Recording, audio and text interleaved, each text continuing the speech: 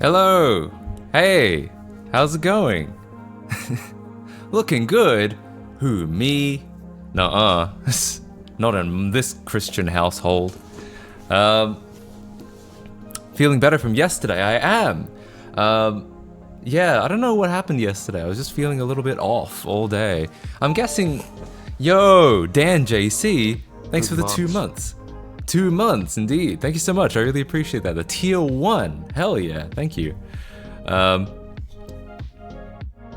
I don't know what happened yesterday. I think because I had a kind of a busy weekend, I might have just been like sleep deprived, but for some reason I felt actually sick. I haven't been actually sick for quite some time.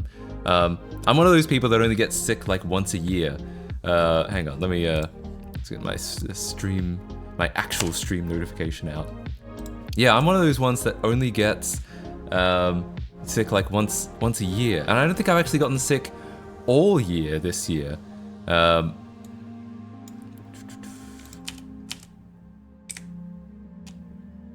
Yeah, no, I got sick in 2021. I got really sick in September, and must have been the curse of Shrek-tember coming to haunt me.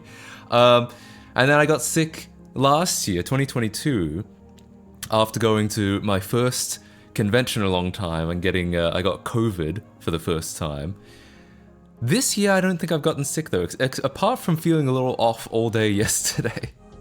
I haven't gotten sick. And it's a shame that I did, because I felt, I was going to stream yesterday. I even said on Friday, I said I'm definitely going to stream next Monday, and I didn't. I didn't keep my promise. That's the Matt KC way. That's right. We don't keep our promises here at KC Enterprises. It is Halloween this year. It's Halloween and it's the last day of Shrektober, and I haven't done any more Shrek since Shrektember ended. So, yeah, maybe I should do something Shrek. Maybe what I should do is I should make it a Halloween event to play like some Shrek later on today. I'll do something like, because well, there were some terrifying things I had planned, like not finishing and not ending stream until I finish that damn Shrek Swamp Kart Speedway. Trying to do a 100% run of Shrek Xbox 2001, which was a terrible game. KDE1 style. That's true. What we should do is we should play, Game Boy. No, we'll play Shrek Swamp Kart Speedway through an emulator on KDE1. That'll be pretty terrifying. Yo, Skywalker S21, thank you so much for the Prime sub for 2 months. Hi, Matt. Hey, welcome to the stream. How's it going? Speaking of Halloween, let me unplug my doorbell. Oof. No tricking or treating today. I wrote boo on a piece of paper and wore it around my neck for my Halloween outfit. Hell yeah. As your resident... Yo, no-go-it. Thank you so much for the 3 months. Hell yeah. Well, I had no power, but anyway, I'm here to hang out. What happened to your power? Holy shit. Yo, in Voxy Play Games, thank you for the 2 months. I think... Halloween is scary, but not as scary as Five Nights Freddy. No, not Five Nights with Freddie Benson? The guy from iCarly? No way. That's scary as hell. Gonna be running around the neighborhood trick or treat if I go to family friends.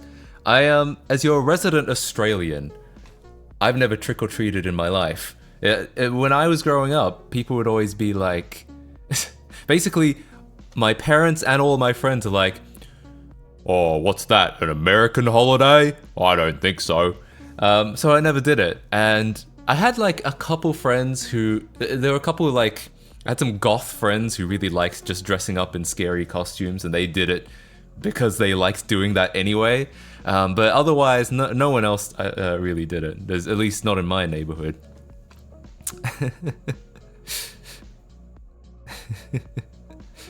G'day, how you going? Exactly. G'day, everyone.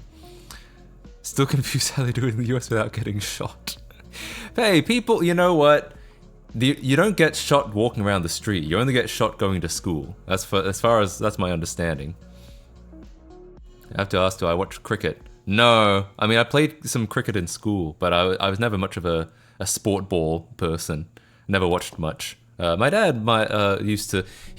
I don't think he's a big sport person, but he would watch the sport events so that like the next day at work he could stand around the water cooler and talk to them with his co-workers. Yeah.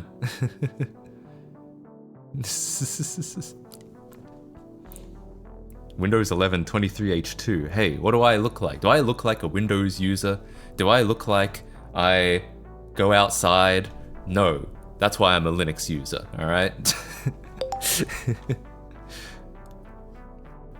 Oh, hang on.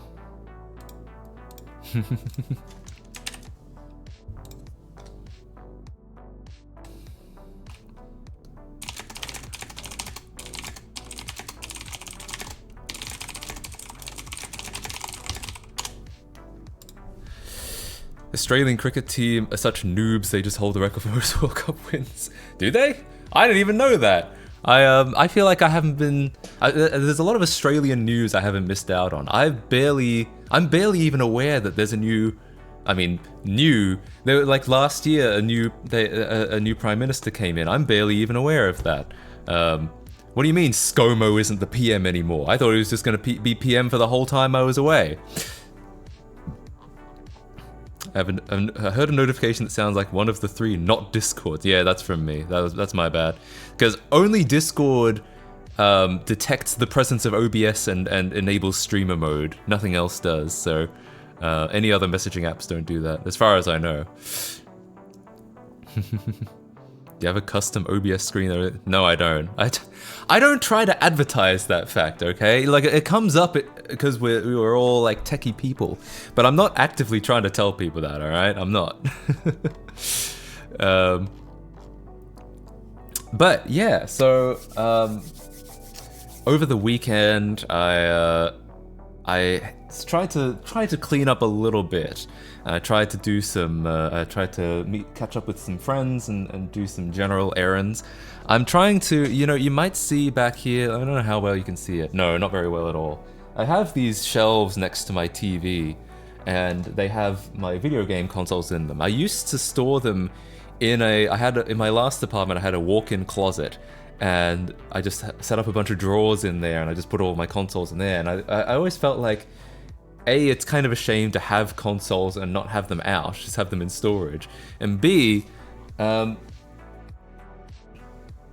also would forget about them. Like, I didn't realize until I started moving to a new apartment that I had 9 PS2s, which is it's just too many PS2s. I mean, they'd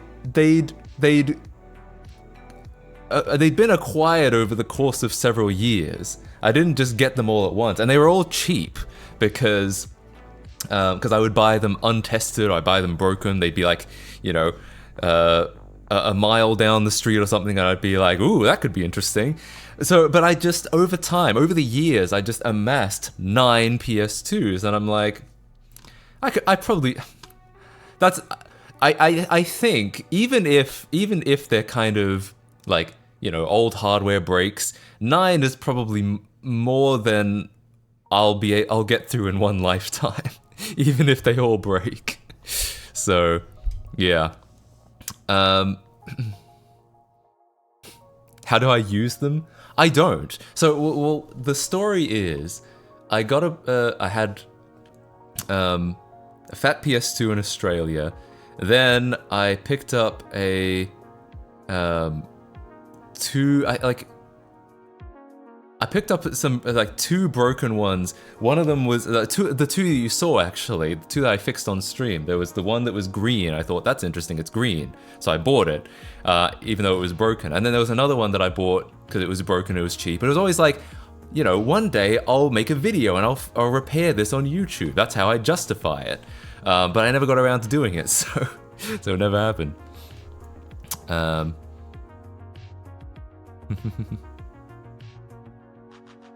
Untested listings usually either means it's been gutted by a repair beforehand, or they just don't want to miss fully working. The seller just doesn't have a power cord.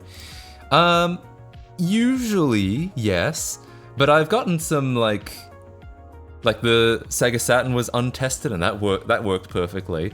Yeah, sometimes there'll be an untested thing, and the seller will know it's broken, and they'll just lie and say it's untested, right?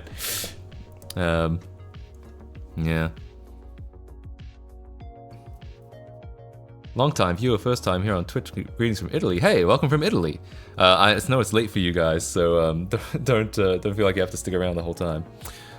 Except in Japan, where junk means brand new in box. True, and carefully, meticulously wrapped up and very carefully. Yeah, I know. It's that's a wild one. Who's this? Shylin Trusai? Who's this in my chat? Anyway. The cable's to my right. There's a PS2 AV cables that we were testing when we were repairing the PS2s. Basically, there's a bunch of, half-finished projects here. I always thought, what does this look like? Make a guess. What does that look like? Because I feel like from here it looks like some really generic beige piece of technology. But it's actually a lot more interesting than that. People can probably guess here. Yeah, people will guess it's the Dreamcast. Yeah, it's the Dreamcast. But I remember when I looked at my camera when I was starting, I was like, what is that? Is that like a stack of napkins? When did I get a stack of napkins and put it on the table? It's actually a Dreamcast. Yeah, it's probably the shape, the fact that it's kind of wavy. But I genuinely, I looked at it and I thought, is that napkins? I thought it was a tissue box. There we go. Someone had the same thought that I did.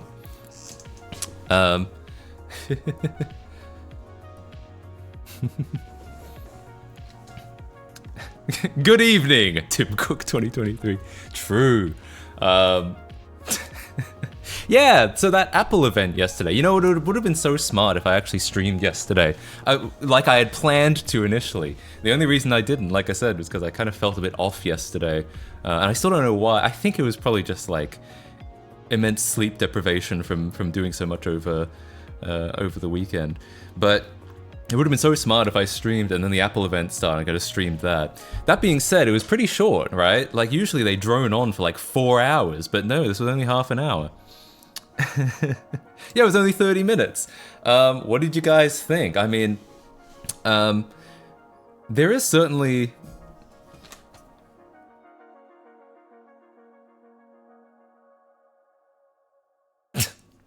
There is certainly a part of me that's you know, the MacBook seems kind of cool. It's got a nice screen. It's got a nice, it's sleek. It's got a nice trackpad. But I also don't know, I feel like I can't be a Mac user now. I feel like I'm too bought into Linux, which is very cringe to say. I've really become a true Linux head. I feel like there's a lot of cool stuff you can do on a Mac. If I was a musician full-time, or a filmmaker full-time, or a graphic designer full-time, I might be a Mac user. But how am I gonna mod Lego Island on it, right? How am I gonna do it? They keep, you can kind of do it. You could maybe use crossover. You could maybe use, parallels. But they keep dropping stuff. They keep dropping, like, you know, they dropped 32-bit support. Crossover had to come in and fix that. They're switching to ARM, and at some point they'll probably drop x86 backwards compatibility. Crossover might solve that. I guess I don't know, what do they do now? Because I think you can run x86 stuff in Crossover now. And then, but what happens when they finally actually follow through with dropping OpenGL? And I guess I could use some wrappers to get Lego Island, and it's just, there's so many. It feels like every year it becomes harder to do the kind of hackery that I want to do on the Mac. There's Asiago Linux, delicious. So yes, I know you could get Asahi Linux on there, but I feel like that Asahi Linux is an impressive project that is entirely based around reverse engineering the GPU, the Mac GPU. And I feel like necessarily you're always going to be playing catch up a little bit. Like what they Apple just announced a bunch of new features on the M3. Well, it'll probably take a while before they end up in Asahi Linux. Oh, okay, we've got a hot take coming in here. Tier 100 Mac is for sensitive vegans and weak people. Well, I guess I can't argue with that. But it felt like it didn't used to be that way. It felt like for a while there was like a peak time where OS X was like fairly power user friendly. I want to say like the late 2000s, early 2010s, and then that stopped being the case at some point. Yeah, so Apple just plays Russian roulette to find which features to be. I feel like, and these are things that I know don't matter to Apple's core audience. They don't matter to their base. Like, I like to do things like swap out Apple's crappy NTFS driver for the Linux drive so that I can write to NTFS drives. But now they made the system partition read-only, so it's really hard to do that. Yes, I get what you're saying. I used to like Maxlab, but now I just can't justify buying one anymore. Yeah, kind of. Tier 100. Yeah, and so it always just feels like, for a while it felt like, when I was a Hackintosh user, more of a Hackintosh user, it felt like, Apple had really good software, but the hardware was kind of lacking and kind of falling behind. Now it feels like the opposite. It almost feels like, well, the hardware is actually kind of good. I'd be kind of interested in the hardware, but actually they keep slashing features from macOS. I'm not sure I could use it anymore. Yeah, so that's kind of how I feel. M3 Max. I didn't think about that. Snow Leopard was peak computing. Yeah, that was like. Those are certain. I mean, they might be a little bit nostalgia. Those are certainly my fondest memories of the Mac, is the Snow Leopard era. Like Tiger to Snow Leopard, I consider those three like the holy trilogy. Yeah. Just install FreeBSD. No, I don't want to be like, as a Linux user, you're like 1.5, you're like the 1%, and not the top 1%, not the rich wealthy 1%, you're the bottom 1% of operating system users. And then if you're a FreeBSD user on desktop, you're the 1%, you're the bottom 1% of the bottom 1%. No drivers support you, no commercial software supports you. It's very, very disappointing, very upsetting. I like FreeBSD a lot in theory, but in practice I think it's probably not very practical. Hi BSD users, all three of you. Hi. NVIDIA actually has FreeBSD drivers. Hey, nice. That's at least something. Yeah, all OSs have their strengths. That's for sure. Yeah. macOS feels great, but honestly, all Apple products are best when you have other Apple products. Yeah, I mean, yeah, it's very much a walled garden. macOS is great for what it's good for, but it's a narrow window. It's kind of like, well, what if I want to run, let's say, what if I want to use the Xbox 360 controller, one of these, on the Mac today? Well, once upon a time, there was a Kext for it. Okay, cool. But then, once a couple years ago, they dropped Kext support in most places, and that 360 controller kex doesn't work anymore. Instead, you're supposed to write something in DriverKit, which is the user space driver system on the Mac. Except, they never tell you how to make a game controller driver with DriverKit. So I guess you just don't do it. And that's kind of I feel like that's the tagline to like me using macOS, is just like, I want to do this. Well, I guess you can't do it.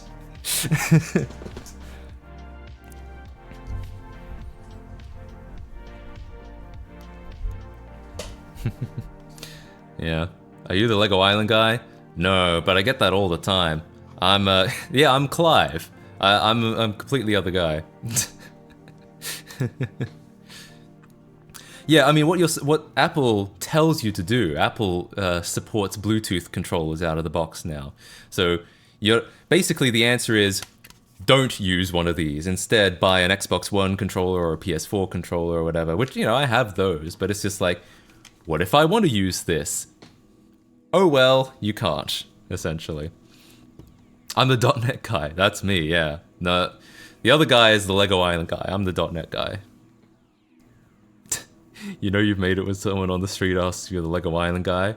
That is kind of what happened to me at TwitchCon. I got recognized once, and he said, I asked, like, you know, what do you know me from? He's like, oh, a lot of Lego Island stuff. And I'm like, well, yeah, that is me. That is me. Oh, I'm the doing your mom guy. Well, to be fair, that's Ray William Johnson, right? The Xbox One controllers have Bluetooth support. The later ones do, not the original ones. But yeah, you can hook the later ones up to Macs and they work. Back in 2017, I bought a MacBook Pro cause I was fresh of the 2015 MacBook Pro and it was a really good machine. And I regretted it so much. The keyboard was garbage and it died, and then the screen died because of the flex cable and I had to pay 800 euros for repair out of pocket. From then on, Funk Max Cheer 100. Oof, yeah, I mean the MacBooks were pretty ungood from like 2015 to 2019. Basically the entire reign of the butterfly keyboard, and I know that some people like it, but also the touch bar. Yeah, that was a difficult period to be a Mac user. I wasn't a Mac user at that time, but it was I know it was difficult.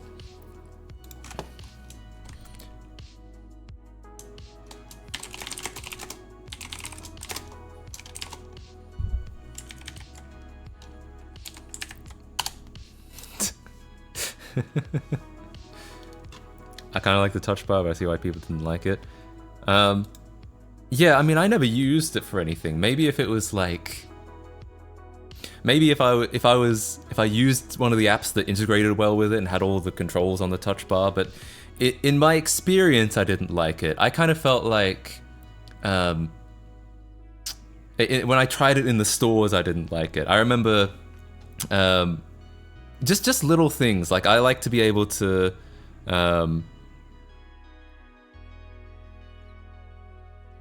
no, actually, I'm not going to talk about it because I feel like I'll be completely uninformed. I shouldn't spread an opinion based on like 10 minutes in the Apple Store. All right. Had like 3 use cases. I could believe that. Yeah. The touch bar is fucking useless. Give me my function keys back, fuckers. That's what I'm saying. Look, again, I won't. I'm not gonna rag on a product that I only use for a couple minutes in a store. So here's all I'm gonna say is, even Apple like realized what Apple went back to function keys. So I have a feeling that they weren't very popular. Yeah. But yeah, yesterday. So what did they do? Hang on, let's go over this a little bit. Why not? I did watch it. Naturally, I only half paid attention to it because I have ew. Well, because honestly, there's something I said this in the last time they had an event, a couple months ago, or maybe even only 1 month ago. That there's something about the way that the Apple people talk nowadays that's just really... It's almost infuriating. They're always like, Apple technology is the greatest. It's the state-of-the-art design, industry-leading power. Yeah, it does. It feels like being gaslit by a cult. All right. So what did we actually introduce here today? Oh, that's hard. That's what we introduced. Okay. So anyway, so yeah, there's a new M3. That's kind of cool. It's a little faster, I suppose. That's good. Oh yeah. CPU and GPU performance is better. I know that some people, I remember seeing in the Discord, some people are a little are accusing this of being misleading because this is a integrated Intel chip. Though, in fairness, the M3 is probably also integrated graphics. It's probably roughly the same. So yeah, a science graph. Hell yeah. Yeah, it does. It sounds like a lullaby, but it just infuriates you. Alright, anyway, so M3 chip, it's faster. Cool. Good to know. They have a new MacBook Pro. Yo, thanks for the 100 bits. Reminds me of that Crash different viral video. You should look that up. It's really funny. Cheer 100. I probably used... Is that an old video? I probably used that back in the day. I probably saw that back in the day. I remember a lot of the Apple... The, like, 2000s Apple memes. Yeah, a bunch of products work better. Okay, cool. And then... Oh yeah, they have a new color. They have space black now, which is... I mean, I guess I feel like I'm probably not very invested in this just because like there's such a low chance I'm actually going to buy any of these. Anyway, but it's nice to see that they're actually, you know, for years, I said before, from 2015 to like 2019, it was a rough time to be a Mac user. They just in general, I feel like all the products were kind of like suffering in that time, and maybe it's just because they were working on the Apple Silicon that whole time. But like, lest we forget that Mac Pro, yeah, the trash can. I mean, I kind of like the trash can design-wise, but the fact that this was their Pro desktop for such a long time. List of Mac Pros, Apple website. I know they've got this because we literally went to it a couple days ago. Here we go. Identify a Mac Pro model. The fact that with no spec bump, this was their hardware from 2013 to 2019. They didn't bump this hardware for 6 years. That's rough. And it was kind of like that with a lot of the Macs at the time. They just kind of, it was either they'd spec bump it and it would be really like weak anyway, or they'd or they just wouldn't spec bump it at all. So maybe, you know, it is nice to see them actually putting effort into focusing on the Mac now. Maybe they can claw back some of the faith from the pros. I know a lot of people, personally even, that like, you know, in 2017, 2018, they were like, well, I'm not upgrading to this. And I'm a Mac Pro user, I'm a Logic user, I'm bought into the Apple ecosystem. And they were like, well, I can't, you know, this is not what I want. And they literally switched all the way to Windows. They switched to a completely different audio workstation, completely different OS, completely different hardware, just because of how like, yeah, just because of how little faith they had in Apple. I mean, now maybe they switched back now. Maybe I should catch up with them again and see if they're back now. See if they have actually clawed back some support from pros. We'll see. That was the iMac Pro, right? It was basically we can't make a real Mac Pro. I guess so, but that too is not what my friend would have wanted. And didn't the iMac Pro have a bunch of thermal issues, like thermal throttling issues? Apple bet the farm on the dual GPU stuff with the trash can, which never happened. Yeah.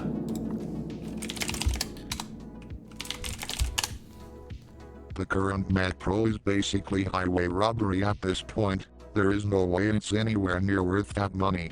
Cheer 100. Maybe. I haven't. I don't remember the price. I haven't seen it in a bit. I think I like. I kind of like the trash can. I know I shouldn't. But it really shouldn't have been the Pro, like the Pro desktop. I feel like it should have been like it should have been what the Mac Studio is today, somewhere in between. Not the high-end Pro, not the low-end Mini. It should have been a nice middle ground. It should have been the mid tower, essentially. Same with the G4 Cube. I mean, the G4 Cube had the same problem. It was too expensive, not as powerful and configurable as people wanted, as professionals wanted. And at that point, they may as well just get the Power Mac. So both of those products, I really like their design, but they were positioned completely like they shouldn't have been Pro products. They should have been middle products. Trash can is very cute, and I do want as a collector's item, not as something to ever use professionally. Yeah, pretty much. The new Mac Pro with Apple Silicon is a very stupid product. You think so? I haven't really heard much about it. I mean, I was impressed that they finally got Apple Silicon into a workstation, but I haven't. Apart from that, I don't know much about it. Actually, let's take a look. How much do you want to bet the designer of this computer was paid millions? Was that was probably Johnny Ive again? He was probably still there at the time, I assume. It's a Mac Studio with PCIe slots, but slow as shit PCIe slots because it's all bifurcated through a hub. Interesting. I guess that makes sense that it would be essentially the same hardware as the Mac Studio. Yeah, and because otherwise, it would be the same chipset and the same chip, right? Probably, unless they design something completely custom for it, it would probably be the same chipset. No upgradable GPUs, no upgradable RAM. What on earth? Oh yeah, configurable. You can't, not upgradable. Uh-oh. It has Satan, which is endlessly funny. Oh god. Okay. Interesting. Interesting. So what are the card slots for then? If they're like, not very fast.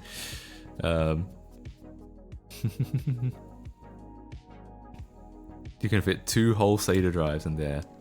Huh. I guess. Also, you're right. Look at this price. $7 grand? Excuse me.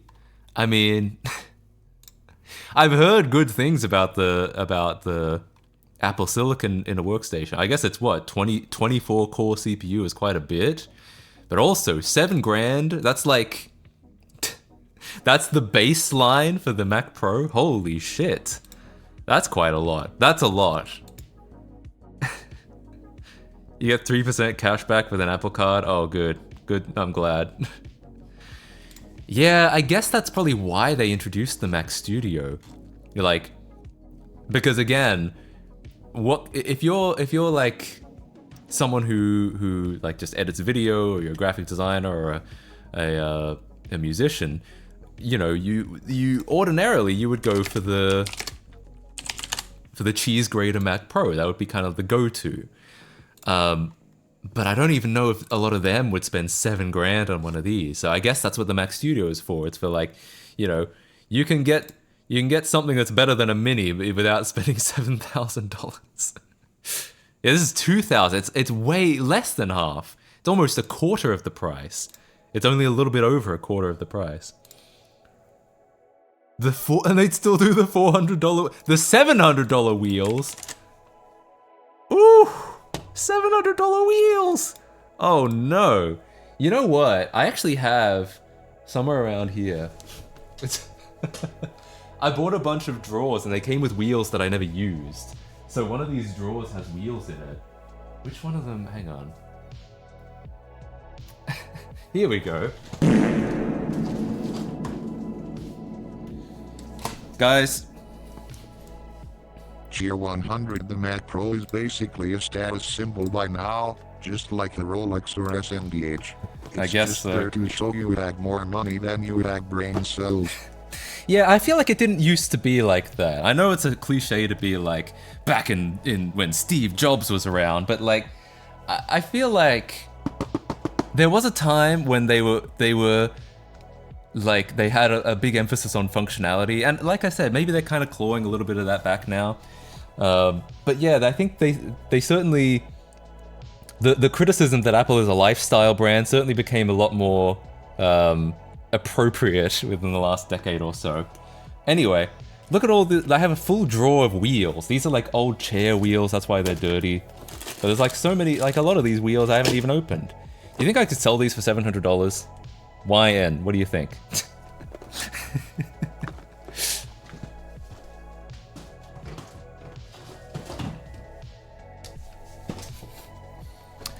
Is the M1 Air still good? I think so. I was looking at that for a little bit. Paint it silver first. True. Maybe I'll get some of those Apple stickers and put them on. Like, I'll make them Apple wheels. Lick them first. Oh, yeah, camera isn't focusing. There we go. Oh, nope, that just made it worse. There we go. Do you think I could put them on eBay? Maybe if I sell them with a photo of my feet. Yeah, the M1 Air seemed like at the time, I mean, since now I guess the stuff has been upgraded, and I'm not sure if this is accurate anymore. But for a while, I think the M1 Air was the like best deal, the best value. I hear that like the concern is that if it's the thermals have issues, it like because it doesn't have a fan, you might run into throttling if it gets too warm. But I don't know how often that actually happens. Yeah. I genuinely wonder if there's somehow any even slight sort of justification anyway for the wheels to be that expensive. I guess I'm assuming they're premium wheels. I assume you don't actually get the plastic crap I've got up there for $700. I assume they've got like, you know, really nice bearings or whatever they put into wheels nowadays. So I assume they're premium wheels, but they're probably premium wheels in the sense that there's like a thing in car manufacturing where a luxury car is actually not that much more expensive to make. It's a little more expensive to make, but it's not like, you know, four or five times more expensive to make than a regular car. It's just that because it's more expensive to make, and because they want to give it that luxury feel, and because they'll sell less of them overall, for all those factors, they will charge that much and people will buy that much. So I'm guessing it's something like that. I'm guessing it's a little nicer than your average wheel, but not, you know, how much do regular wheels cost? Like $20 maybe? It's probably not, you know, 35 times more expensive or even 35 times better, but it's probably a little better. For $700, I wanted to put them on my car. Hey, give them a try. Why not? Wait, yeah. I had to, recently I had to replace the tires on my car, and tires are bloody expensive. Tires are like $300 a piece. Something like that. They're ridiculously expensive. And I guess that makes sense, because like they have to, you know, there's a lot of physics and forces that they have to withstand. So, I mean, a full set of tires is more expensive, but not that much more expensive than a full set of wheels for your Mac Pro, funnily enough. Admittedly, the wheels are greased with orphan tears Cheer 100. That's true. Probably from the poor Taiwanese children that had to assemble them. Yeah, probably. It's not about the wheels, it's the design. Yeah, for sure. It's about the fact that it can be a little bit nicer, and because it's a little bit nicer and it probably costs a little bit more, they won't sell a lot of them, and so they can bump up the price to like make it feel more premium. And there's what do they call it? Scale of something where if you sell more of them, it gets cheaper to make. So because they probably won't sell many of them, it probably is a little bit more expensive. But yeah. Economy of scale, that's what I was thinking of, yeah. So it's probably, like, I'm trying to steel man them, basically. I'm trying to find, like, legitimate reasons why it would cost more. But there's no way in hell it costs, like I said, a regular set of wheels. Let's say, hypothetically, for the sake of argument, that, like, wheels for your PC, ordinary generic wheels for your PC might cost, like, $50. They're probably, and $700 is what? 700 divided by 50 is 14. So I'm reasonably confident they don't cost 14 times more to make, and that they're not 14 times better. But you know, I'm trying to find some Steelman reasons why why they might cost that much anyway. But yeah. Nobody got fired for buying IBM or Apple. Yeah, true.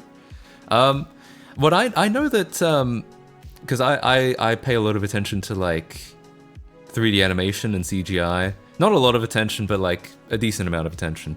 I know that a lot of big 3D houses will use Linux a lot, but it'll kind of be a blend of Linux and Mac, because they'll use Mac for their graphic design, for like Photoshop and stuff like that. And then it'll be like Red Hat for everything else. Yeah. I can get cheap tires fitted to my car for $50 a pop, and I can get higher end Toyota tires for about 90 to 100 fitted. Damn.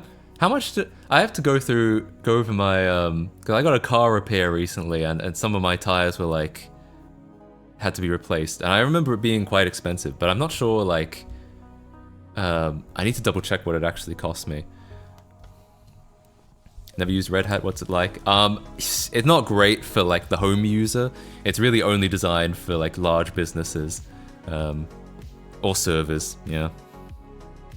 Yeah, Fedora a bit more geared towards corporations. It's a lot more for, you know, office work. They freeze the packages a lot longer, etc., etc.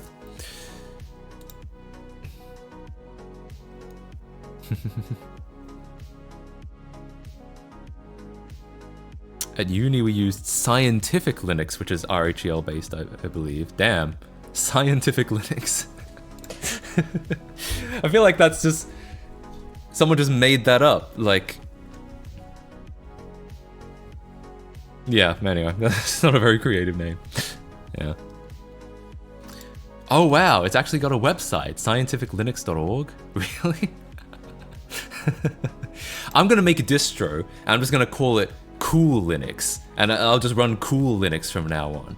You think I'll get women if I run Cool Linux?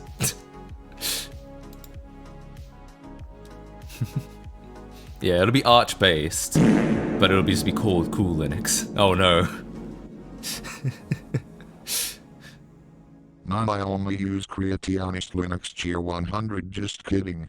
What I like is he couldn't even pronounce creationist properly. Excuse me, miss, but what you're referring to as Linux is actually GNU/Linux. Ah, excellent topic of conversation. When I'm at the bar and I'm meeting a new girl, I'm always talking about GNU/Linux, okay? You know, I do feel bad, you know, the whole GNU/Linux thing is like it's a hilarious meme, a really funny joke. I do feel a bit bad for like Richard Stallman and GNU, because like it is true that for the entire like 80s and 90s, he and his crew were like re-implementing Unix tools in open source, and they called it GNU. And then at some point in the 90s, some guy makes a kernel. GNU makes just about everything except the kernel. And then some guy in the 90s makes a kernel called Linux, and then the whole thing gets named after this one guy's kernel at the end. I do understand how that gets pretty frustrating. That being said, I'm not saying GNU/Linux. I feel like part of the problem is you really just shouldn't have called it GNU. I mean, it's just not. It's not a fun word to say. Not like Linux is. I feel like you could have won the naming war if you'd called it anything but GNU. It's actually GNU like new. I mean, that's not really any better.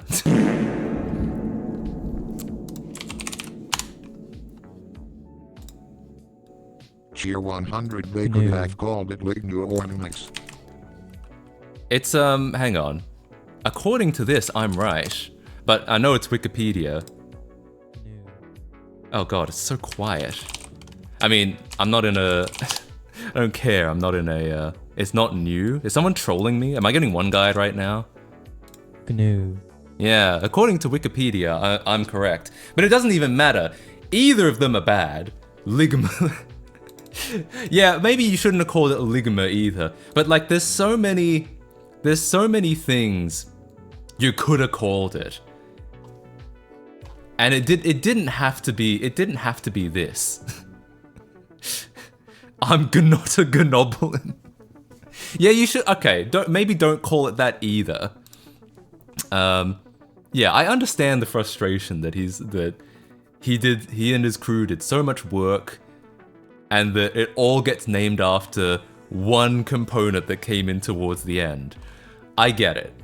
At the same time, I'm not going to be saying this word. I mean, it's too late now. You can't change the name now. But like, if it was not this name, I feel like you would have won the naming war so much easier. Linux is just fun to say. Anyway, in comparison, yeah. Credit where credit is due, Linux would simply not be where it is without GNU, but this recent RMS's quote is a meme. Yeah, absolutely. I guess that's basically my point. I mean...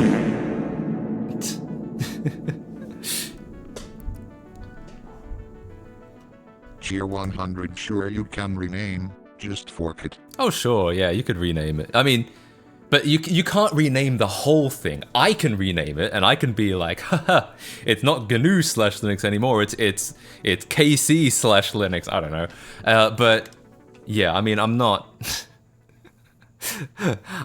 it doesn't help as far as the greater, like, it doesn't help as far as giving credit where credit is actually due. Anyway, so, new Mac Pros, new iMacs. I mean, cool. I'm down. But yeah, just the way... I don't like watching these things anymore, just because of the way that the people talk. And MacBook Pro with M3 Pro can do all of this while also driving 2 external high-resolution displays. Now, let's turn to MacBook Pro Matux with Tier M3 100. Max. Matux. Oh god, For I don't know users about with that either. extreme Wait. workflows, Matux, like but AI. instead of an X at the end, it's a KC, right? Hey, there we go. Developers, 3D artists, and video professionals, it's an absolute beast.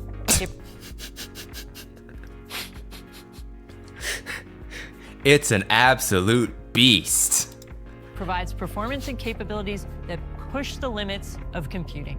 I don't With know. M3 Max, I it's up like to I 2 said in the last stream we talked about this. They must get coached on this voice, this sound where they're just like, with M3 Max, it's up to 2.5 times faster. Like,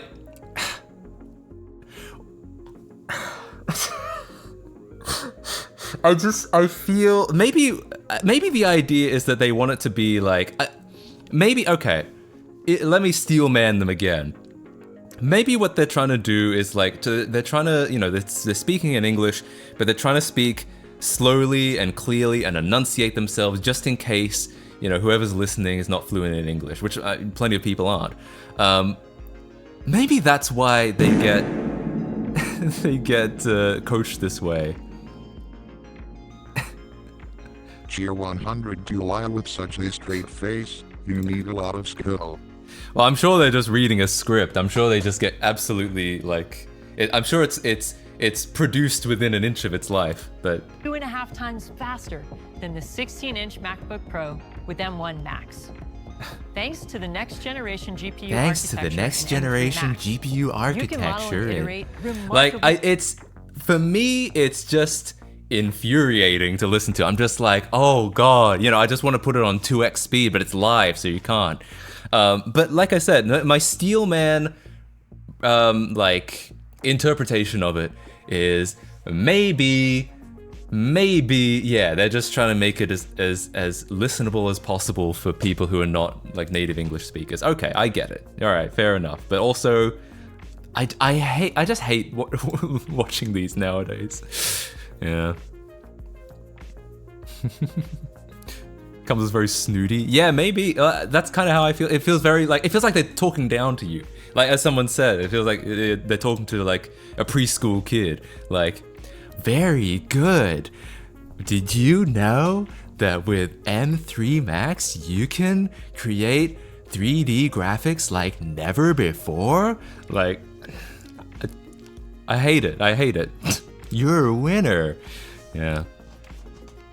Have you seen the Snapdragon X Elite? What do I think of it? I haven't. I don't pay much attention to ARM in general. I probably should. I know that Microsoft is planning to make some ARM chips. That's interesting. Yeah. Dora Explorer. Yeah, it's Dora Explorer energy, for real. Oh, it's a desktop chip. That used to be faster than the M2. Hang on. Snapdragon X Elite. Showstopper chip arriving at the worst possible time. Interesting. I guess this. So yeah, I guess we're starting to see ARM chips in desktops now. Now that I mean, I think Apple was the first time I ever heard of that happening. Yeah, I always hate when people talk to you like your kid. I hated it when I was a kid. I was just like, you know, when you make a drawing on a piece of paper, and you just like scribble something up for like 10 minutes and you show it to an adult and they're just like, wow, very good. And even you're like, all right, I don't know if it's that good. I don't know if you have to be that fakely enthusiastic. I can tell that you're like being fakely enthusiastic about this. I don't know if you have to try that hard to make me feel good about this scribble that I did. Yeah.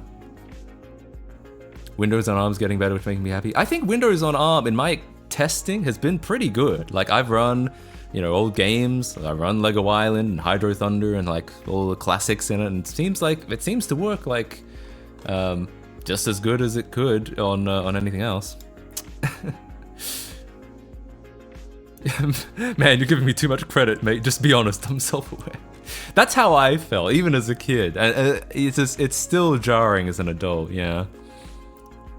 Drives for ARM Windows are hit and miss. Interesting. I mean, I haven't run it on hardware ever. I've only run it in parallels on the M1, so it's kind of cheating hardware-wise. That's interesting though. I don't have any real thoughts outside of like, it's cool to see more ARM stuff. I'd love to, you know, I'm all for CPU architecture competition. So, yeah. If this chip gets popular, do you think we'll see Hackintoshes with this?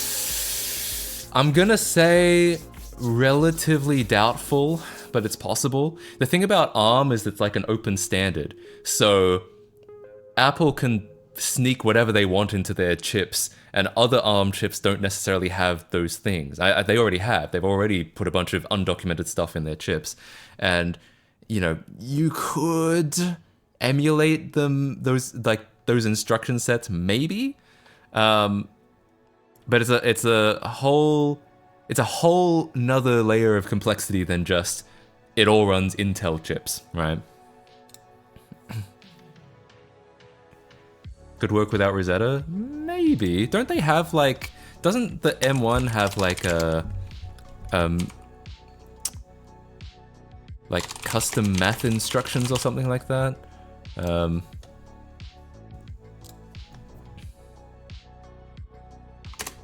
AMX, is that what I'm thinking of? Maybe. Like, I don't know how much of this stuff, sort of stuff there is, and you know, they could always add more down the line. That's, I think, the worry is that they could always add stuff. If it's becoming too easy to run Mac OS on generic ARM hardware, they could always just add stuff into the chip to make it harder again. Like, when they have that much control over the hardware, they can kind of do whatever they want. Meth instructions. Jesse, we need to Tim Cook. If Apple weren't such hard asses and probably documented their shit, life would be a lot easier. Yeah, but that's like directly against what their business strategy, right? I cleaned the PS3 that I talked about a couple streams ago.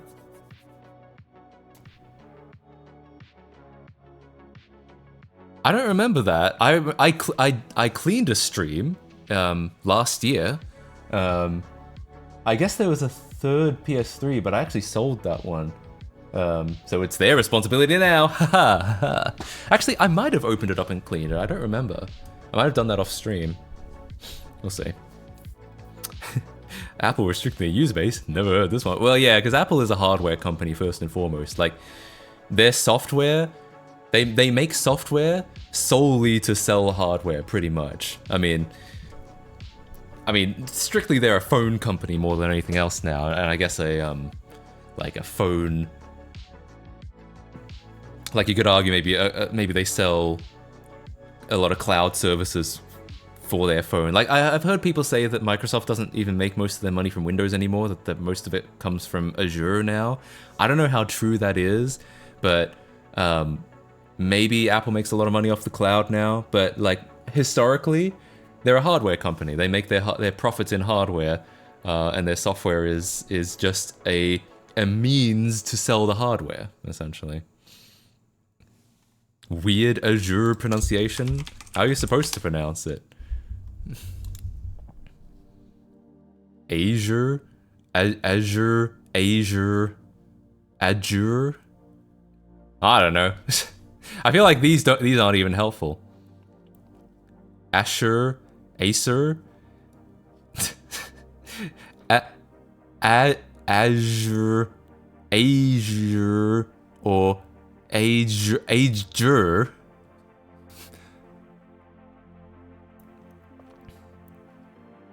I don't think I said it weird at all. Fuck you guys. I think I think one of my pronunciations was on here, all right? A jerk. That's what I'm going to call it, true. How do you pronounce? Isn't it Susu? I've looked that up before. But I mean, that's just silly. I just said it like an Australian. Azure. Azure? Maybe. I don't even remember how I said it. Azure. Everyone is giving me a pronunciation, but everyone is different. Sousa. Is that it? I remember I looked this up at one point. Oh, it is Sousa. Sousa. I remember someone saying it was Susu at some point, but maybe that's my... That might have just been like... I might have just heard someone else say it who was also wrong.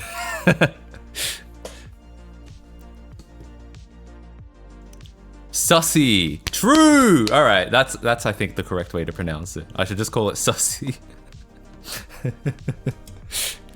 Only suckers pronounce brands as they're told to. I call Matt Casey Matt Kasa.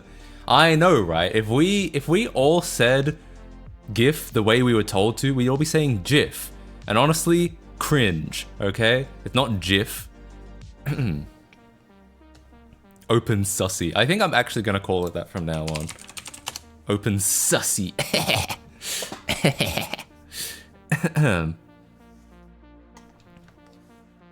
GIF. Oh god. You know, a funny thing that I ran into when I was a kid, I had to kind of... I used to just pronounce everything. Like, every single thing. If I could pronounce it, I would pronounce it. And I had to... Over time, I kind of had to unlearn that so I could be better understood. Because I would say... NES instead of NES. I would say SNES instead of SNES. I would say ISO instead of ISO. Yeah, I don't know if that's just me being a kid or me being Australian. Maybe Australians, I mean, we do come up with a lot of nicknames. So... Azure makes the most revenue to MS next to Office and Windows. You mean it's third? Or you mean it makes more than those two? On Wikipedia article of Microsoft Sam, they do a SWOT test. That's funny.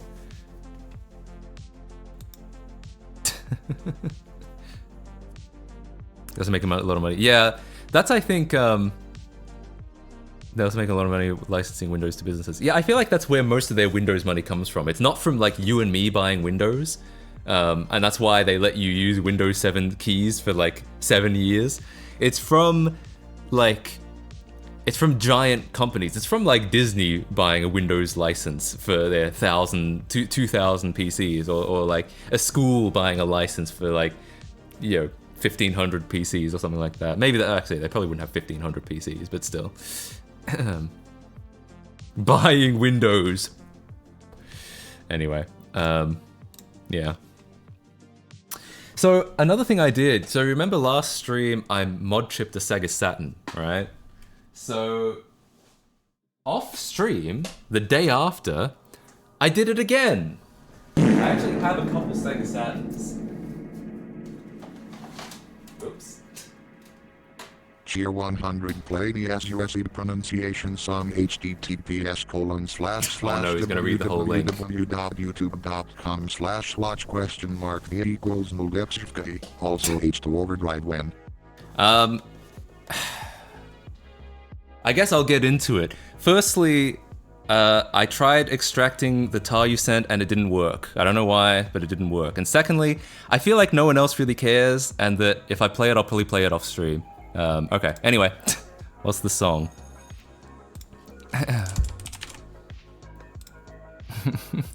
Also, oh yeah, so the Sega Saturn. So I mod chipped this too. This Sega Saturn is actually really broken. You can kind of see there's like cracks in the plastic. It's really fucked up, and it's gone yellow. It's supposed to be white, and it doesn't close. It doesn't screw together anymore. You can actually see to what extent this is broken, because these stalks where the screws screw in, these are the screws in there. Like they've all broken off. There's one. There's one. There's one over here as well. All the plastic has like shattered, and I don't like this. This has been through a lot, clearly. But I mod chipped this as well with the other mod chip I got. Remember, I had 3. One of them had like a bodgy wire on the bottom, which was kind of weird, and then and that was the first one we tried, and it didn't work. And then later on, I put in another one that did work on the US one. And I tried another one, the only other one which was not bodge wired. Yeah, there is I know there's a CD. This works as well. So, I still don't know if the third mod chip, the one we tried initially, if that's, I'm leaning towards maybe that mod chip is actually just broken, because we're 2 out of 3. This one works and the other one worked, but the first one we tried never worked. So yeah, but I've run out of Model 2 Sega Saturns to try, so I guess we'll never know. But anyway, both work quite well. Despite the plastic falling apart, this works really well. The CD laser didn't even need cleaning or anything like that. I'm actually thinking about, I know you can get like a case replacement for the Sega Saturn. I'm actually thinking about, hang on, where is it? Here. They're a bit expensive though, that's the only thing. Cause like this case is like, I feel like it's irredeemable. It's so broken. Go away, there's so many fucking ads. Saturn shell, the extraction failed, I read that. Cheer 100, was it the extraction that failed or actually running that failed?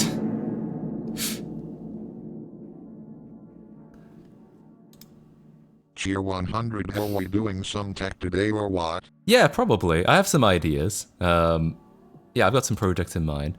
So yeah, I'm thinking about, like, I feel like the case is just completely irreparable. It's too shattered up, and there's like, every time I open it up, there's like bits of plastic crack off more and fall out. So I'm thinking of trying to get a replacement, but they're a bit expensive.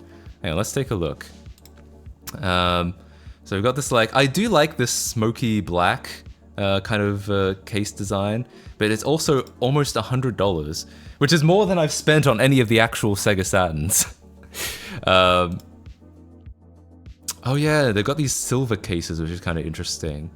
Obviously, they can't have like any branding on it, so I don't know. Is it really worth it without getting branding on them? You're there, so they're not ones available on eBay. They're slightly used for way cheaper. Sega Saturns? Sega Saturns, I think, are pretty expensive. Oh, this one's not bad. This is from Japan. Oh, $20 free shipping. That's actually not so bad. But I also don't like the idea of sacrificing one Saturn just for its case, right? I like to, my saying is always, you know, you could have one working machine and one parts machine, or you could have two working machines. Cool. Saturns are a little expensive though, especially US model Saturns. Yeah, the thing is I could buy another Saturn, but it's like $150, what the hell? Yeah, but I could buy another Saturn, but I feel like I don't care to sacrifice another Saturn to fix another, or like to turn this into a parts machine, because it works completely otherwise. Yeah, $19 with free shipping. Oh wait, no, it's a troll. This is just the cables only. Oh, it's a bullshit listing. Fuck that. Yeah, it's a fucking lie. Anyway, so yeah, ignore that. There's no good deal happening there. Ignore that. There's no $20 Saturn. So $150, $1,000, $50 for parts or repair Saturn. Ignore this. This is a lie. $160, $130, $90. Yeah, Saturns are expensive. Like they just are. $80. That's honestly more reasonable than most. 54, but we'll see when that auction actually ends. Oh, is that parts only? No, it wasn't. That's at least not as far as I can tell. 480p. That's another lie. Unless they've mod chipped it or modded it somehow. But if they modded it somehow, it probably wouldn't cost $80. Yeah, and 33 shipping. That's probably the best deal so far. But even then, it's not super cheap. $200. I'm guessing this is another trick where like $68 is like one of these accessories and not the actual console. Yeah, so they're kind of expensive. Tier 100 Saturns are so last Tuesday. Get a Neptune. Well, there was a Sega Neptune. Oh, there was one being designed. Yeah, it was a Genesis and 32X combined into one console, but it never actually got released. It's a prototype, I guess. So I'd love a Neptune, but I don't know if you can actually. I don't know if they ever released them outside of these photos. I guess they must have had something if they're getting these like photos of them. Prototypes must have gotten out there, but not knowing how many prototypes were made. However, one easily identifiable what appears to be splatters of white paint currently tours with the Video Game History Museum, appearing in locations such as U.S. National Video Game Museum in Dallas, Texas. Oh, I've been there. E3, Game Developers Conference, and the annual Classic Gaming Expo formed by the same people. Okay, whatever. Oh, wow. The Neptune's release to the wild is thought to have been caused by former Sega of America employee Clint Dyer, who was also thought to have sold several prototypes of unreleased Mega Drive and Mega CD games. Wild. This one guy leaked a bunch of shit. Well, I guess then get a Uranus. Get a Uranus. Oh, God. I've already got one of those. What do we got here? What in the hell? Someone built a Saturn into this laptop? No way.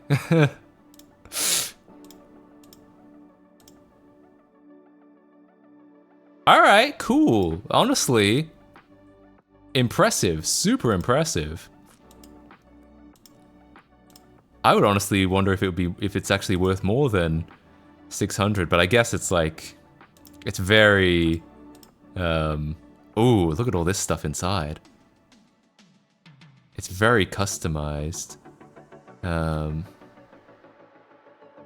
Interesting.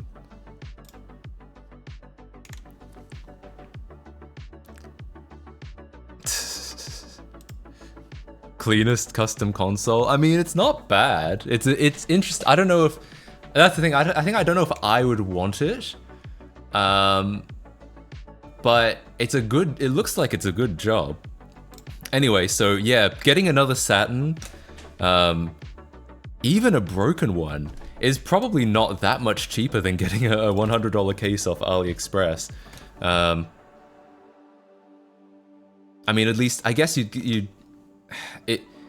it's arguably better to get the broken console, but then I feel like I'd just be inclined to repair it, and then I'm back where I started. I still need a replacement case.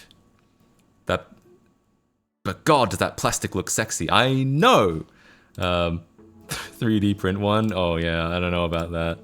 Yeah, I really like honestly the silver shell. I don't know if I.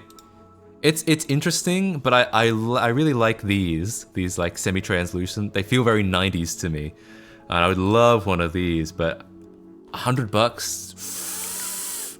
No, I don't know. What have we got? We got a yellow. We got a piss yellow. We've got a blue. Got a purple. Oh, this is very like. The purple, this feels so much like the Game Boy Color I grew up with. Yeah, I had that translucent purple one. This is kind of like this is almost, I feel like this has become like the iconic Game Boy Color color. Like this seems to be what people go to all the time now. $2 coupon on orders over 15. I guess that helps a little bit, but yeah. Clear black. I feel like I really like the clear black. To me, the satin is like supposed to be black, I feel like. But also, these other colors are also really nice. But then I'm speaking from the West, saying it's like supposed to be black because in Japan, obviously, it was white and gray. But I know it is black because I'm a foreigner. Bring back translucency. True, that's what I'm saying. My jungle green, you missed your jungle green N64. What happened to it? How much are those now? Jungle green N64. Ooh, if you're wealthy, it's doable. It's doable.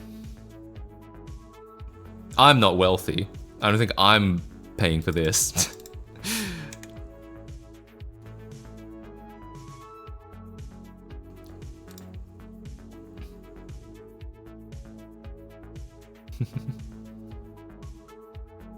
I don't know, my wallet's feeling mighty full right about now. I really feel like I could be convinced to get... One day I could be convinced to get one of these, especially because this case is falling apart. It's just a bit much, but it would also be really cool. Yeah, so it's a strong maybe, I feel like. If it's a luxury. It's a luxury item that I may indulge in maybe one day. $99, I know, and that's not even cheap Australian dollars. That's 99 freedom bucks. Oh, if only.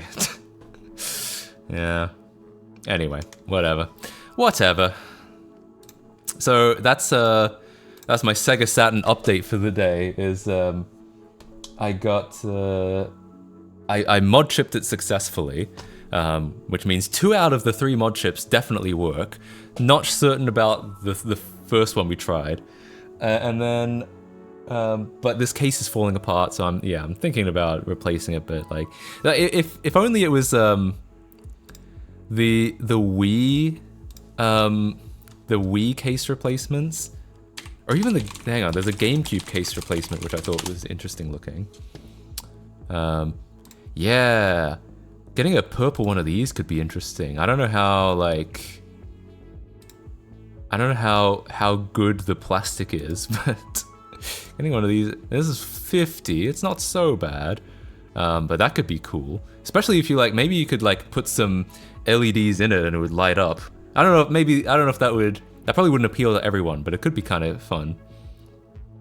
I wonder how the neon green would light up under UV. Interesting. RGB GameCube, here we go. Don't people do that? People do have a GameCube LED mod. LEDs behind would bang. That's what I'm saying. Oh yeah, people do this mod. There's a perfect spot to feed LEDs into the tops of the controller ports, and you can get this mod. But if you had one of these, you could you could do something really fun with that. Yeah, I would love to do something maybe I'll make a video. Maybe I'll make an ultimate GameCube video, and I'll do some case replacements in it, and just to see what people think. That could be fun. Or do you have a Panasonic GameCube? You know what? I actually saw a listing for one of those on Facebook Marketplace recently. I'm gonna bring it up because it's not that close.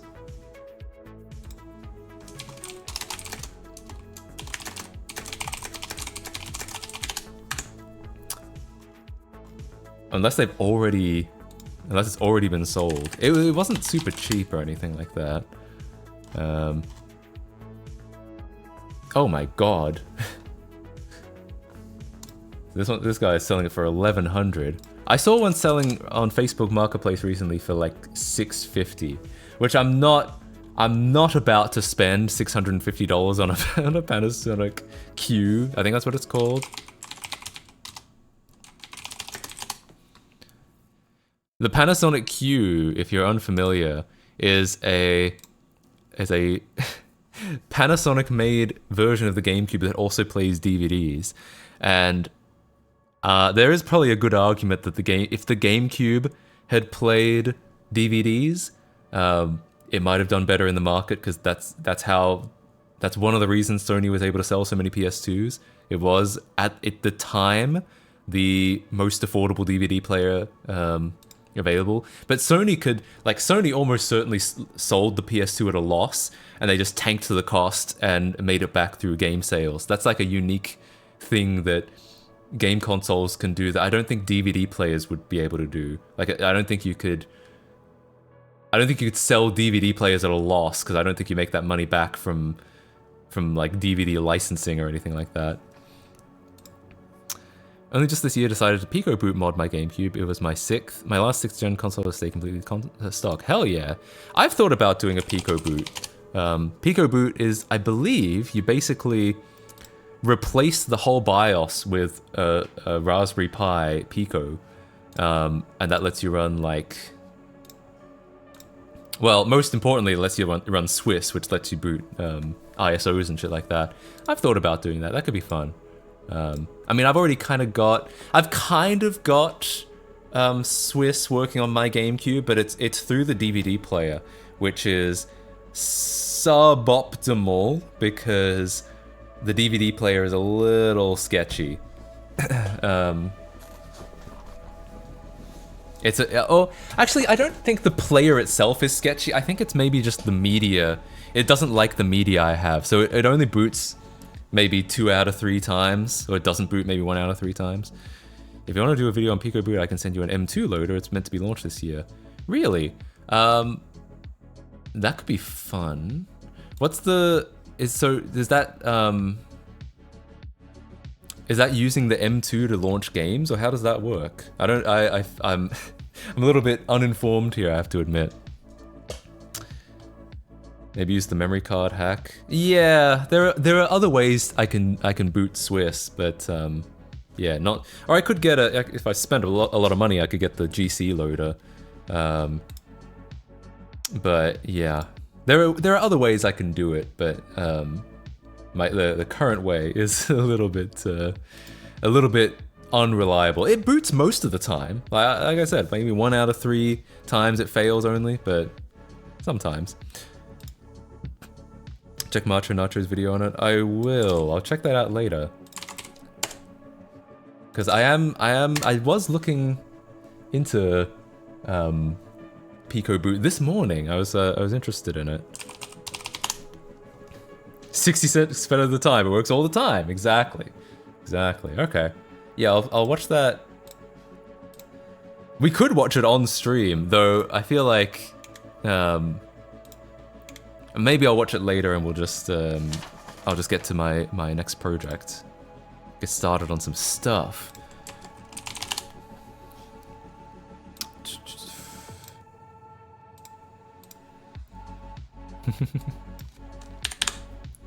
Oh, I am thinking of getting a new laptop. I've got my current laptop is a Surface Laptop 3, which I like a lot. I like a lot for its screen and its trackpad, and its speakers are alright compared to what they could be. But it's like Bluetooth is quite bad, and its Wi-Fi is quite bad. and I'd like something that works a little bit better with Linux, I think. So I'm thinking of going back to a ThinkPad. Is the Wi-Fi Bluetooth card not replaceable? No, I looked into that. If you do like a tear down, 15-inch. So yeah, you might be thinking, didn't you see a Surface laptop on my YouTube channel when I installed Hackintosh on it? And you did, but I kind of, it's not the only Surface Laptop 3 I've had.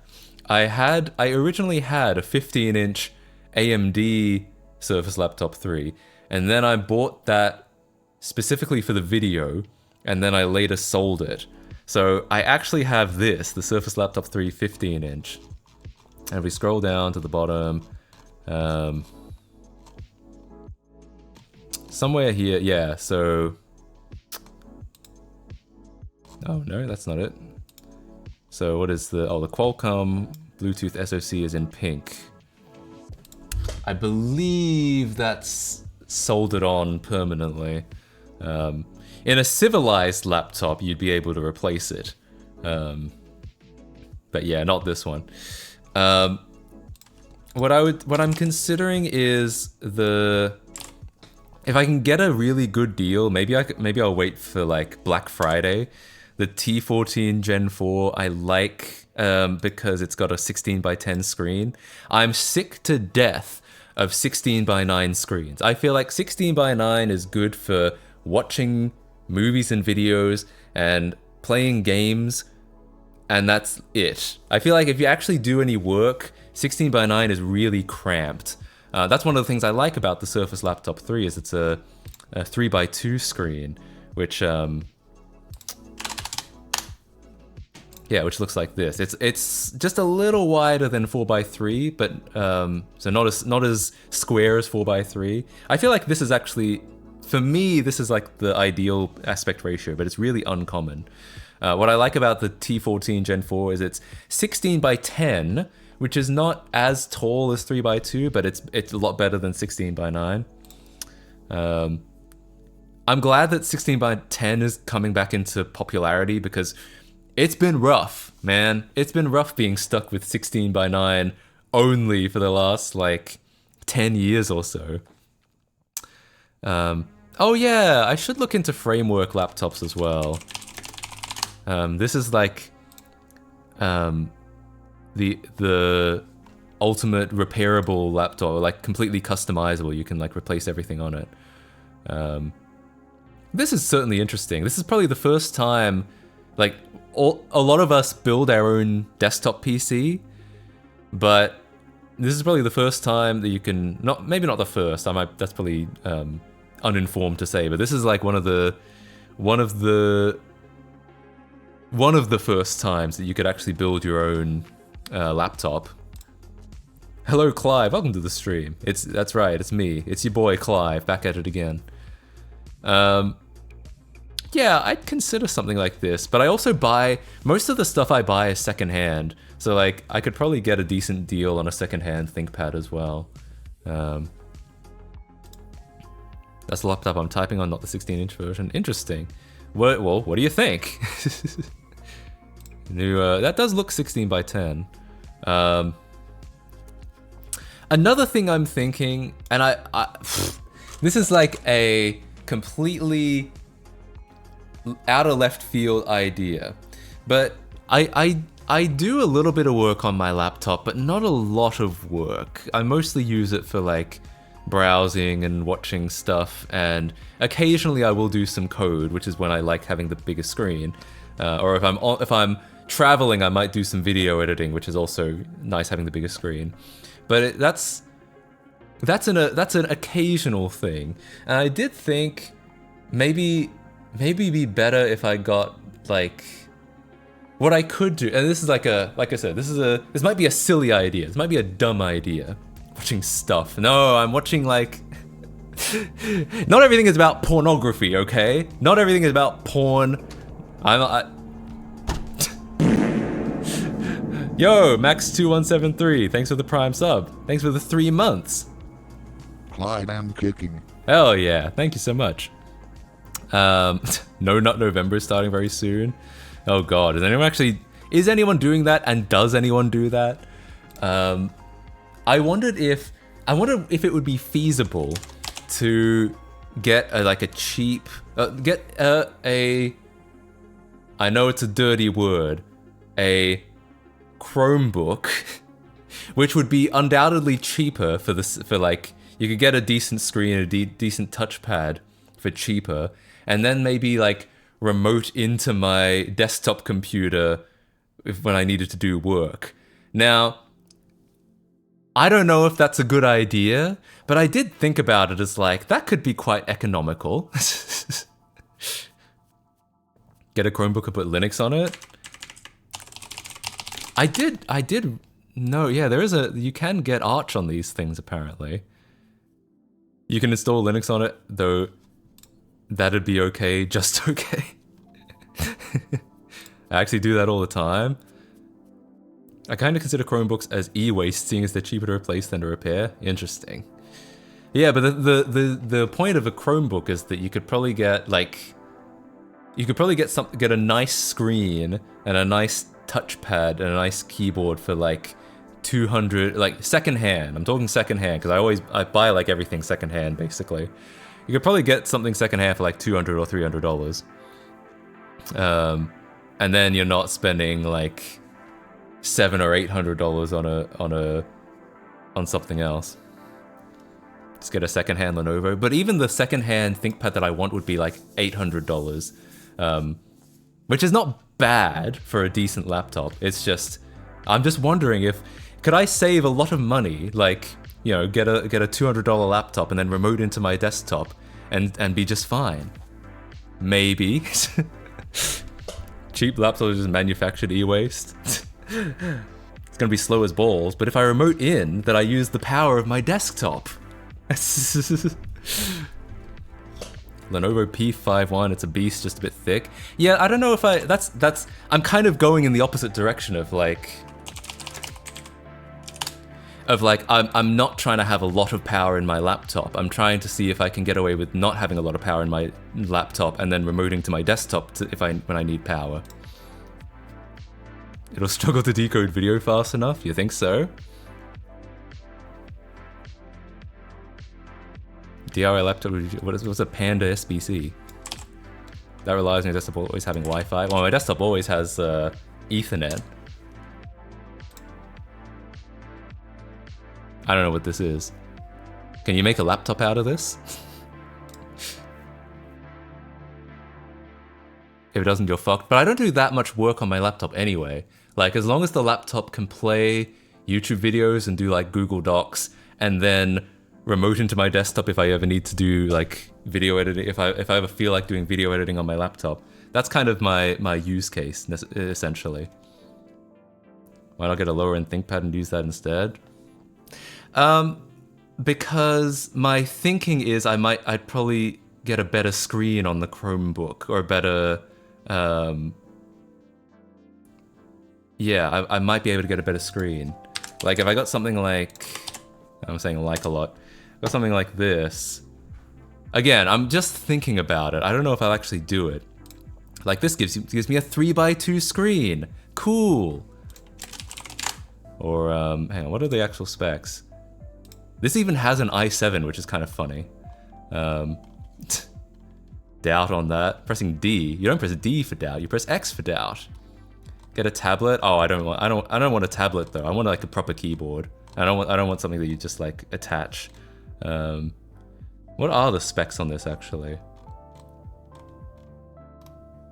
T430. Yeah, I don't want an old laptop because I don't want something that has like a mediocre screen. I've had an old, I think I might have even had a ThinkPad T430 at one point. And I just think I remember the screen is kind of mediocre on it. Yeah, I don't want something that old. I want something like relatively new, but it doesn't have to be super powerful.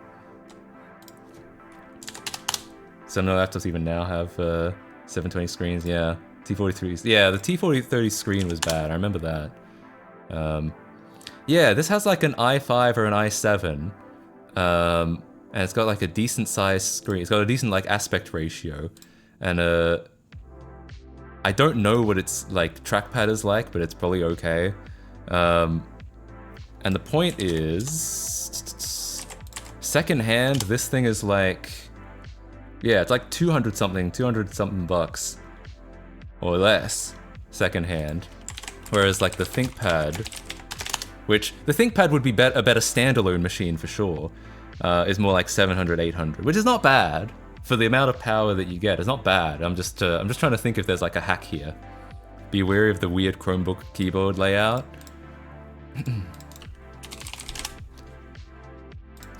Yeah, I know that there's no start button. Cheer 100 days. Yeah. Oh, and there's no F keys. That's interesting. So what if you did remote into a desktop and then you need to press like F5? What would you do? Yeah, no win button. That would be weird on if it was running Arch. I mean, I guess it'd be okay, but yeah, I guess you'd do like Alt F2.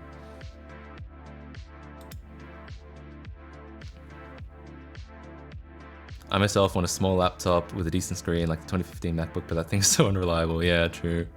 And it's old now. Like it's 8 years old. I mean, it's got a nice screen. That's the last Retina model before they started slashing all the ports off it. But yeah, it's something about that model that's a little bit. I prefer the previous MacBook, the non-Retina, even though it's got a non-Retina screen. Yeah. Search plus one of the top row keys for F keys? Really? Which one's the search button? Yeah. Anyway, so I think right now. Oh, the 12-inch. I thought you were talking about the MacBook Pro. So when I hear 2015, I know which MacBook you're talking about. When I hear 2015 MacBook Pro or MacBook, I think of the 2015 MacBook Pro, which is the last Pro before they started slashing ports off it, and it's got a Retina screen, and it's like a lot of people consider this like the last good MacBook Pro until recently. I guess it's better now, but I know what you mean by the 12-inch MacBook. I have to admit, I hated this when I saw this. I still kind of hate it. I feel like the keyboard is very, very mediocre, and I actually don't like the look of it either. But for like an ultra portable, I'm sure it's all right. 12-inch, that's a foot. That sounds like a burn. Oh, and the CPU on it was garbage. Yeah, I can believe that. Yeah, I'll admit, I really hate this this one. I'm sure it's fine for like certain things though. Why not get an XPS like this one?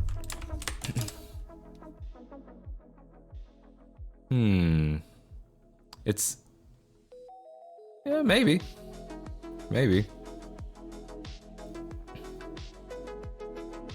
I feel like one of the things I do like about the ThinkPad, and this is a point against getting something like a Chromebook, is that the ThinkPad has a lot of ports on it. So like, I've been in situations where, let's say you move to a new apartment and you're setting up your router. This is an actual situation I've been in before.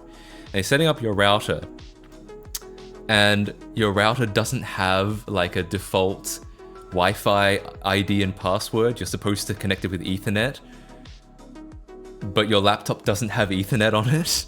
I kind of like that the T14 has Ethernet on it. As much as I know people don't use Ethernet on laptops anymore, every now and then there have been moments where I've wanted Ethernet on my laptop.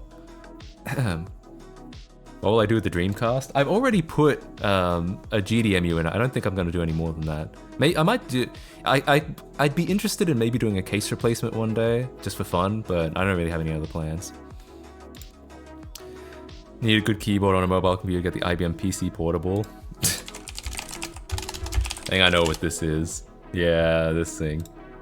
That's the other thing. The ThinkPad has a really good keyboard. Really good keyboard generally. and I like the fact that it's got real ports on it. That's another thing I don't like about the Surface laptop. So maybe I feel like I'm really leaning towards just getting the ThinkPad. Yeah.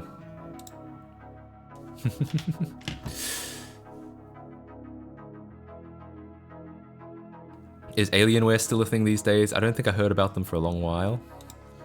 I think so. I mean, Alienware is just a brand of Dell now, but I think they still make stuff. Yeah, I think if Dell ever makes a gaming computer, it's an Alienware computer. Actually, did I see Alienware at TwitchCon, or am I thinking of something else? I think I'm thinking of something else, actually. Do any of these laptops come in Shrek green? You can put a cover on it, I'm sure. Oh, actually, no. This did come in green. I think this is official. That is kind of a Shreky green. What did I see recently that was like that? Yeah, hang on. I have to show you guys something really awful. Really awful. You guys are gonna hate this. Yeah, you guys are gonna absolutely despise this, because I did. Apparently this sold. No fucking way. Look at what this guy is selling on Facebook Marketplace the other day. Ah, shit. Damn it. I'm not logged into Facebook over here. Hang on, is there a service I can use to get around the Facebook login thing, or do I have to like just grab a screenshot? I can just grab a screenshot if I have to.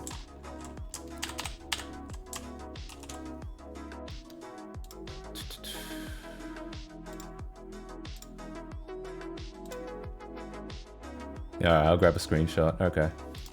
Stand by, because I don't want to log into Facebook here because it's going to dox the hell out of me.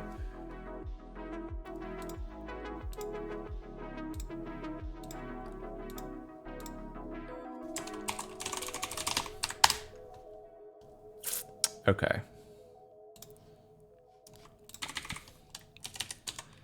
I'll throw it in my Discord because that's what I'll use for image hosting.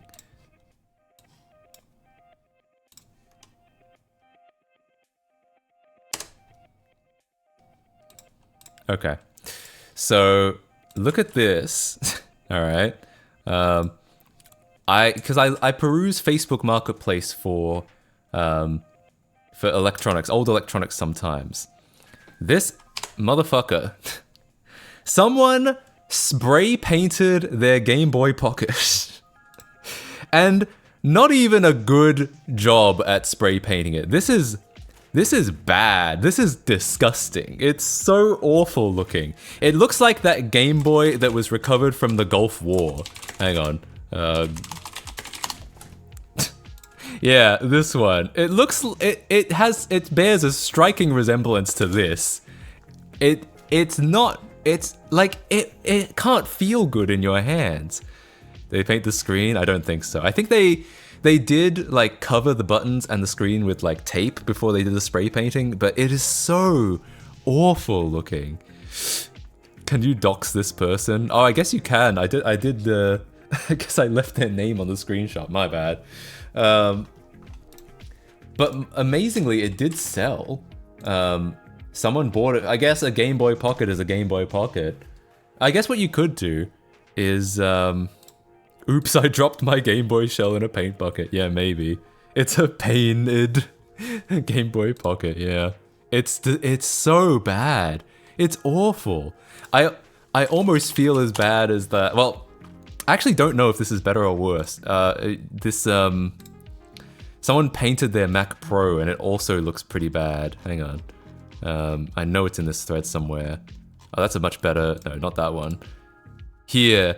Yeah, someone painted their Mac Pro blue and green. Actually, this painting job is much better, but the Apple logo is like completely off-center. Oh, I hate that.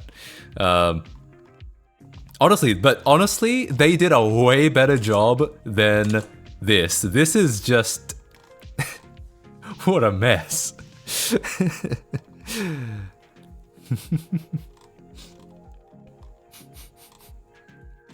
Yeah, it's not that bad. It's okay. The off-center Apple is the worst part, really. Yeah, I guess you could. Hang on. What are replacement Game Boy Pocket case. Do they sell like replacements of these? Oh, I guess you. Yeah, okay. For $5, all right. You know what? That's actually a pretty good deal. If you just bought one of these and then bought this, like you could probably actually get something that looks pretty nice. All right. Yeah, I think that would actually be pretty good. They even stole the Nintendo trademark. I don't trust that the quality is any good for $5, but that's just me. Yeah, I mean, probably. Yeah, they... I wonder if they actually stole the Nintendo trademark, or if... I mean, they must have, right? $5 is $5. There's probably a better one on here somewhere.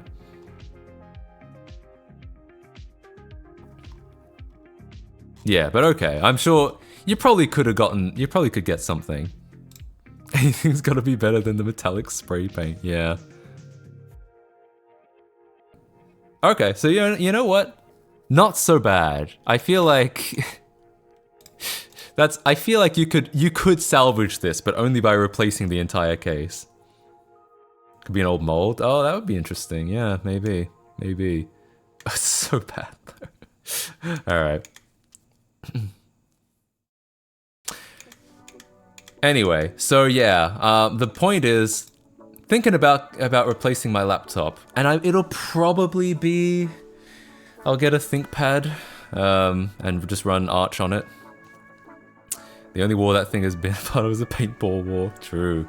Yeah, it'll probably be a ThinkPad. Though, yeah, I did think about, because like for $200 secondhand, you get quite a bit out of this. Like it is a 2-in-1, so you can like use the tablet as well. You can use it as a tablet as well. I believe it even has like drawing levels on it. Like it's not bad for drawing on.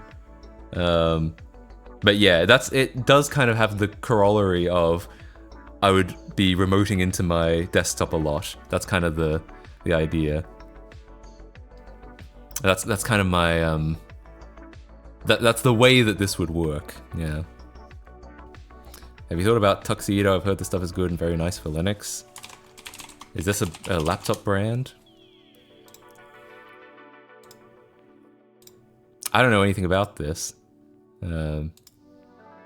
Maybe, but I'd only be looking at like secondhand stuff probably. Oh, this is cool though. 2560. I feel like this is a pretty good deal.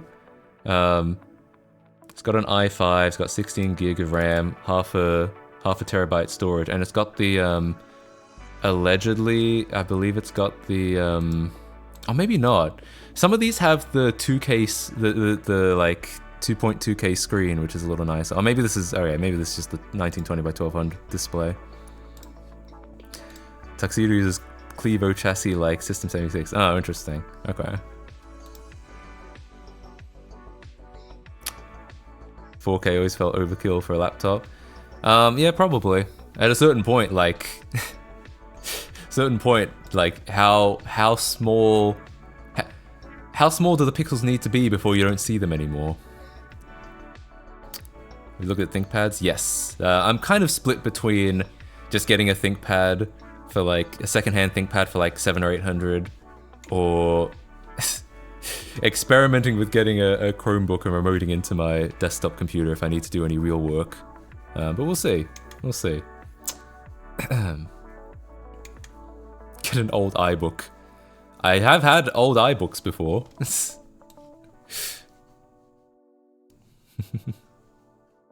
For an AMD ThinkPad, however, I don't know anything about the driver situation. I've had such bad luck with AMD CPUs, I'm not gonna lie. Like, I built a PC with a Ryzen, and I had this weird issue where Ryzen, like, keyboard inputs ignored or something like that. This was like a real thing. But it was like a really obscure issue that I was getting all the damn time. The USB issue? Yeah, maybe. And then I also have an AMD in my Surface Laptop 3, my current one. And apparently, I believe and I don't know, it might not be the Ryzen's fault, but I believe the AMD version of that laptop has way worse quality hardware. So I kind of feel like, even though Ryzen's are really popular, I've had really bad luck with them over and over. My brother daily drives an AMD ThinkPad and I haven't heard him complain except for the fact that the dock somehow made our network switch shut down whenever he used it. Oh, that's weird, yeah. It might be fine. Yeah, in the ThinkPad it might be fine. Yeah, but... Stay with Lenovo. Yeah, I do like Lenovo. Well, I remote into my desktop with.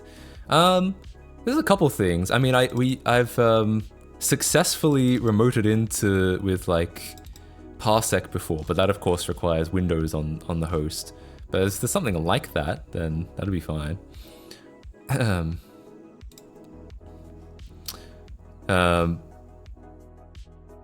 Yeah, but that's something that I'd have to look into. If I actually did think of going with the Chromebook approach, that's something I would have to look into before I went for it.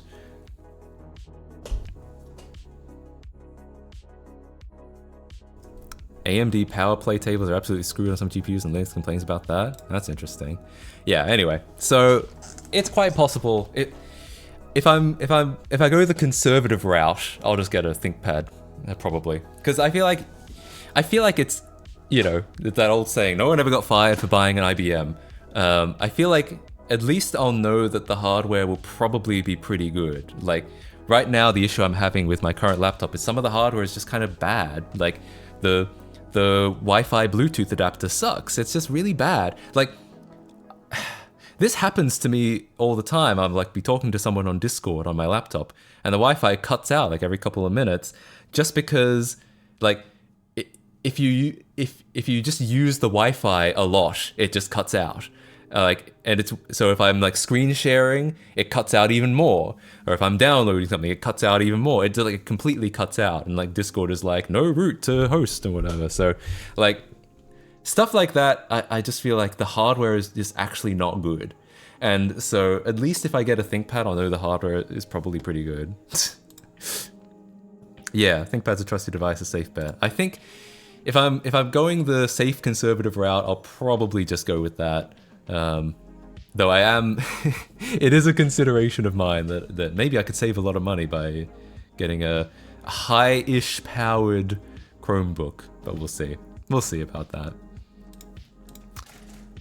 Zen is pretty mature now, though. Should be less buggy. Yeah, maybe.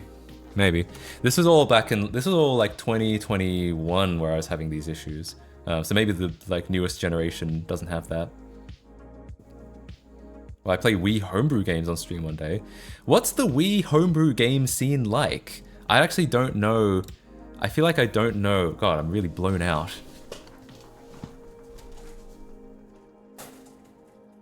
What CPU was it? Yeah, it's because the sun appeared, and all my white balance was set before the sun appeared. All right, let's set the white balance together, guys. How fun! So for this, I'm gonna have to turn the ISO down. I'm gonna set the white balance, point it at this white sheet of paper. Nice. Okay, there we go. Now it's set properly again.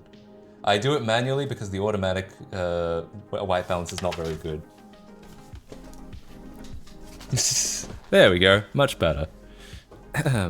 Lumber reveal. Why do I suddenly have Wi-Fi problems when Matt talks about Wi-Fi problems? Well, as we all know, they are contagious. I owned first gen Ryzen and there were a ton of bugs with it. Got fixed soon though, bleeding edge, you know, and all that. Yeah, for sure. Let me find out. What Ryzen did I have? It was a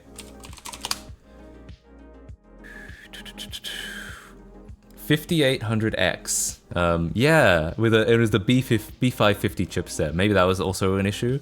Yeah, I had a real problem with my keyboard and mouse just like cutting out often, and I really hated that. And I switched back to Intel, and I never had the problem again. So, yeah. B550 had USB issues? Yeah, that's probably it then. So yeah, maybe nowadays it's not like that anymore. List of homebrew games. Well, are any of them actually any good? Because like people make homebrew games for all sorts of platforms, but is there any like it's hard to make a good homebrew game because the market is so small for them.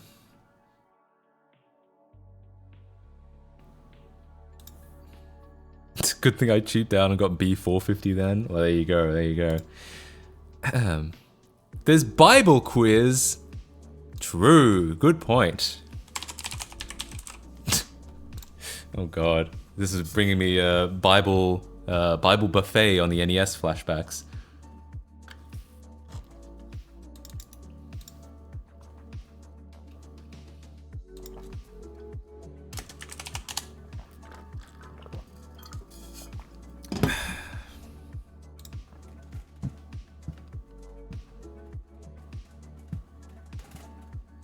Someone YTP'd Morshu reading the entire Bible.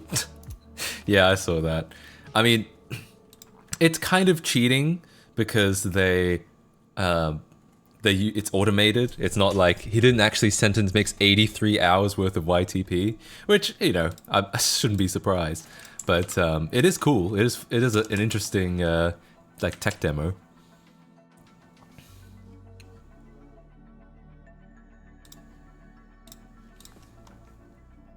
Last month, we reported that AMD had been made aware of many users experiencing intermittent connectivity issues with USB ports, requesting that users with any USB dropout issues reach out directly to them. AMD has now released a statement confirming that it's planning to release a firmware update.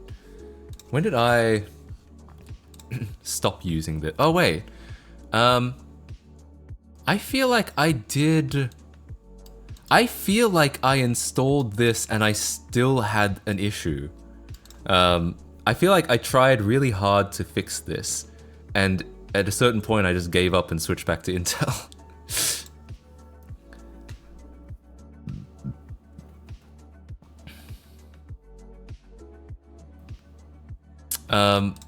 Yeah, I almost certainly, I think I even made a Reddit thread about this. Hang on, let me go back through my Reddit history.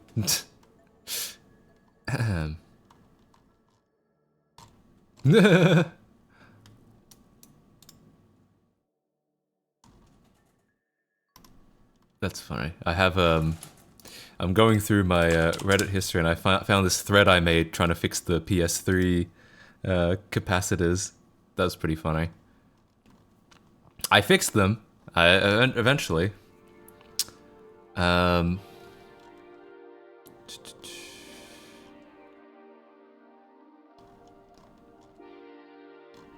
I've posted a lot of stuff over the past couple of years. Or maybe I didn't. Maybe I didn't post anything about this. Oh yeah, here. Oh. Oh. I did post about it. They just fucking deleted it for some reason. Alright, well, anyway. Yeah. I have one issue with my PC. It can't shut down when my iPod's connected and won't post when it connected. Kind of weird. That is interesting. That is weird. Yeah, anyway. So I don't even know what I said. Mobo could be seen as euphemism for mofos. Maybe. Me and my Gen Z slang.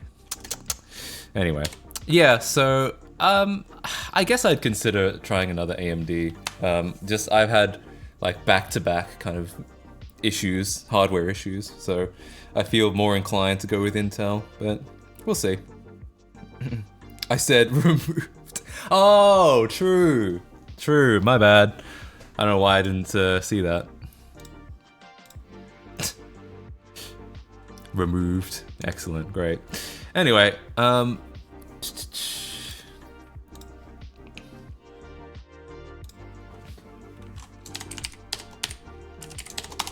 oh, I've got some more news, actually. Some more news for you guys. Anyone who's tried to run Lego Island in Wine knows that clicking the 3D stuff doesn't work. Have you thought about getting a PVM? I mean, who hasn't? But aren't they? They're really expensive usually. And I feel like what most people say, what I've heard, is that they like if you put a PVM and like an average computer monitor, CRT computer monitor side by side, they're pretty much the same. Like the PVM is way better than a standard television was, but not that much better than your average computer monitor was.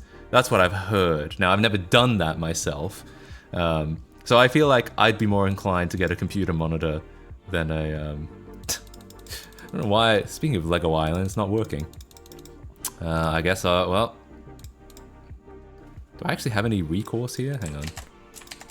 Is it actually...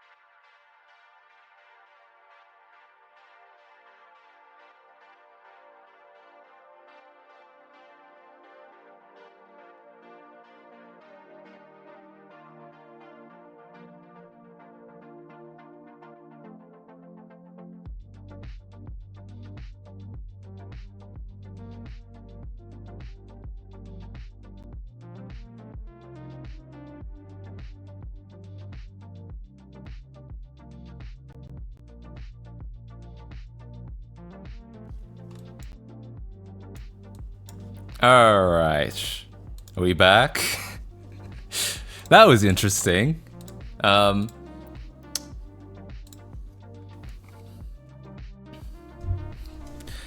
okay, well, that's what I get for trying to run Lego Island. I don't know why that didn't work. Hang on.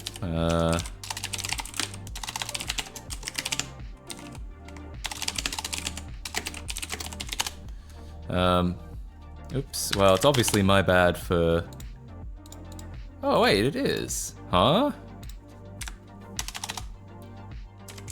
Why did that do that?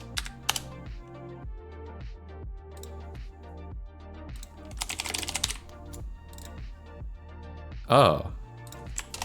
Should be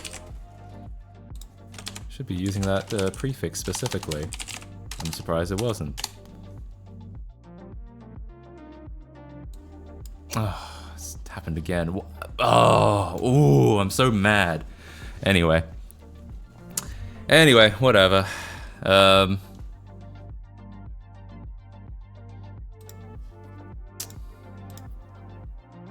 Deserved. I was trying to show something cool, but I don't know why this is not working.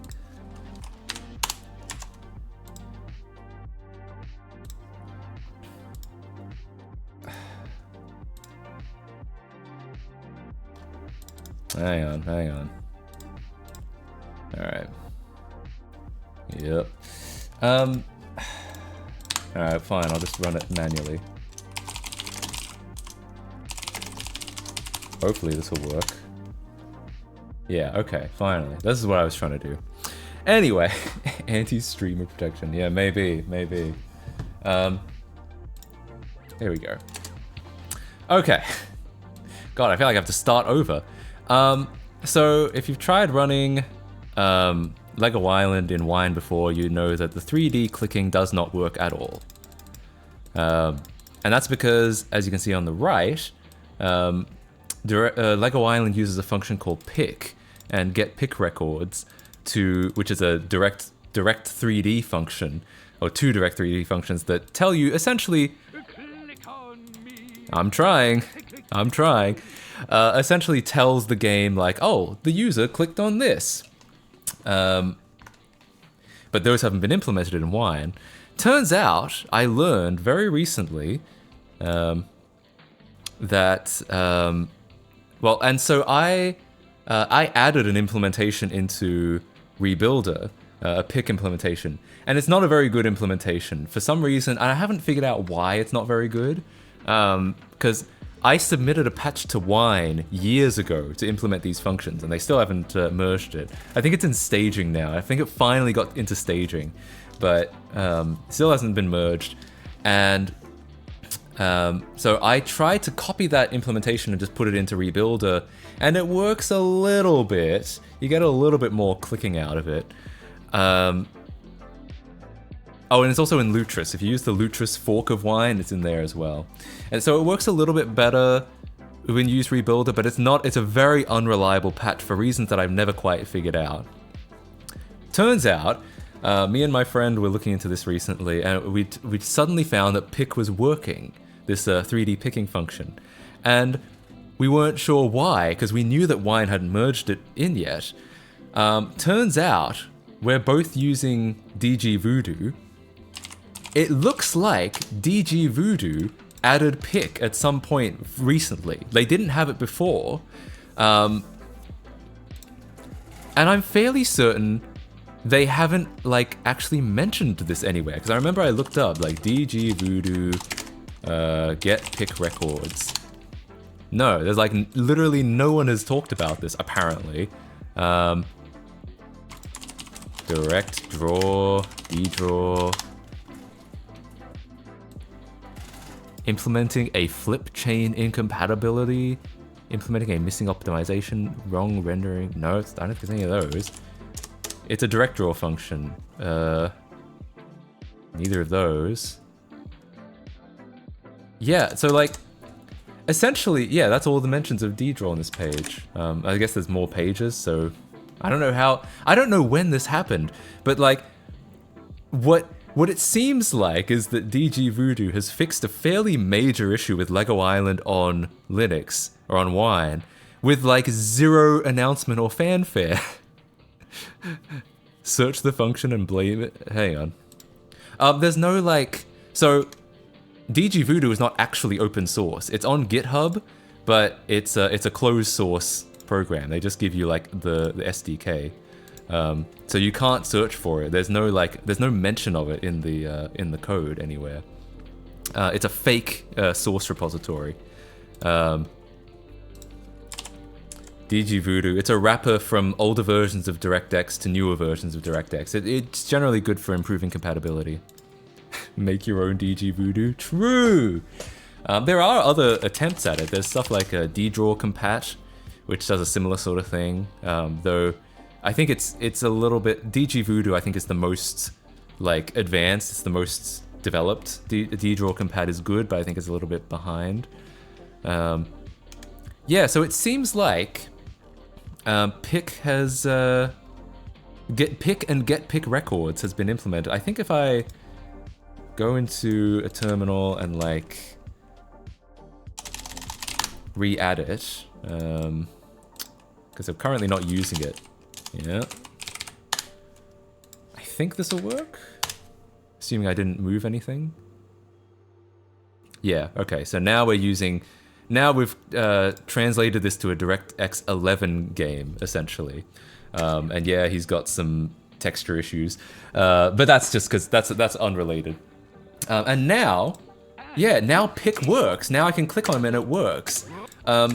So it's literally like, yeah, so DG Voodoo added this function that's like been a mess on Wine for like years, and no one seemed to mention it. They literally fixed a really, basically the last playability issue on Lego Island on Wine with like zero fanfare. DG Voodoo decomp hype, true. Oh, and with the nice, yeah, the problem is that ideally I would also run DG Voodoo through DXVK, and that would make it a Vulkan game, and that would have good compatibility, but I can't do that in this VM because there's no Vulkan on it. Oh god, how racist of him! Infomaniac, how could you? I feel like these streams we just find so much evil stuff about Infomaniac. Anyway, so that's really interesting. I might make a quick video about that at some point. Yeah.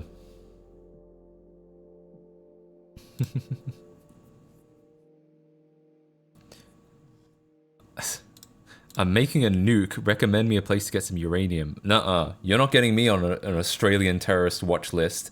Not like my friend apparently was. D-draw DX11 to Vulkan. Yeah, basically. Well, it would already be going D-draw to DX11 to OpenGL, but Vulkan tends to work a little better, especially, yeah. I do not have Venus set up, no. I haven't gotten around to it. I have Virgil set up. I made a game engine for Vulkan. Nice. OpenGL kind of sucks. I don't think it kind of sucks. I think it just does suck, I'll be honest with you. Like, I think, I mean, to be fair, OpenGL, I think, was probably perfectly fine at the time. OpenGL, I think, is just like if we were still using, like, really old Direct 3D all the time. Yeah. I think it's more just old than bad. It is bad today, but I don't think it was necessarily bad at the time. GL stands for good luck, true. Okay, so yeah, I guess we'll look at, I have been doing a little bit more on my .NET patch. Will Matt get some bitches today? He said yes, so it must be happening. So I did a little bit more on .NET over the weekend. The fixed pipeline was good. Oh yeah, that's like OpenGL 1, isn't it? So this is a lot more reliable now. We were having issues where it would fail sometimes on some systems, but not anymore. It still doesn't run the old .NET rebuilder because we still need to patch a couple functions. But maybe we could do that today. We could play GeoGuessr like the good old times. Yeah, we could play some GeoGuessr at some point. I think here's what I think I'm gonna do today. I think I'm gonna say, okay, I think this will be my plan. Does it require USB stuff? Yeah, because it doesn't require USB. What it requires is the fact that the USB supplement makes patches to the virtual memory manager, which is kind of ridiculous that it does that, but it does. So therefore, we require the USB supplement. And I haven't yet. It would be interesting to see if I could figure out why, because the error that it throws when when you don't have it installed, that's a C# exception. It's not a machine code exception. So in theory, like, it shouldn't be that hard to figure out what's going wrong.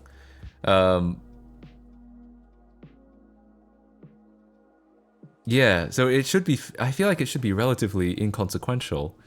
Burnout DMCA takedown. That's not a bad idea. Okay, so what I'm thinking is, maybe I'll run a poll for some of this stuff. So we could do a little bit of like .NET on 95. Because that's like mostly working now. You do need the USB supplement, which means you need 95B or newer. You don't need to have the IE4 update, thankfully, but you do need B or newer. But I could go in and make some patches to make old rebuilder work. There's also, oh, you guys can't see it because it's behind the chat, right? Oh no, you can't see it all. So yeah, not net on 95. I could do some decomp stuff. I could also, we're gonna want to go with like a really tenuous Halloween theme. I could be like, how scary, can't stream until I finish Shrek Swamp Kart Speedway. You know what's a good Halloween movie? Shrek. True. That's what I'm saying. That's actually one of the .NET apps that people have run successfully in with my .NET on 95 is this, I believe it's it's an in-house app called, yo, what's this? 100 bits, thanks for the 100 bits. Cheer 100, I created new archives for H2 Overdrive. Check #sign general in your Discord. Also, I think Hydro Thunder players plays H2 Overdrive for the first time would be pretty good content. IMHO, maybe run a poll. I've been hoping to see you try it for like 2 weeks now and it keeps getting bumped to maybe next stream, so I hope it does actually eventually happen. 3. Thanks for the 100 bits. Yeah, maybe I'll run a poll, but I feel like most people don't care. Like I'm interested in playing it because I'm a Hydro Thunder fan, but I feel like if we're gonna screech the whole stream to a halt, then maybe we'll just play it off stream, right? What's the, hang on, what was I looking for? Yeah, here we go. This is what I was looking for. Yeah, so this is actually, oh, no. I didn't copy it correctly. This is actually one of the apps that people have successfully run with .NET in .NET on Windows 95.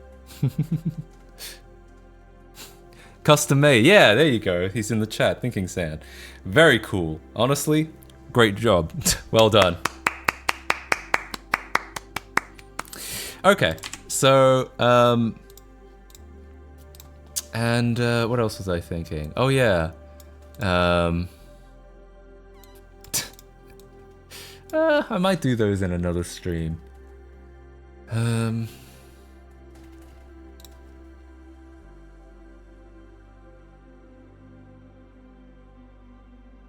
I gotta go to Australia and get some Hungry Jacks. Hungry Jacks has a couple good burgers, I will say. They're not like, I feel like the custom Hungry Jack's burgers are pretty good, but the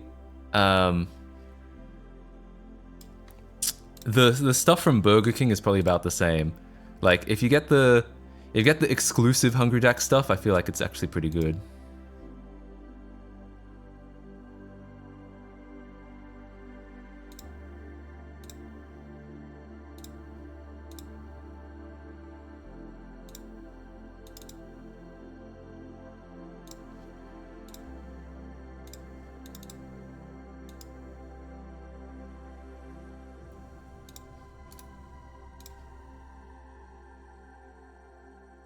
Okay.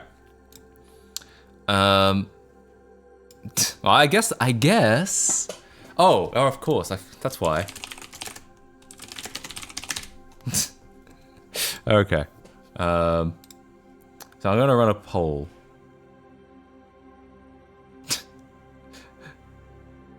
Prefer Harvey's? What is Harvey's actually? Is that a burger place? Oh, it is. It's a Canadian burger place. Interesting. Cool. I've never heard of it before. Maybe it's pretty good. Maybe it's good. Burnout DMCA takedown. That's our joking. All right, fine. I'll provide a little bit of a background for anyone who doesn't know. Anyone who hasn't seen Burnout DMCA takedown. Essentially, it's my project to. It's not. That's not actually what it's called. Okay, that's a joke name that we use. Essentially, it's my project to make a PC port of Burnout 3. And yeah, so if we go through, I blogged about it on in this thread, and essentially, I got it to back in April. I got it to a point where it looks like this, which is. I mean, it's playing, right? It's playable. It's goofy looking, but it's playable. And essentially, I've been planning to get back to this and finish it for like, I guess 6 months now, and it hasn't happened. So, but I think now is the time that I would get back to it. Like now I'm kind of, I don't know what you'd call it, but I'm like, I've like tied up a couple loose ends here. So I'm like, ready to start back up some new projects or get back to some other things.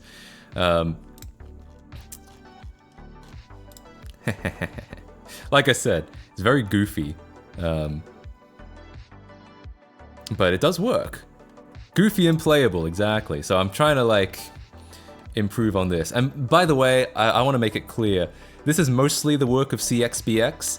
CXBX is a kind of like Wine for the Xbox on Windows, where like instead of being a hardware emulator, it's more of a translation layer where it injects the game with a bunch of calls that convert Xbox system calls to Windows system calls. So most of this work is being done by CXBX. The problem that CXBX runs into is they're trying to get kind of a one-size-fits-all solution for all of the games. They're trying to do all the games with one kind of translation layer. And that's really hard because a lot of games make assumptions about the hardware it's running on. It thinks, a game might think it can send some raw GPU instructions to the NVIDIA NV2A on the Xbox, but on a PC, that doesn't exist. There's nothing there to interpret those instructions. Of course, you could write something to interpret those instructions. That would be called an emulator. So without going for an emulation approach, it's really hard to get a one-size-fits-all translation layer for all Xbox games. However, if you're like me, and you only care about a handful of games, well, while CXBX is injecting Xbox functions with Windows equivalents, you can also inject whatever you want into the game. Like, you could rewrite the game's entire graphics code if you wanted to, and replace it with something that renders to, I don't know, Vulkan or whatever.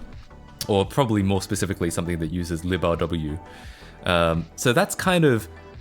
that's the idea behind this, is that, you know, if you only care about one game, you can just fuck around with the game until it works on PC. Now, it's a different goal from CXBX's goal, which is try to get the entire Xbox library working.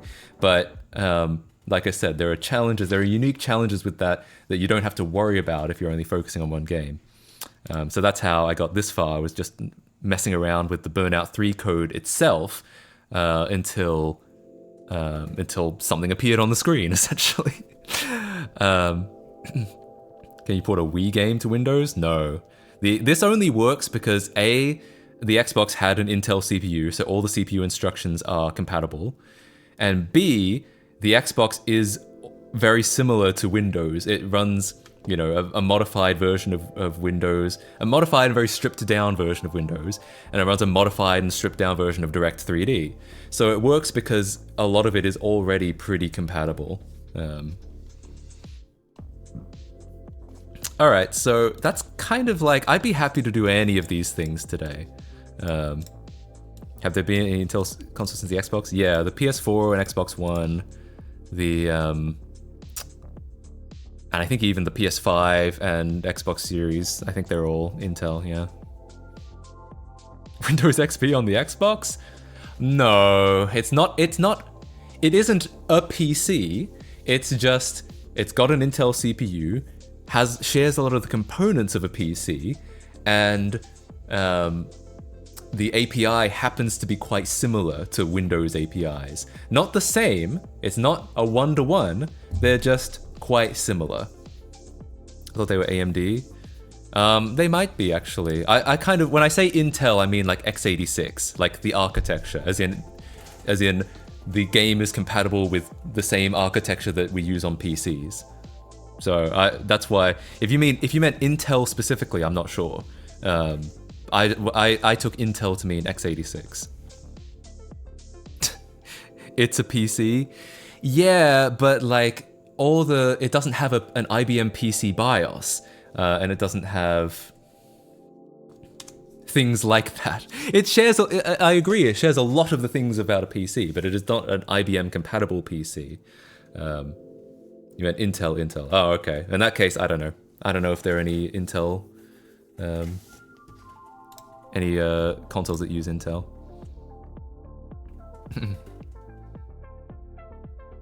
Similar to Hackintoshing, but more extreme. Yeah, I guess. I mean, the thing is, you can run Linux on your Xbox, because Linux you can adapt to whatever hardware. And you can run, you know, a virtual machine on Linux, which, which then you're not emulating the CPU, it just kind of flows through to the console, or to the hardware, in theory. And then you could run Windows XP. Probably still a fair bit of overhead, so it's probably not super quick, but through those layers of abstraction, you could run Windows XP.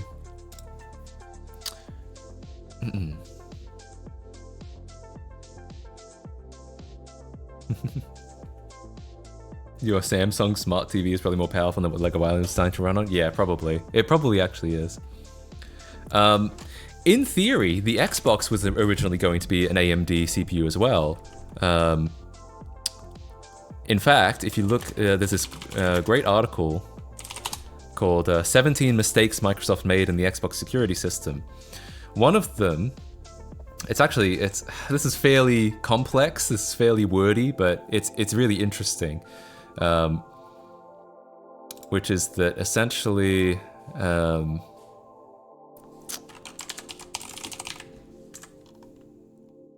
here we go. So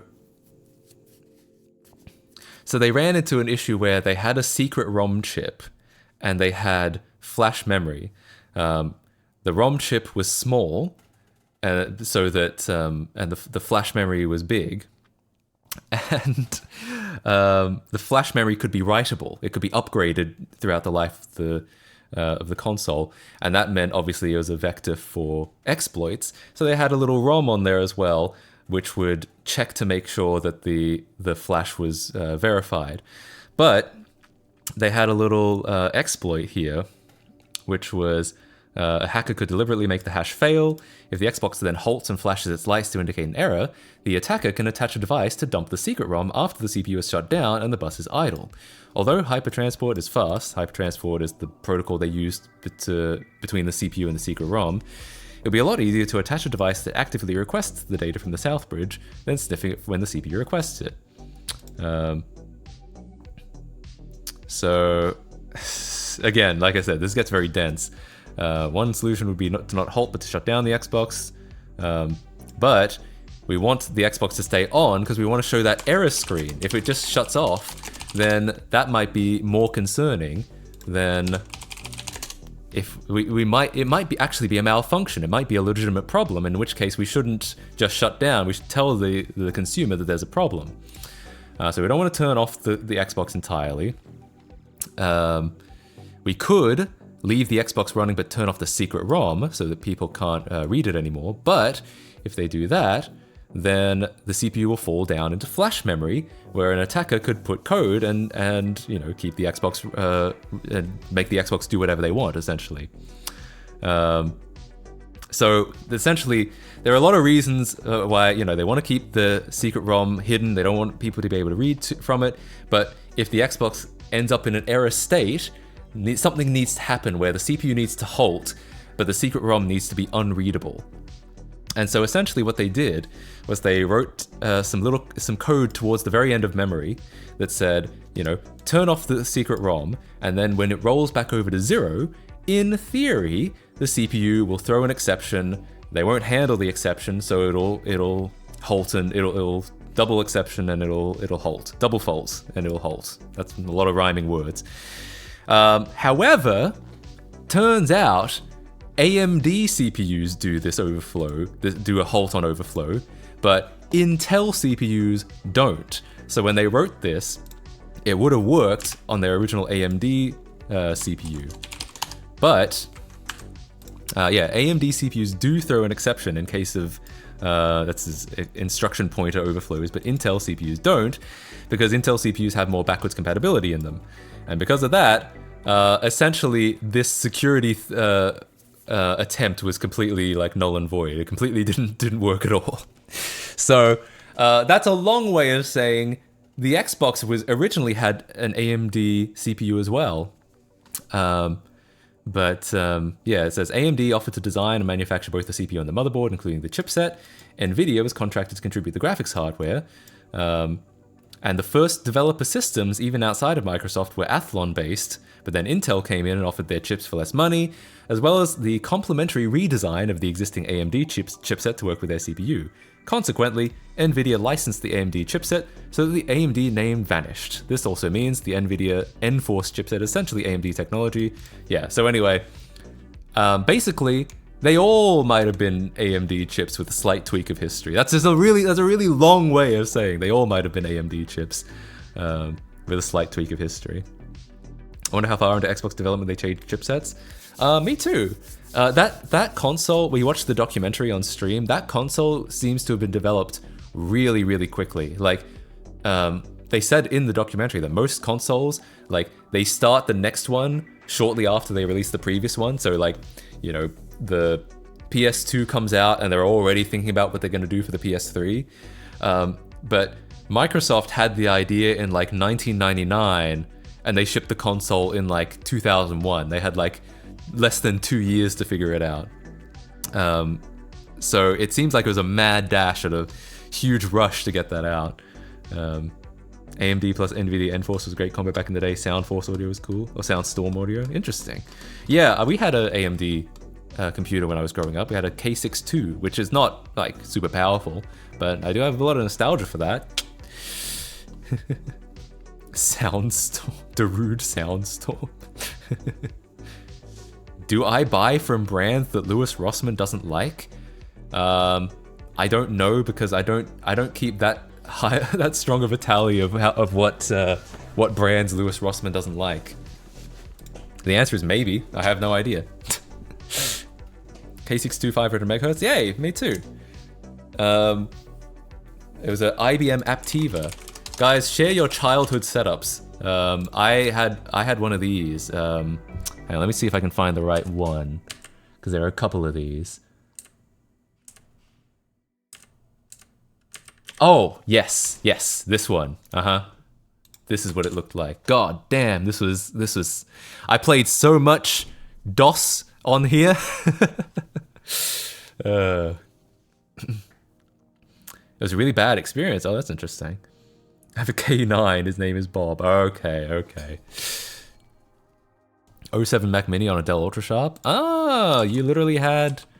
That's that. I feel like that was a pretty common setup for, like, that era. Yeah. A Pentium D Dell box. Pentium has 2 separate Pentium 4 dies on one substrate. Interesting. This was mine. Oh, interesting. It only got a 6.8 on out of 10.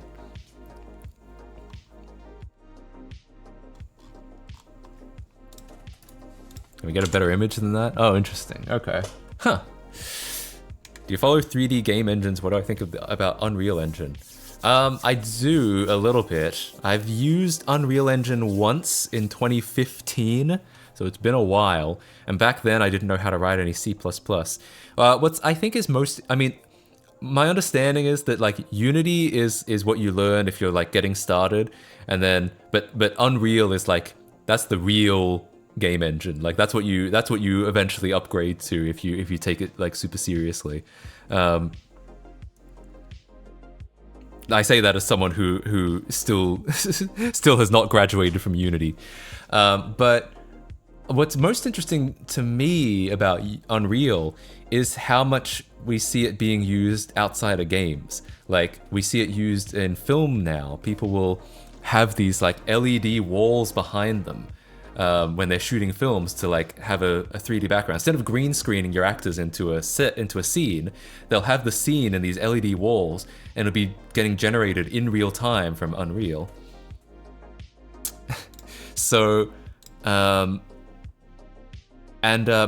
tracking, a lot of motion capture, a lot of that's being done through, like for film, a lot of that's being done through Unreal now. So I find that possibly the most interesting thing about Unreal is the fact that we're seeing it outside, like it's versatile enough that we're starting to see a lot outside of games now too.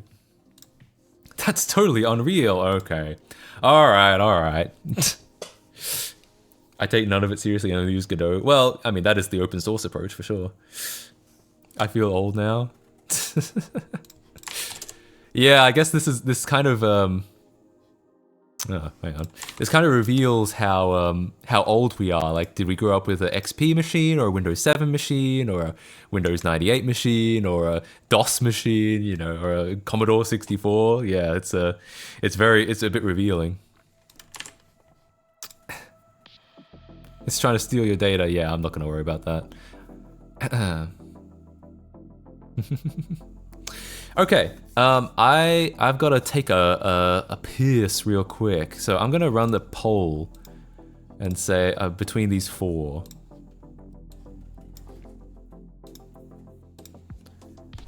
What do you wanna see?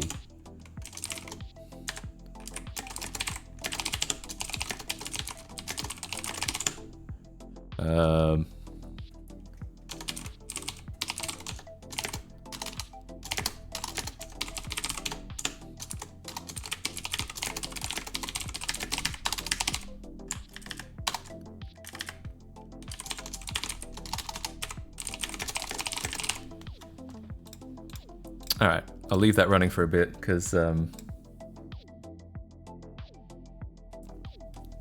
because I got to take a piss. I'll be back in just a sec.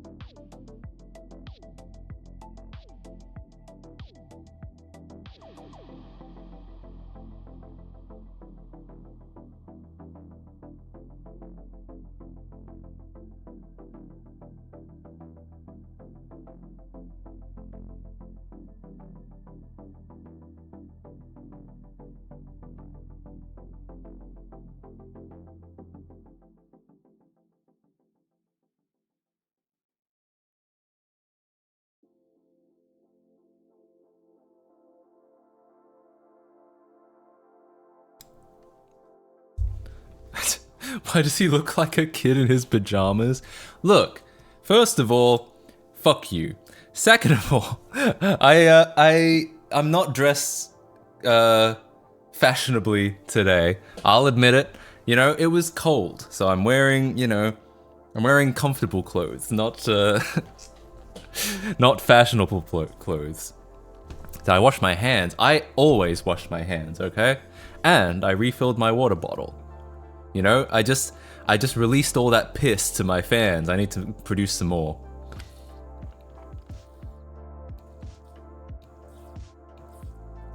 Exactly. I'm dressed for success. Always. Wash your hands in the shit sink. There was no shit in that sink. Well, actually, there was some shit in that sink, but it wasn't mine, okay? I just want to get that clear.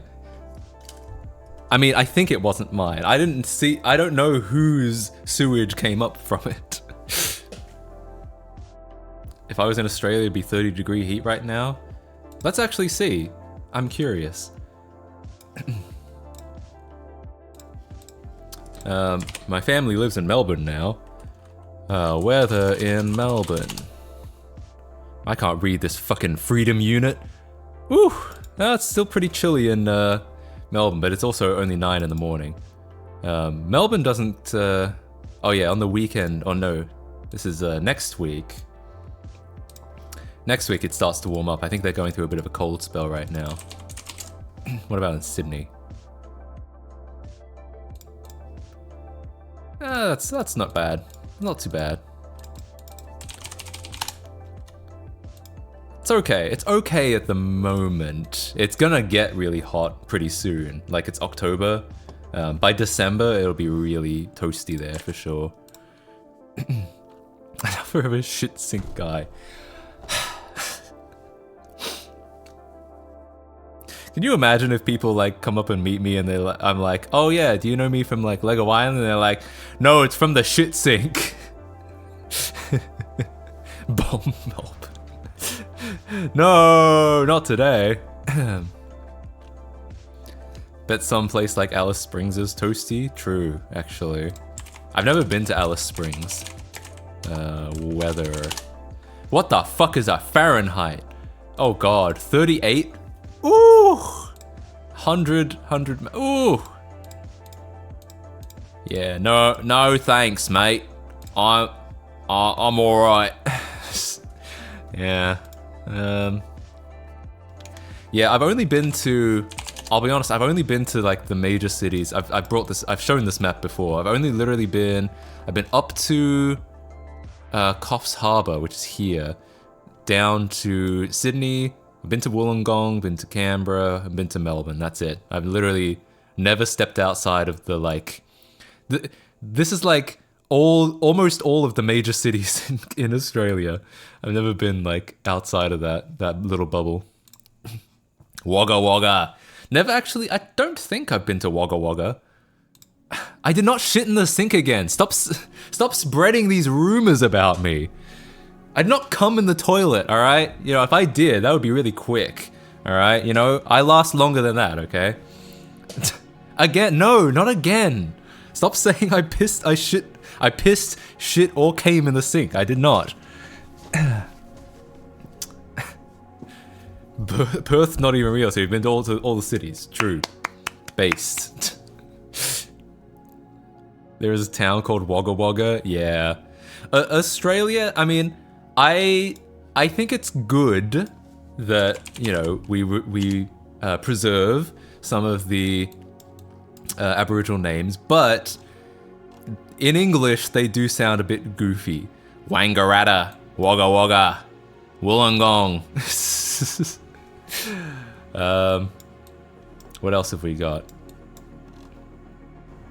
Canberra. I'm pretty sure that's an Aboriginal word. Actually, I don't know. I'd have to look that up. But like I said, you know, I do support holding on to the preserving the original names for sure. Cooma. Guys, any Coomas in chat? I've actually been to Cooma. Yeah, I've been to Cooma. It's actually, I mean, it's a small town, but you know, it's not bad. Canberra itself is an original name. Yeah, true. I forgot about that because that's where it's such a normal name to me because I grew up there. But yeah, it's an Aboriginal name too. Yeah. Canberra's a made-up city. True. Gundagai.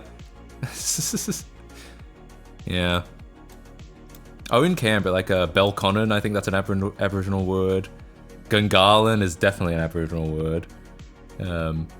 Yeah, I mean, like I said, in general I support it. Bungendore! In general I support it, but they are... they can be a little goofy sounding in English. Yas, Queen! I made that joke so many fucking times. A lot of up names in WA. Interesting. That's a... like, this whole side of Australia, from like Melbourne West, I've never been to at all. Yeah. Anyway. Cumbra. That's what I'm gonna start calling it from now on. Isn't the Australia's capital completely random? Well, it is Canberra. Which part of it is random? I mean, I'm sure some... I'm sure you could argue some of it is random.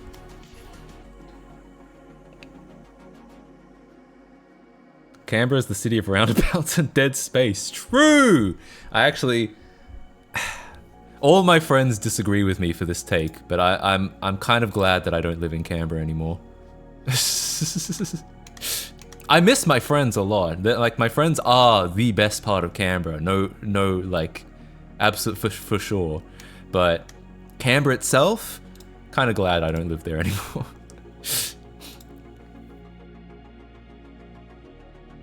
Yeah, it's a fully planned set. Not even Questacon. No, not a...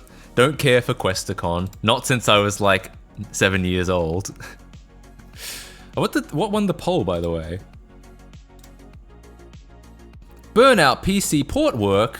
Oh, and coming second was Shrektober Torture. Interesting. So maybe we'll do both of those. Maybe we'll do a little bit of Burnout PC work, or at least try, and a little bit of Shrektober Torture later on. Maybe that's how we'll finish off the stream. I'll finish off by saying can't end until I beat Shrek. What about PP Island?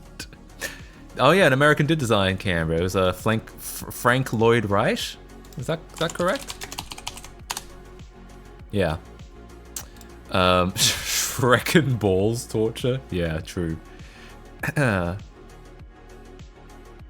Okay, yeah, let's do a bit of both. God, it's been so long since I've done Burnout 3 work. It's gonna take. It's honestly gonna take some time to like get reaccustomed with it, but I can do it. I really should start working on it again because it's been 6 goddamn months, and that's just absolutely unacceptable. I think I made a whole organization for it. Yeah, I did.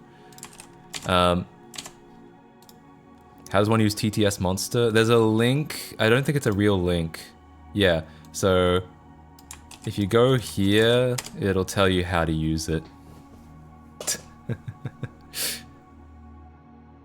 Canberra is the city I've been to most other than Sydney, which is where I live. I guess that makes sense because they're close. I would never, like, recommend that a foreigner or that someone who doesn't live in Canberra visit Canberra. I just feel like I don't even know what you do there. All I did was live there, and I don't know what else you would do there. Anyway, I know I'm being rude. I'm being too critical about it. Is it that bad? Probably not. I think I had this. I think I just spent such a long time wanting to leave Canberra that, like, when I finally did, I was just like, thank God, you know. Pester the government? Oh, that is good. I do like doing that.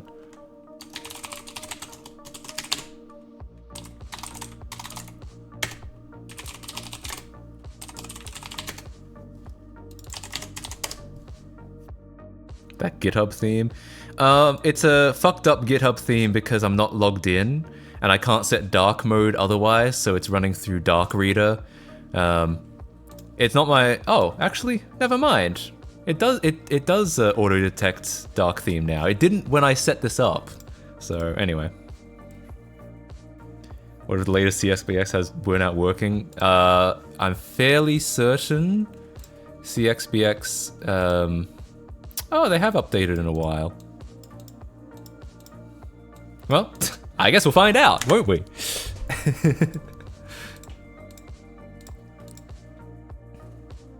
It looked a bit cool. Well, if you want to run it through Dark Reader, go for it. Shit and or piss. I did a lot of shitting and pissing in Canberra, that's true. How many of you guys remember the conflict I have with Burnout 3 modding? Like, I'm juggling like two ideas at the same time because there's like two approaches to getting an open source re-implementation of Burnout 3. I know I've talked about this on stream before, but I'm just wondering how many of you guys know it and how many of you guys don't know it. Like, how should I re-explain it?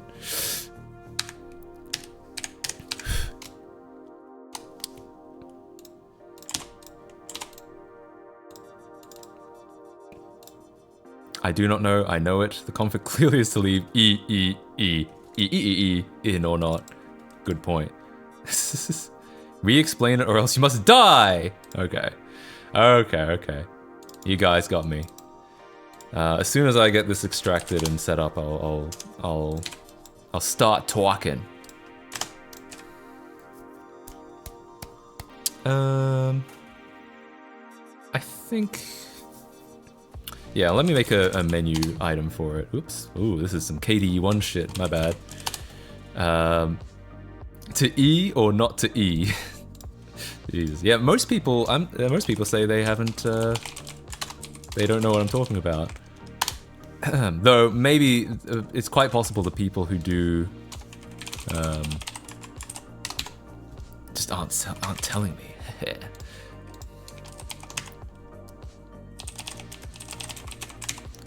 Okay, I think that'll work. Oh. Whoops. That's not right at all. I completely screwed that up. Yeah, that's not good. That's not good. I meant to do that. So I actually... Alright, fine. I'm just gonna delete this folder entirely. Make a new one, and then this time it'll work. I just completely...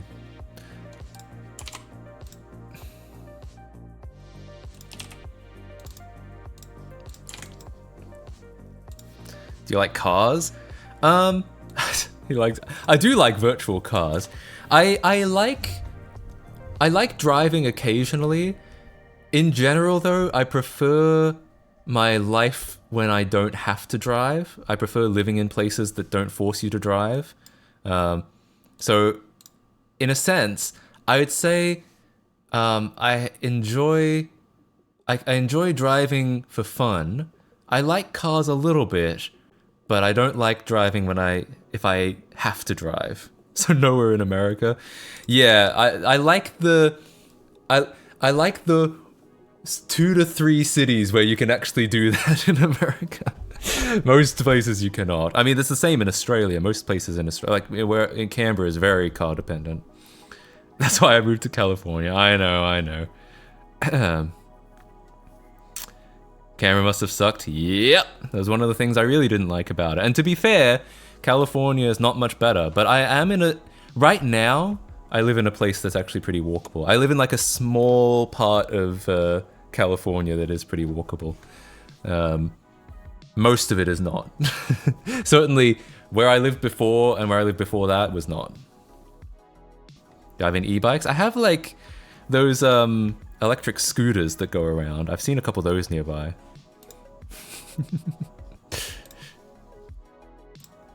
You could like the Netherlands? I've heard good things about the Netherlands, but I wanted to be in America for like unrelated reasons.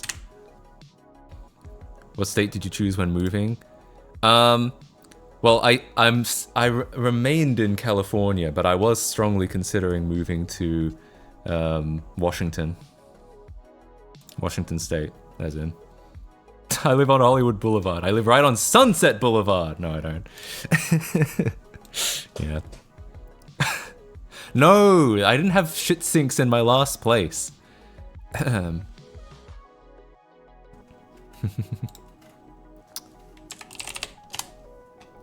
Gabe Newell's house.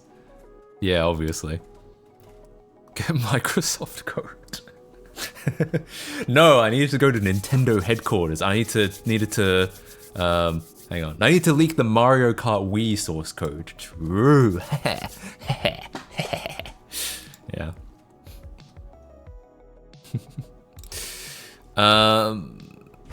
Oh yeah. So, do I have Burnout 3 available on here? I might have to grab a copy of that real quick. What do I? Ooh. All right, real quick.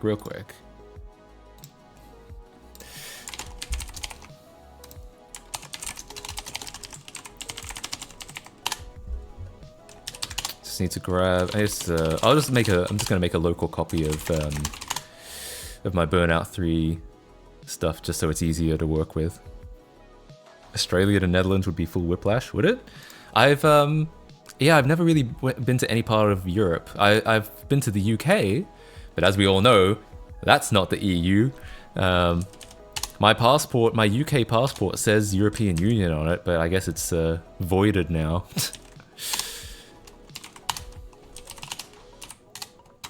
Okay, here we go.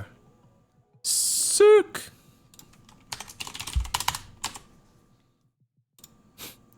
You get any job offers from big tech companies that saw my YouTube videos? No, I've actually never gotten a job offer. I've gotten I've gotten a lot of like community decomp projects that ask me for help, and I have to tell all of them that I don't have much time, which is kind of sad. But no, I've never been offered an actual job. Still can travel visa free mostly for 90 days. Yeah, I mean, it's not a free ability to work, but yeah, just to visit, I think it's pretty doable, yeah.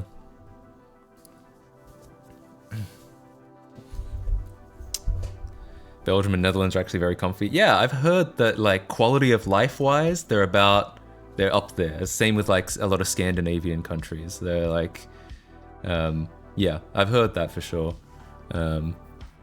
What keyboard am I using? An extraordinarily cheap blue switch keyboard. Anything that's clicky enough is good enough for me. Why did I choose American specific? It's hard to the short answer is career opportunities I wouldn't have had elsewhere.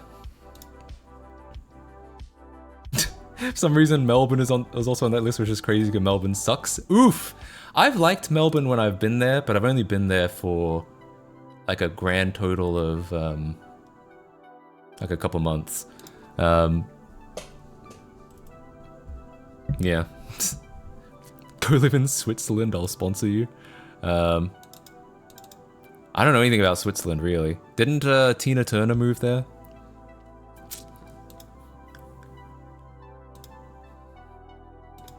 Oh, I'll set up some bullshit keyboard controls for now. Sure.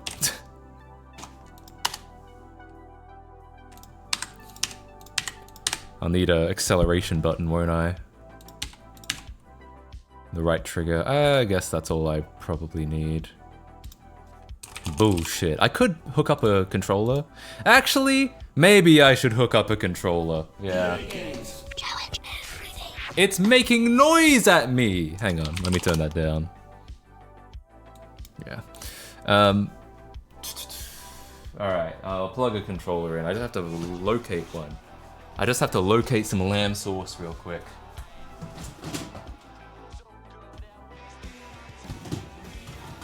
Oh no, we've got two soundtracks overlapping. Hang on. We can't have that. Yeah, I'll just mute this one for now. I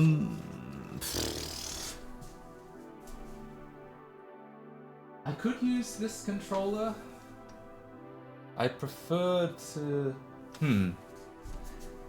Where is my... I have a Xbox One controller somewhere, but I can't find it. I can't seem to see it anywhere. That's the one I'd prefer to use because it's already like... should already be paired up with my PC and stuff like that. EA Games, it's in the DLC. Oh, maybe it's in... Okay, hang on. It Might be in here. Ah. Yes, indeed. We don't need any batteries, so I'll just plug it straight in. Hopefully. Oh, actually, I need another cable to plug this in. Hang on.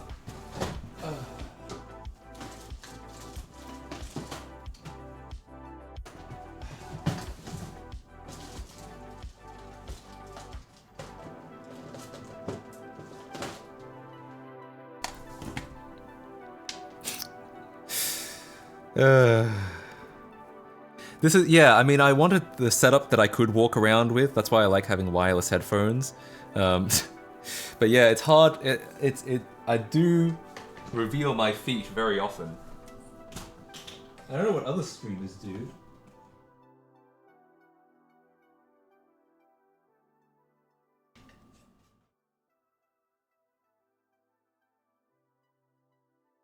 Like, do other streamers just wear socks all the time? I'm talking about like desktop streamers, not people that are like IRL streamers.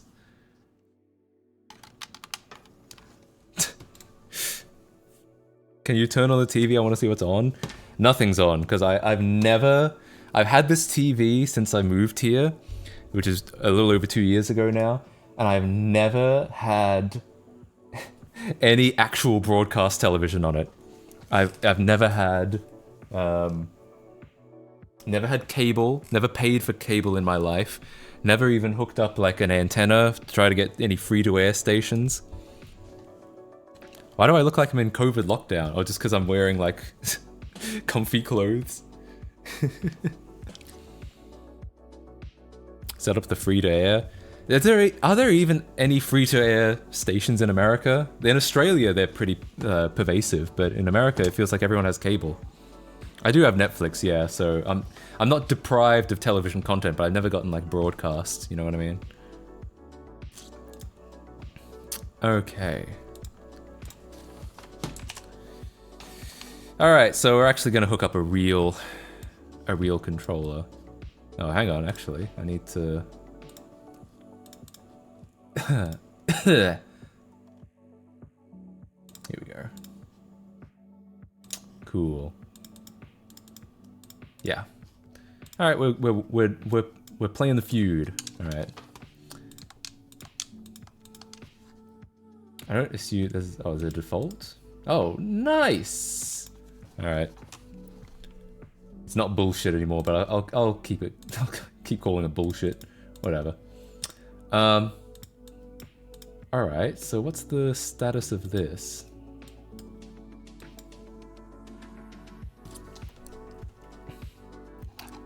There's PBS?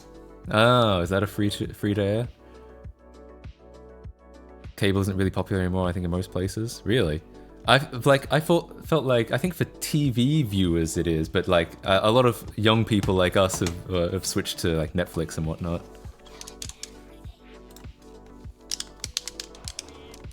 Oh, interesting.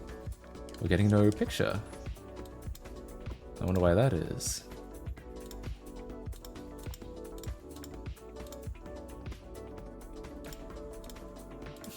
What if we go software emulation? What does that do? Ah, am I not going to be able to run this in the VM? Oi, mate, where's your TV license? Hey, I'm no British citizen. I don't pay a TV license, okay?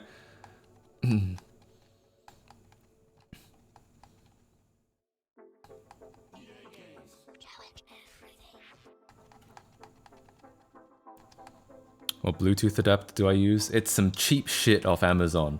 Honestly, it works pretty well, but the thing that pisses me off about it is it's got like the voice when it says like disconnected or battery low. It is always It is always so loud in these headphones. It's unbelievable. Huh. I'm a little surprised that this is not showing anything.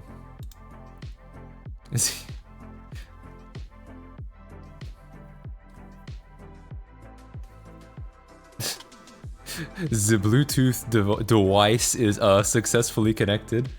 If it said that, I'd be pretty happy with it, even if it was really loud.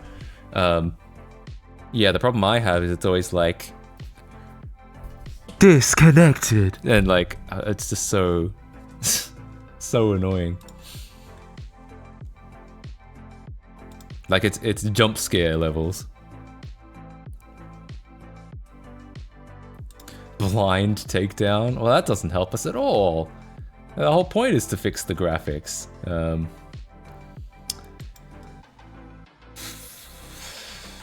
I mean, I can get this running on. Hang on. We are in a. This is like the first thing I've tried that does not work. Some people say to turn on all hacks under the settings. I wonder what disable pixel shaders will do. I can definitely get like a feed from the host. This is just a little unfortunate if I can't get it in the VM. I mean, there is an argument I should be passing through a real GPU to the VM anyway. I'll pay that. I'll agree. It's just really convenient having it in a window. No, still nothing showing up. I think this is a VM issue. It's actually the first time I've run into a VM issue like this, because usually it works pretty damn well.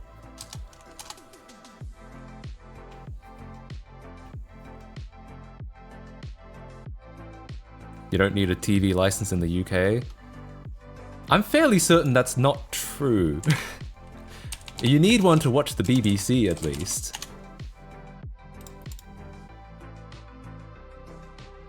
Yeah, in the British Islands, any household watching or recording television transmissions at the same time they are being broadcast is required by law to hold a television license. I mean, unless you're talking about something else. You might be talking about like Netflix, in which case, yeah, you don't need one. But if you're watching like BBC or something, you do. You can easily bypass it. Yeah, I know that they don't like check. Well, I mean, there's no real way for them to check. I'm saying legally you need one. You don't. I'm not saying there aren't ways around it.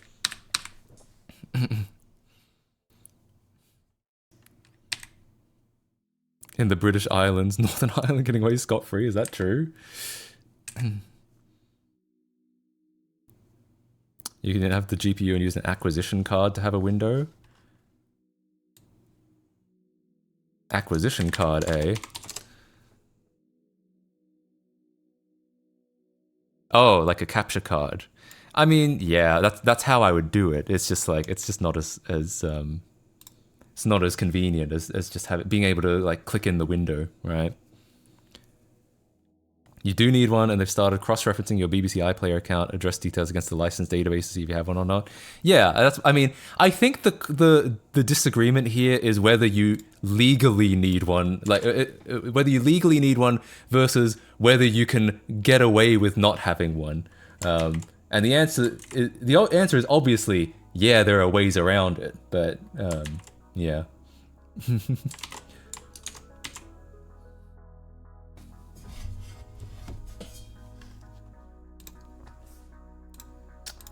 Okay, hang on.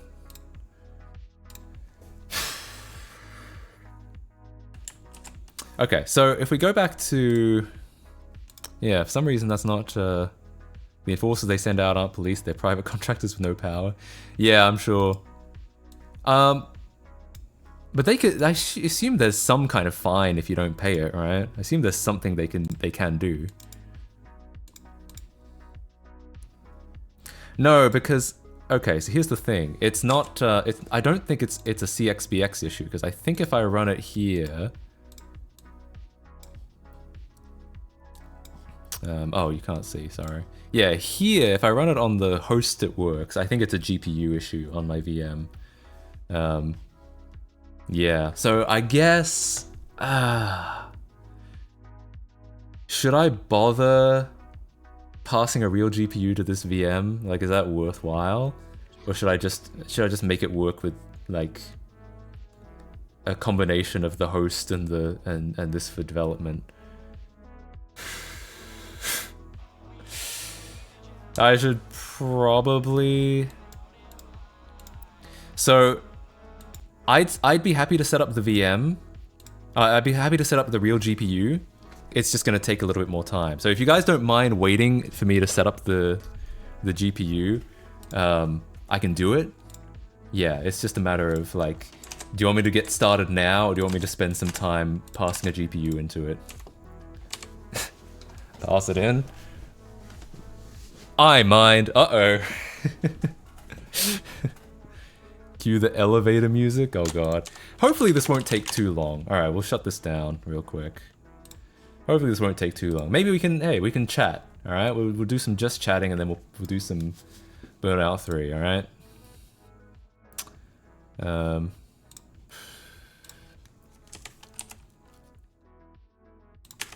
Just chatting, yeah. Maybe I'll switch the category as well. Just chatting. Anyway, what news has been happening recently? You know, anyone have some news there? Some news we can talk about? Dance for us. Nuh-uh. I do a lot of GPU pass-through, so this shouldn't be too difficult. It's just, like I said, it'll just take some time. I'm a variety streamer. Well, I think I've always... I think you could argue I've always been a bit of a variety streamer. It just depends. It's just a different variety than most other variety streamers. Sing some Smash Mouth. Somebody what? No, I won't.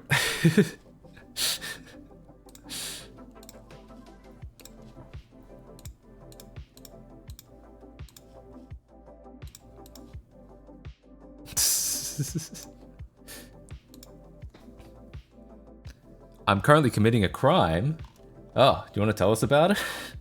Tell us about this crime? I love crime.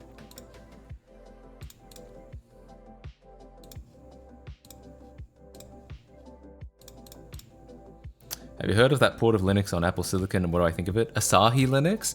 Heard of it. Seems super impressive. I know they've gotten some OpenGL working on there. Haven't tried it yet. Would love to try it one day. I do have a M1 Mac Mini sitting around somewhere. Super impressive work. Though, I do think they've definitely got their work cut out for them as far as... because like Apple is just going to keep adding stuff and they're going to have to keep reverse engineering stuff. So like, it's a tough job. I get the thing that's unfortunate is I get the feeling they're always going to be playing catch up a little bit compared to like macOS on the same thing. That's kind of unfortunate, but otherwise, I mean, seems pretty cool. Working on a new platform that offers tech support. Oh, nice. Hell yeah. Fed Casey. Hey guys. Are you guys doing some crime? Can you tell me about this crime? Yeah, I know what you mean. I get it. Oops, I fucked up the wrong one. My bad.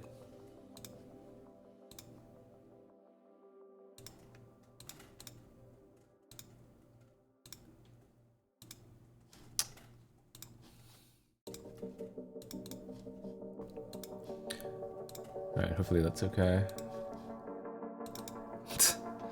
Just disassembled my PS3 to replace the thermal paste. Is there anything else I should be doing since it's already been opened up? If it's still working, I don't think so. I don't think there's any like leaky caps to worry about yet. If it's not working, then you can look at the caps. But sounds to me like you've got it sorted. Just yeah, just look at the. Just replace the thermal paste. I think that should be alright. Ah, damn it. Ah, I'm so annoyed.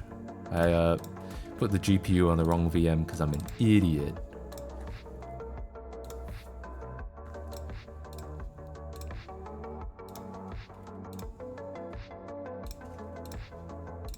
Alright. I think... Alright, now I have to check which capture card it's plugged into.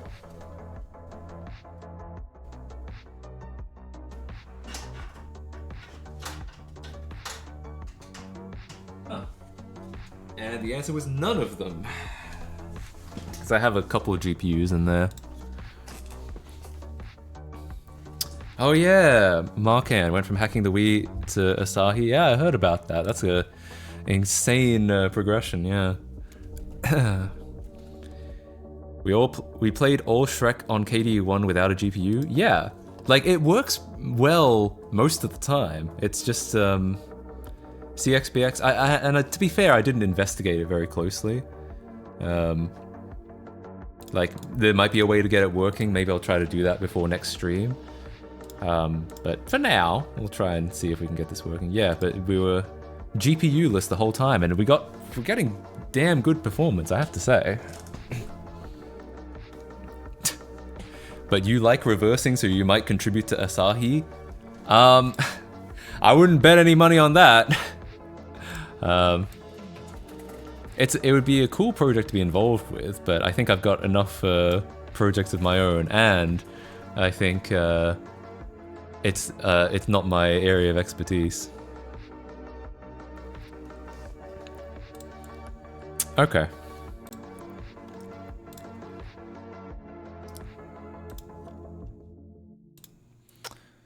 Well, let's see. Oh, hang on. I need to give it a keyboard and mouse as well.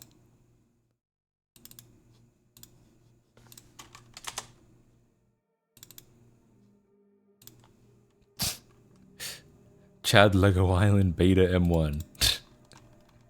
Yeah, only real reverse engineers work on Lego Island.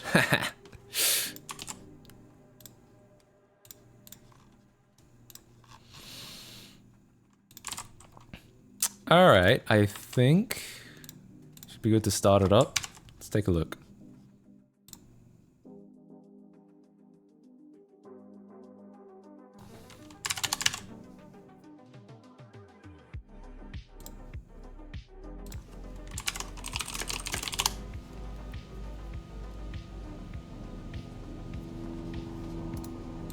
All right.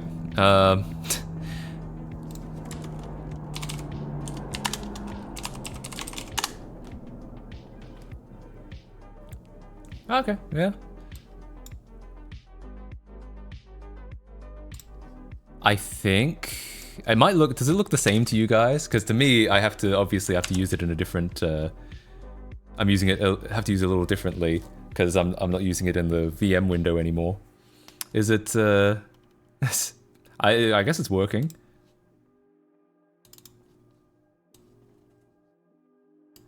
Just caught my first MetKC stream since the Shrekathon. I'm having a good time. Hell yeah.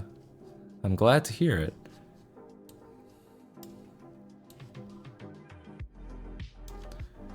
Alright, well, the big question is, does CXBX work now?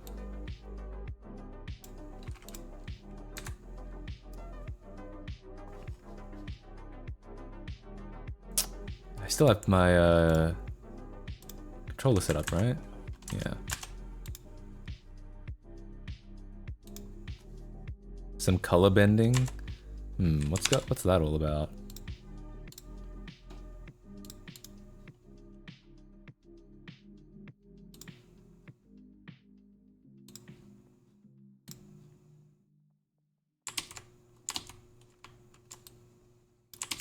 I don't know.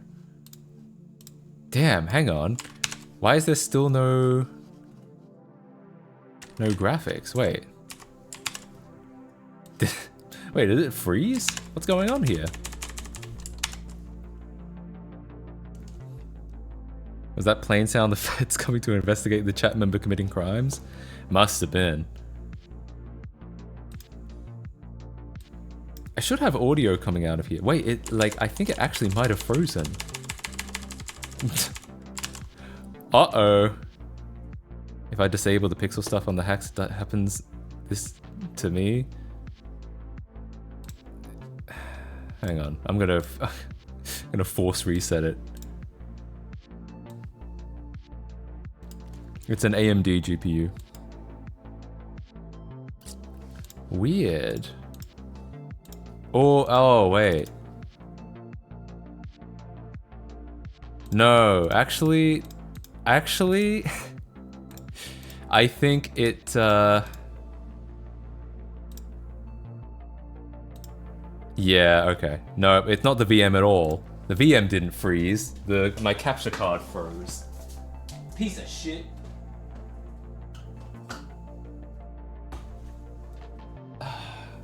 This is the problem. There's a lot more hardware. There's a lot more points of failure now. Alright, where are we at now? Yeah, I restarted and I was like, why isn't it restarting? It's because the fucking capture card froze. Piece of shit. This is I use these capture cards because they are really, really good at taking just about any signal you give to them. They're just not super reliable. Like, I have to unplug them and plug them in a lot. But they are really, really good. For the price, they're really good at getting at taking just about anything you throw at them.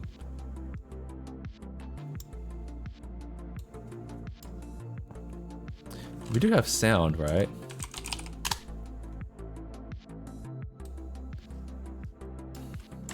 Username leaked. What username? My username? On here, it's just Matt. Yeah. Do you all got Halloween in Aussie land? No, not really. Do we have sound on here? Let me check. Holy shit, it's Matt! Uh-oh. Name reveal. Okay, to get sound, what we're gonna need to do... Oh, actually...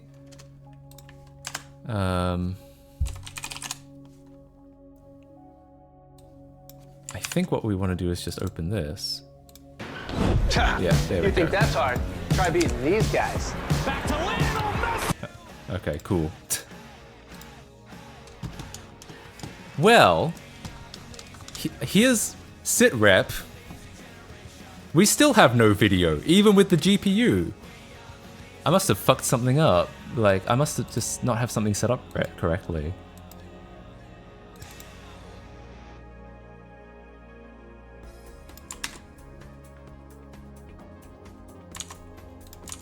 What do I not have set up correctly? What's not right? Can CXPX run on the CPU? Well, when I set it to ref software, it still didn't show anything, so... Time to disassemble CXPX. Hang on, this is a newer version of CXPX. Maybe the older version, maybe they broke something on Wine with the newer versions. If so, I might just go back to like the non-pass-through GPU just because it's a lot easier. Let's try the March build. I know that one works.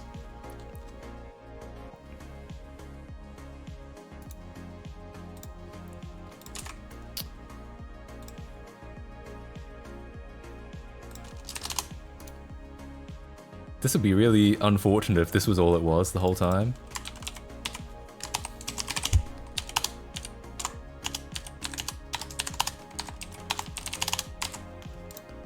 Okay, let's try that again.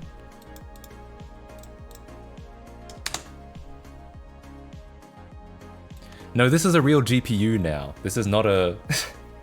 this is no longer a Vergiel.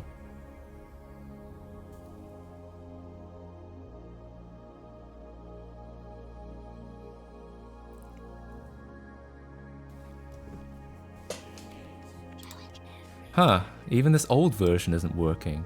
And we're on like I said, we're on a real GPU now. So, in theory, there's nothing different about this than my host system, but the host system works and this doesn't. Edit the wine config. Yeah, but I edited it to add the stuff we needed.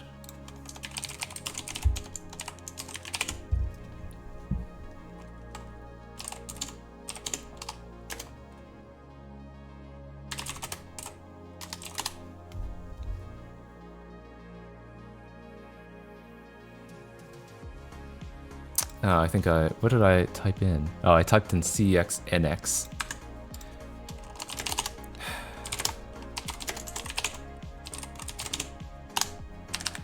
That's the problem, it's harder for me to see like this. Yeah. Yeah, I shouldn't have, hang on, what if I add, maybe I had to add D through DX9. Yeah, I might try the CLI if this doesn't work. That's done, right? Okay. Try it again. Sorry, this is taking such a long time to figure out. I can check my host setup because we know it works on the host, so I can check, double check what I've got set up there just to make sure.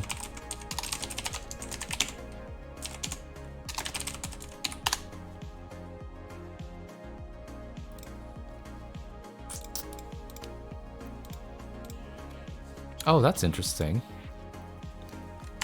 On my host system, I don't have nearly as much, like... Weird. Alright, let's try... I'm gonna try setting up a new prefix then.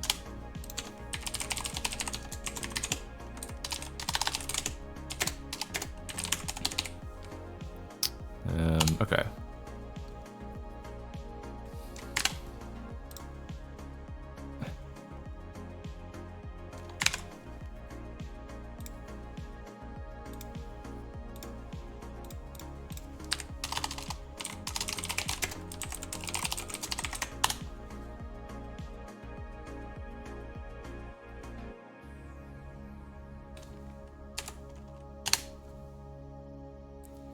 Okay.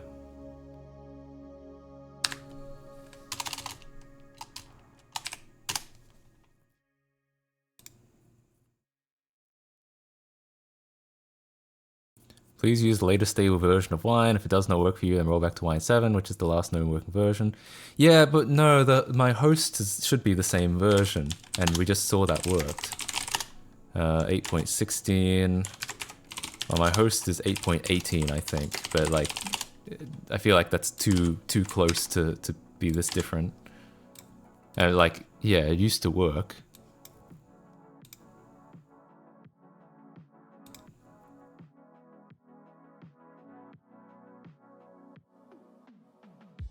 Yeah, I do. Yeah, you're right. Okay.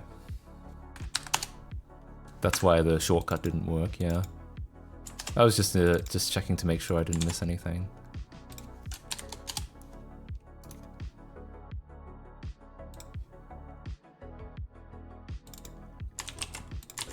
Oops. Didn't want to put them in there. Alright, let's see if that works. See if that does anything.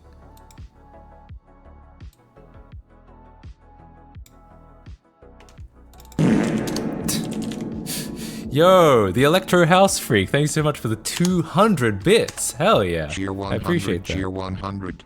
Nice, thank you so much.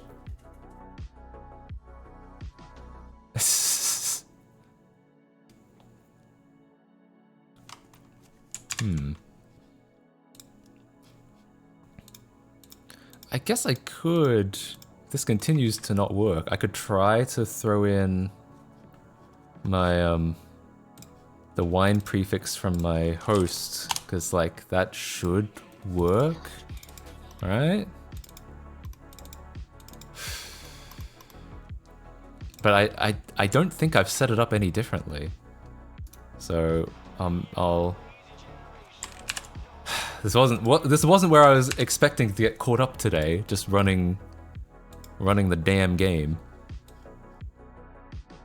Try a different game. I could. I've never had trouble with this one though. Some support. Thanks for the support. I appreciate it. Who farted? It smells like arse in here. I don't know. Wasn't me. Or was it?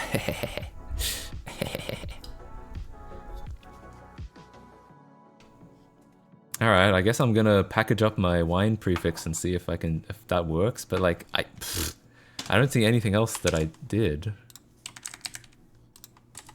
Oh yeah, someone said let's try that. Let's run it from CLI and see what happens.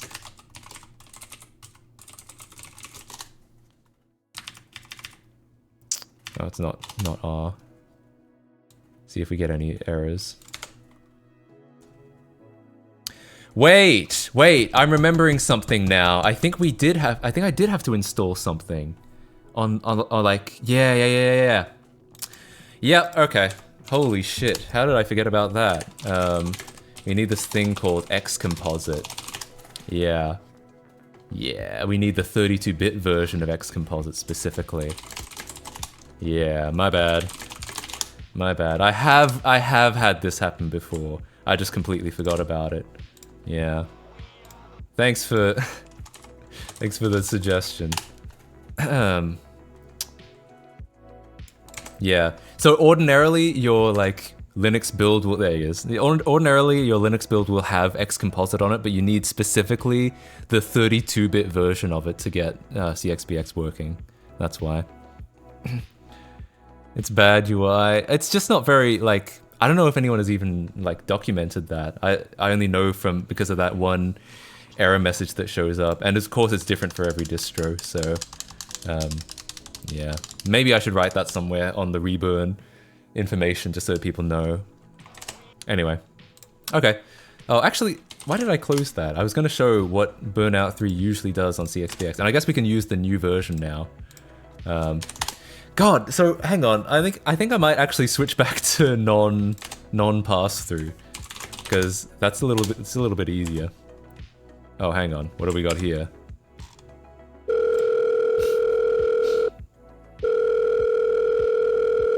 You have reached the Met helpline to speak to a Mindscape representative. Press 1 to obtain access to the Olive source code. Press 2 to fix 9 PlayStation 3 controllers. Press 3 if you are looking for the Lego Aslan source code, the fix for Matsku pass rule, or the no task logo button. You're out of...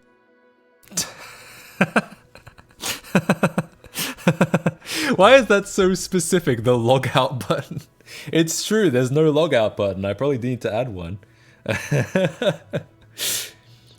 Also, I like how he said the Lego Island source code. He can't quite pronounce island properly. Hey, nice. Thanks for redeeming some TTS monster. I was thinking, because we keep getting fart with reverb, I was thinking I might make a bunch of notification sounds for a bunch of redeems for like just change the notification sound to this or change it to that, and it'll just change to that until like someone else changes it again. So if you want to give me some suggestions for alternative notification sounds, currently we have notify.wav and we have fart with reverb. If you have any other suggestions, I'd be happy to throw them in there. Okay, so I'm gonna revert back to not GPU pass through, because it's just so much easier for me to work with. Even though I love GPU pass through. I love the fact that I can get full GPU performance on a VM. It is also easier when it's just a window. Bill Gates TTS moaning sexually? That can't exist, can it? Does that exist? Okay. Anyway, as we were saying, CXPX. God, what a fucking waste of the last half an hour. Jesus. I need to write that down somewhere. I really do. I might try and throw it on the GitHub at some point. Like Reburn 3. Yeah, maybe I should add like add something to the README saying running in Linux or something like that. Make some page about CXPX on Linux. We need D3D compiler 47. Install lib32 xcomposite. That's actually all we need. We don't actually need VC run 2019, or at least not anymore. Oh, I don't have my controller plugged in anymore. Damn it. Hang on, I'm gonna add a fake, I'm gonna add my controller. Yep.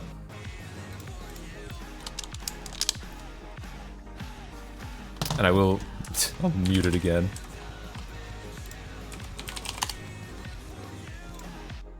Okay. Because otherwise we've got two songs playing at once and it's really confusing. Okay. Gamepad, default bindings. For some reason, we need to do the save thing, which is really, like, unintuitive. Save. Okay. Oops, get out of here. Alright, we should have Burnout 3. BC will not get Linux native, sad. I think it could. I don't think there's any... I don't think there's any technical reason you couldn't do the same approach, as in... So what this does is we load the XBE into memory, and then... patch a shitload of it so that it, you know, instead of calling Xbox system calls, it runs Windows system calls. I think there's no technical reason you couldn't do that on Linux as well. It's just logistically complicated because Windows is a lot closer.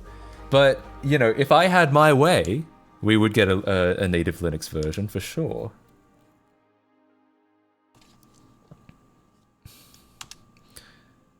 Did GPU pass through the exact same GPU on the host and it was pain? I've managed to get it down pretty well. GPU pass through on my setup. Like, as you saw, it didn't take that long to get it set up. It's more just it's difficult to, like, you have to get the HDMI feed from the GPU back into your computer, and that's the tough part for me. Otherwise, I love in theory having a full GPU. Sorry, my nose is really itchy. I love in theory having a full GPU on my VM, on my stream, because I use this stream VM so often. So I love in theory having a full GPU for it, but it's just so convenient having it just in a window on my desktop and not having to worry about it.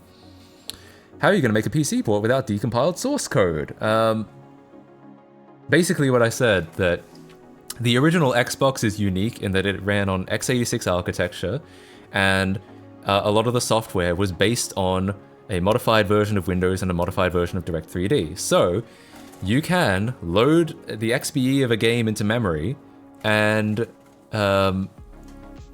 inject a bunch of stuff into it so that it calls Windows system calls instead of Xbox system calls. And that's what CXBX does. That's what we're seeing right here. The difference is, or the main innovation of this project is that CXBX is attempting to be a translation layer for every Xbox game. And they run into some issues there because Xbox games frequently make assumptions about hardware, because they can, because the Xbox hardware never changes. So frequently, your Xbox it will send, you know, raw GPU commands because to the Xbox GPU. Now, a PC can't do anything with that. So essentially, the main innovation of what I'm doing is that if you're only focusing on one game and you're not trying to make something that runs for all of that runs on every single Xbox game, you can just rewrite parts of the game so that when you run into stuff like this, stuff that doesn't work, you just edit it yourself. You just rewrite that bit of code so it doesn't do whatever is failing in CXBX right now. So that's what my project is. My project is it's something that currently kind of sits on top of CXBX and does additional injection. It's always at runtime and does additional injection. And eventually, the hope is that my layer will kind of absorb the CXBX layer. It'll kind of just be one translation layer eventually, and then that's the point where, you know, we might look into seeing if we can port it to Linux and stuff like that. So yeah, there is a conflict I have with this project, which is that we can get a PC port out of this because it runs on x86. So the CPU instructions or the compiled game code will run on any contemporary PC today. But we don't get a Switch port out of this, or we don't get a GameCube port out of this, or anything like that, because it relies solely on the fact that it's the x86 architecture, and PCs let you do stuff like load an XP into memory, declare it all executable, inject a bunch of code into it, and then run it. A lot of game consoles don't let you do all that. And so if we really wanted a proper if we really wanted a real portable code base, then in theory, arguably, I shouldn't be wasting my time on this injection approach. I should be just working on a decomp. But the decomp is going to take a lot longer. The decomp will probably take like at least a year. Where like if I started it now, we probably wouldn't see it for at least another year. Whereas the PC port, that'll probably be done, like that could be done in weeks or months, probably at most. So it's a conflict of, you can have an imperfect solution today, quote unquote today, or a perfect solution, but we're gonna have to invest a lot more time and effort into it.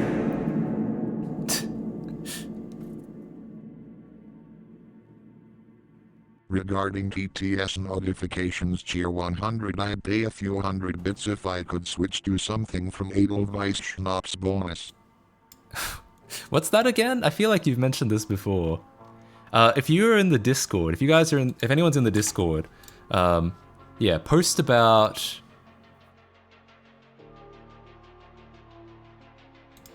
Post the notification sounds you want to hear. And I'll throw those in. Hang on.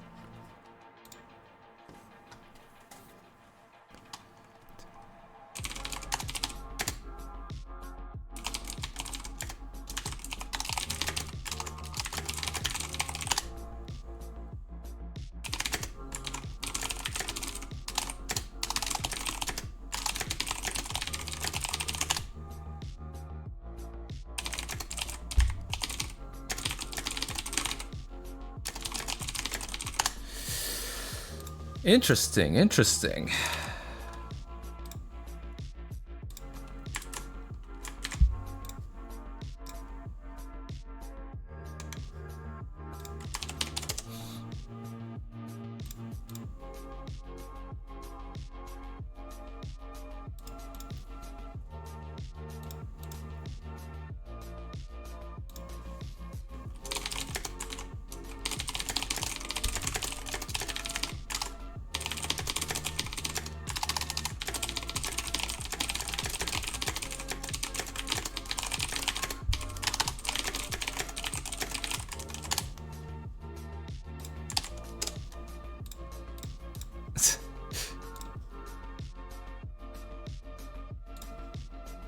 Okay.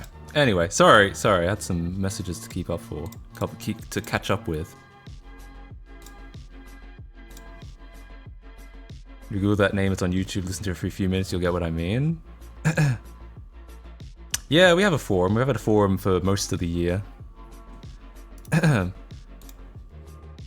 You think you can get this route working in a month? Probably. So, as you can see, this is what it looks like in raw CXBX, but if we go ahead and compile, actually, should do this through GitHub Desktop. Go ahead and grab, oh no, why did I started with an R, that's why. Oh, have I already done it? I've already cloned it, I think.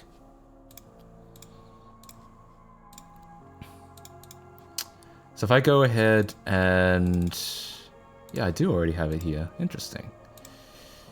And to compile this real quick... Oh god, actually it's going to take a little while to compile, my bad. I'm going to need to get the min.gw stuff so I can compile it with...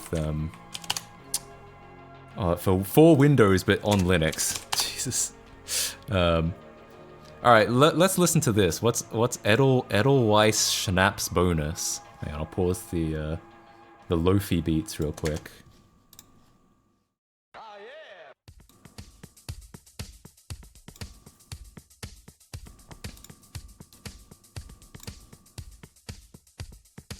this is what I need.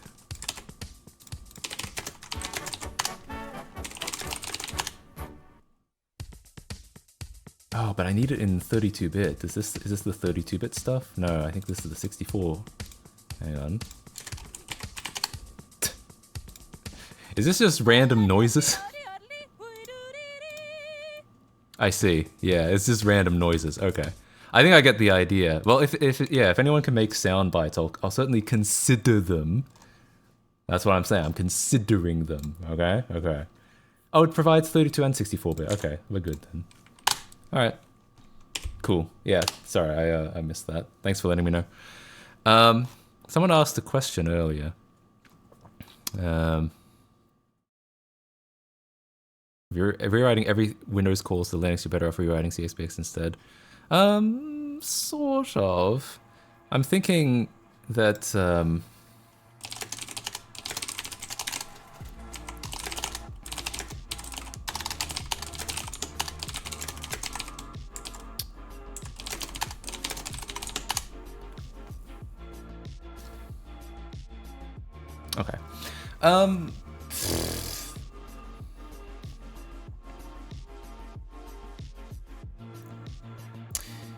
Yeah, it depends. I mean, I think sorry, I'm not making any sense.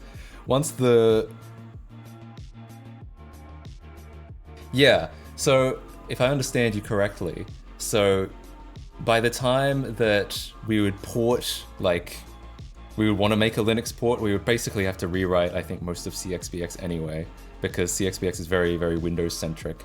So that's why I say eventually, my wrapper might absorb CXPX. It might take on the responsibilities of CXPX, and we might, rewrite a bunch of Burnout 3's graphics code so that a lot of that stuff isn't necessary anymore. Stuff like that. Well, the more intricate parts, I'm not sure exactly how they'll work. Like, how are we going to rewrite the graphics code if we're going to rewrite the graphics code? I'd love to use librw, which is a re-implementation of renderware from the GTA decomps. I'm not sure if this is still active though, because all that shit went down with Take-Two suing them, so I'm not sure if they're still actively working on this, but and I'm also not sure if this has all the stuff that Burnout 3 needs, but if it doesn't, maybe I can contribute. Yeah, so it's a when we get to, like, I think PC port, insofar as just getting the visuals to look right on PC, is probably not that far off. That's probably within a month. But like getting further than that, like adding HD visuals or porting to other platforms, anything like that, I think that's gonna take a little bit more time. And that could be quite complex. I'm not sure yet. And at that point, maybe it'll take just as much time to do a decomp. Would you consider a clip of me shouting Matt into the mic? I don't know about that. Yo, yes, I'm Jack. Thank you so much for the tier 1 sub for 2 months. I think what's happened, we're getting a lot of subs today. I think what's happening is a lot of people subbed for the Shrekathon, and it's basically a whole month since the Shrekathon, so they're coming back around now. Hell yeah, thank you so much for the sub. I really appreciate it. For the tier 1 too. Clearly you should legally acquire the original renderware SDK. Yeah, I mean, I certainly could, but the advantage of librw is that it supports newest. It's actually got some advantages. It supports newer stuff than real renderware. librw, I think, has a Vulkan backend and a Linux backend. Yo, Farmer NJD, thanks so much for the 2 months. Thanks for the prime sub. Clive, appreciate the streams. Swah, swah, swah, swah. Thank you so much. Hey, Clive at your service, at your Microsoft Surface. That's me. I'm stealing your passwords. I more mean it could be legitimately helpful to understand some of the code. Yeah, actually, I have loaded some renderware libraries into Ghidra. I have looked at some of this stuff before. Yeah. So yeah, I may end up contributing something to librw if I need to. All right. So what's the toolchain? Wham woo wham, 7 months. Oh yeah, Prime I sub. about this. Forger. Thank you so much for the Bezos bucks. Hell yeah. Appreciate that. Man, I really appreciate all the support. I always feel like I'm like not a very good streamer, but I really appreciate all the support from you guys. It's really encouraging. Okay, how do I use 364 toolchain with CMake? I got your name right? Hell yeah. How do other people get it? How do other people pronounce it? Electro House Freak subbed with tier 1? A tier 1 sub? I really appreciate that. Hell yeah. I'm the only person I watch on Twitch. Hey, thanks, man. That's really it's really nice to hear. I'm feeling very flattered right now. So you wouldn't get it for some reason? Well, I try sometimes. Oh, I have a tool chain. I'm like I said, it's been so long since I've looked at this stuff. Yeah, I even wrote a tool chain here. Okay, so it should be CMake. Should be able to use Ninja. We want to do it in release, and I should have a toolchain file at CMake. There. Cool, and we have our executable. Okay, so load it up in the cxbx prefix.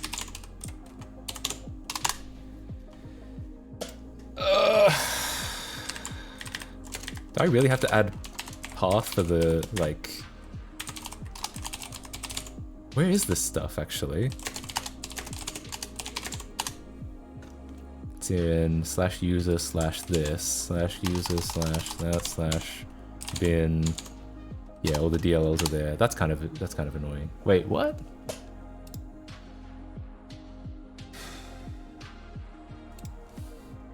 They're here?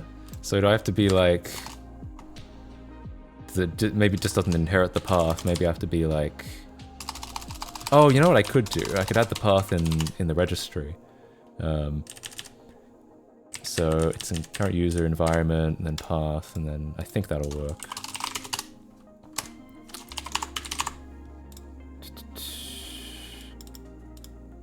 Here. /bin. Okay. Think that'll work? I think I shouldn't need the path anymore. No, it is bin because we're in Windows land now. This is all Windows stuff on Linux. This is WoL. It's Windows on Linux.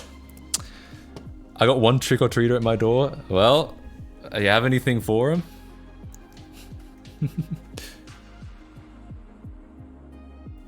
Have Fujor the dude your mom domain. I haven't forgotten, but you know, I need to write that down. Create email sign up service for Twitch subs, because I don't want people, I want random MFs using it for spam. So I'm making it Twitch sub only, and patron only. Alright. So where is Burnout 3 located? I threw it in here. Where is CXBX located? I threw that in... Oh, of course, it's mapped to the C drive. CXBX. Here. Alright. Emails, yeah, so I own the domains billgates.sex and doin'euro.mom. And I thought, wouldn't it be great to have an email service on here so people can get at billgates.sex and at doin'euro.mom email addresses. So that's the plan. That's what I'm gonna do. You know, I should throw my EEEEE mod on here. Why not, right? Has the big .gay is up for renewal next week and it's like $30? Really? Are .gay domains that expensive? I've never bought one before.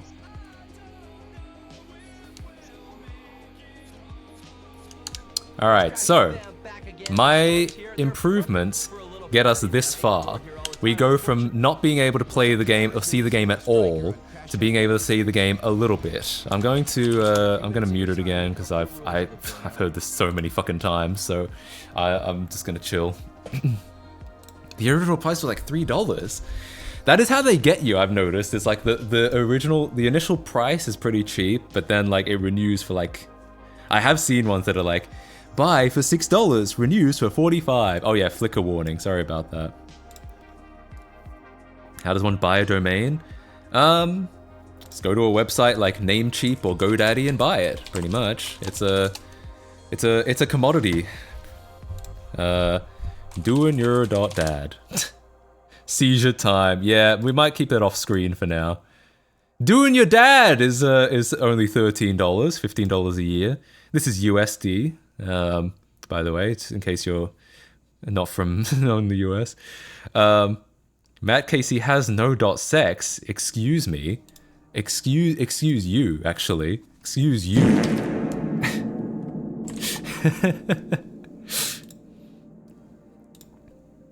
I hate the burnout DJ. I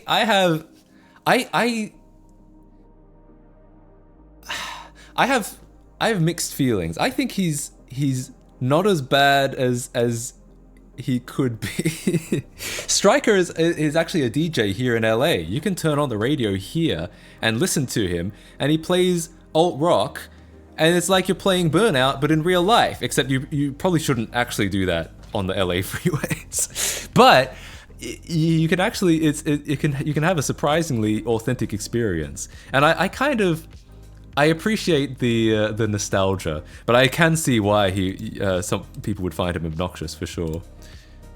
Striker is the Burnout DJ? Yeah, he is. He played Burnout in real life. Died. Yeah, exactly.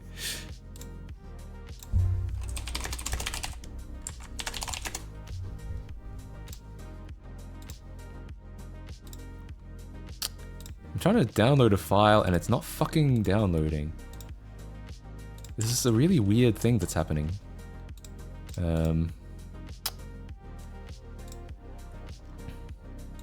Google Drive is being like really weird right now. Don't listen to Matt. Do Burnout IRL.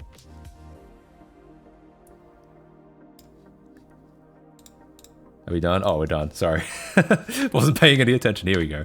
Nice! Yeah, so, look, I'm doing a Burnout. I'm losing pretty significantly. I've learned something about this game, which is that if you just let it sit for like 2 minutes, or no, not 2 minutes, probably longer, like probably 5 to 10 minutes, it will actually just exit at some point. I'll make it full screen. It's still 480p and it's still flickering a bit, so you have to ignore that. I want to get through at least one stage so that I can, so I don't have to watch the damn tutorial again. Depending on the popularity of the domain, I guess I got a couple that have been €5 in the last 7 years. Yeah, I pick up domains when they're cheap. I really wanted to get mattkc.sucks, but it's so expensive. I have to spend almost $300 a year to say that I suck. It's bullshit, bro.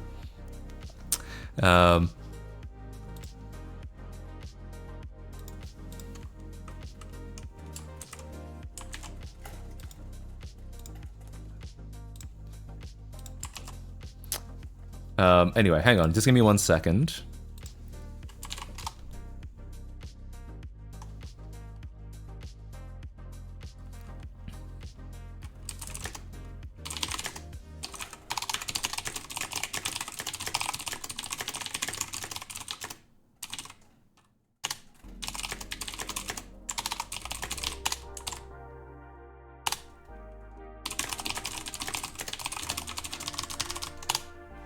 Okay.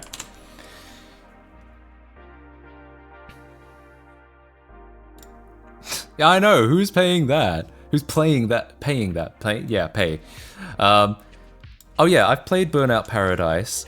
It is alright. I think, and to be fair, it's not just me. I think a lot of people feel this way. I feel like the franchise peaked around this time. Some people think it peaked even earlier, actually. Some people are real old heads and they think that Burnout 2 is where it's at. I like Burnout 2. It just doesn't feel quite as nice as Burnout 3. And I also hear good things about Revenge, but I've never played it. I think Revenge is basically the same game. Yeah, but someone says it's not the same. I think it's a very similar like engine. They've just like refined it a lot or something like that. But I've never played it though. I've focused all my attention on this one. This is the Mushroom Edition. It's Rainbow Road. Hang on.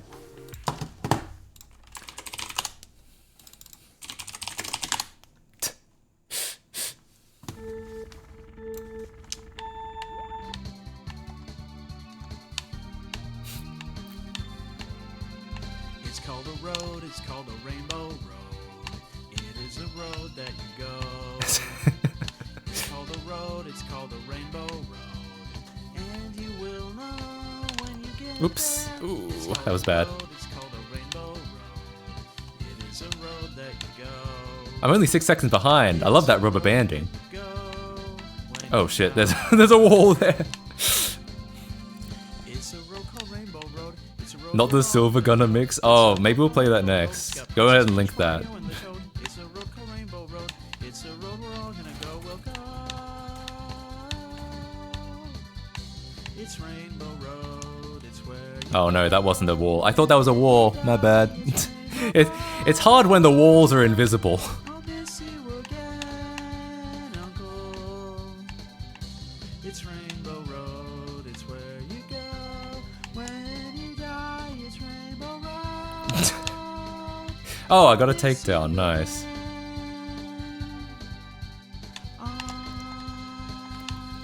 Yeah, one of these days I'll have to play Revenge. I think I've even got the 360 version somewhere.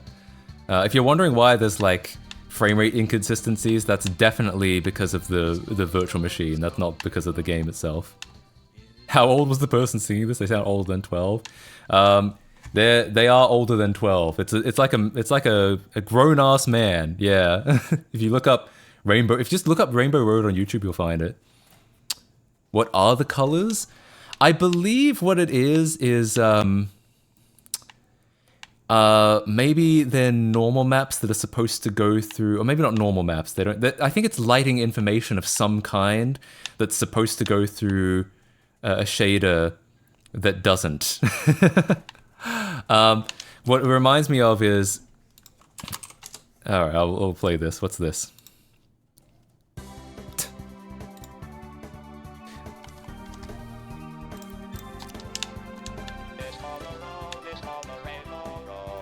Oh, I think this is based on that one. I think that was the original one. I'm guessing. That's my guess.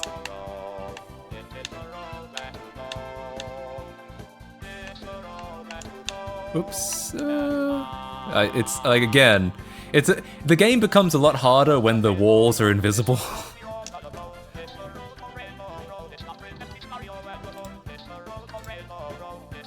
Yeah, well, Silver Star, some memes. Yeah, gotcha. I wasn't sure for a second.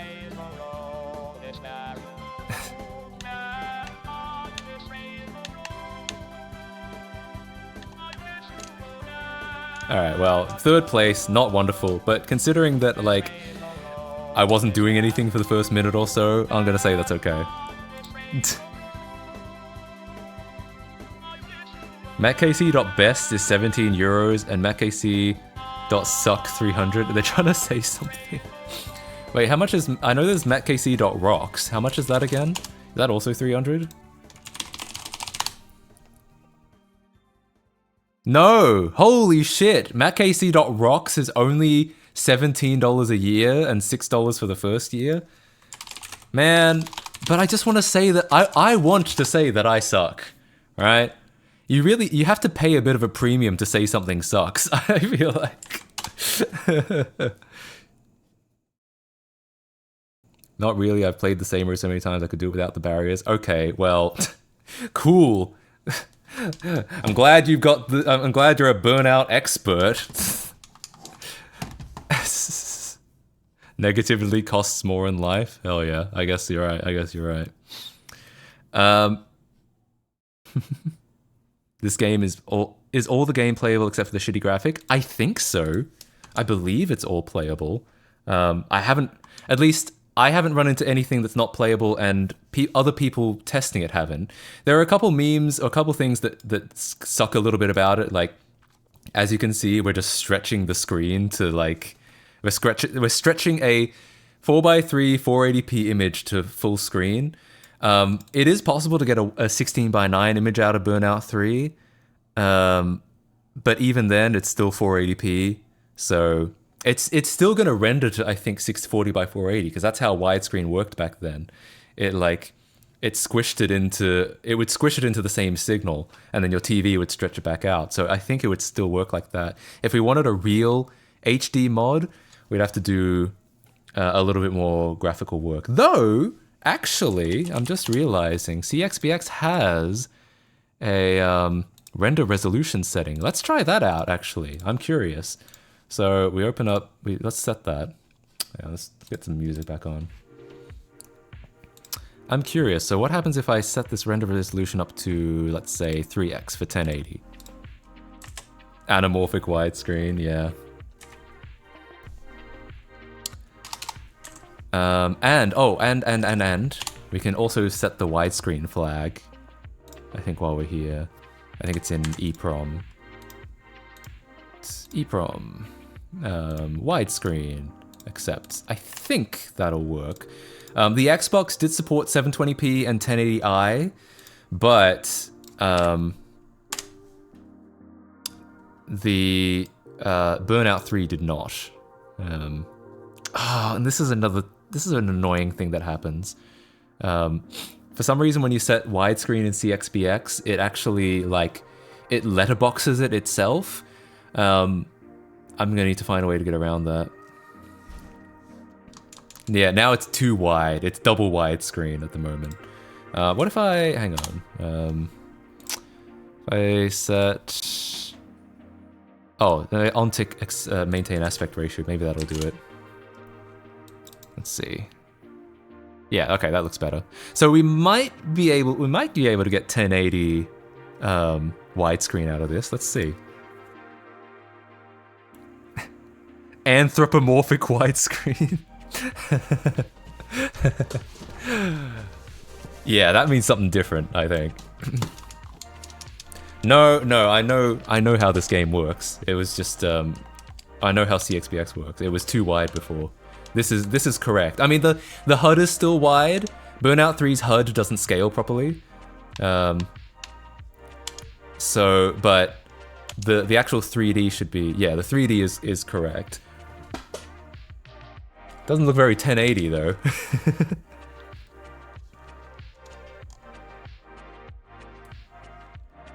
But it is widescreen. It should be, I think. Yeah, so it's widescreen now. That's nice. But it's not... No, I think that's still 480p.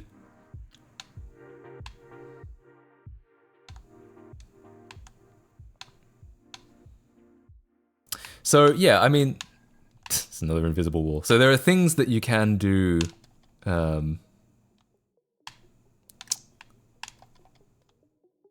Yeah, there are things we can do already to get like a higher res picture, but obviously what we would want to do is we'd want to get like, another wall. We'd want to get like arbitrary resolutions, and that might require some fairly significant code changes. Oh, another wall. Hey, wait a minute, Matt, you did definitely not download this off the internet. Not today. I didn't download it today off the internet. Is it possible to recompile Xbox shaders to PC shaders? I believe they are compatible, because it's HLSL, I think. Though I'm not sure. That's a part I'm not aware of. That's something I'm not super knowledgeable about. What I can tell you is, I can tell you why there are why for the most part, there are graphical issues. And I guess we'll be getting into this if we actually do work on this today. the Xbox had something called a push buffer, and this is actually, I believe, a concept in a lot of graphics cards, which is that rather than send an instruction to the GPU one at a time, they'll kind of buffer it up into a group and then send it all at once. So, you know, you get a lot less overhead sending more instructions at once. And the Xbox took this concept really far. Even if you, the game developer, do not use push buffers, the Xbox will internally buffer instructions together and then send them all together later on. The push buffer is a uniquely Xbox concept, and it contains instructions specifically for the NV2A, the NVIDIA chip on the Xbox. And essentially, the reason why a lot of games do not work with CXBX is you can inject a lot of code, but it's really hard if your game calls a bunch of these DirectX functions. You can inject those DirectX functions just fine, and you can, you know, get rid of you don't have to use the push buffers, you replace them with stuff that works on Windows. Easy. However, what happens if the enthusiastic compiler has inlined those DirectX functions? Then the game itself is creating push buffers in NV2A instruction language and sending them to the GPU without any obvious point to inject. And every game is going to do it differently, and every game is going to do it in different places. And it becomes really, really difficult to do this one-size-fits-all injection approach. You could, of course, write something that reads NV2A GPU instructions and converts them to, I don't know, OpenGL or something. But that's called an emulator. And that's the point of this was to do a translation approach rather than an emulation approach. If the hardware made the push buffers, can't they be disabled on the emulator? The hardware didn't. The DirectX libraries made the push buffers and sent them to the GPU. And that's fine when you can inject the DirectX functions, but if the enthusiastic compiler has inlined those function calls, it's no longer easy to find them so you can inject them. How exactly have we not emulated the Xbox on a hardware level yet? I think it's two reasons. One, the CXBX approach seemed solid for a really long time. Like, why would you bother going to the effort of writing a low-level NV2A emulator when, you know, you can play Turok, whatever the hell, the Turok game on CXBX? Like, they got this game working pretty early on. Translating isn't an emulator. Yeah, that's my point. That's my point, is that CXBX is not an emulator, it's a translator. So you could write an NV2A parser, but then you'd be writing an emulator, not a translator. So the CXBX approach seemed really solid for a really long time. The fact that like you could get something that looks reasonably good on some games is seemed like a winning idea. So why would you bother writing an emulator when this looks like it's so promising and did look promising for a really long time? I think that's reason number one, is that it seemed like the Xbox was so close to Windows that obviously this should work. Obviously, you know, we don't have to write an emulator. This will work one day. And the other reason is, by the time people realized that it wouldn't work, we already had Dolphin and PCSX2 running pretty well. So most of the good Xbox games eventually got ported to PC. Halo, Halo 2, and most of the multi-platform games ran fine in Dolphin and PCSX2. So, you know, again, who's gonna spend a ton of time writing an Xbox emulator when you could just play it in Dolphin? I think, in my opinion, those are the two reasons why Xbox emulation has been so... From a technical standpoint, I don't think it's any harder than PS2 or GameCube to do this, or Dreamcast. I think it's entirely like cultural and historical, like yeah, cultural and historical is that like the demand was low because it seemed like this was going to work, and by the time people realized it wasn't going to work, we already had other emulators and we already had other ways of playing most of the Xbox library. Sure, there are still a couple Xbox exclusives like Jet Set Radio Future. There must be more than that, but yeah, but it's just yeah, that's in my opinion why. What's the status on 360 emulation?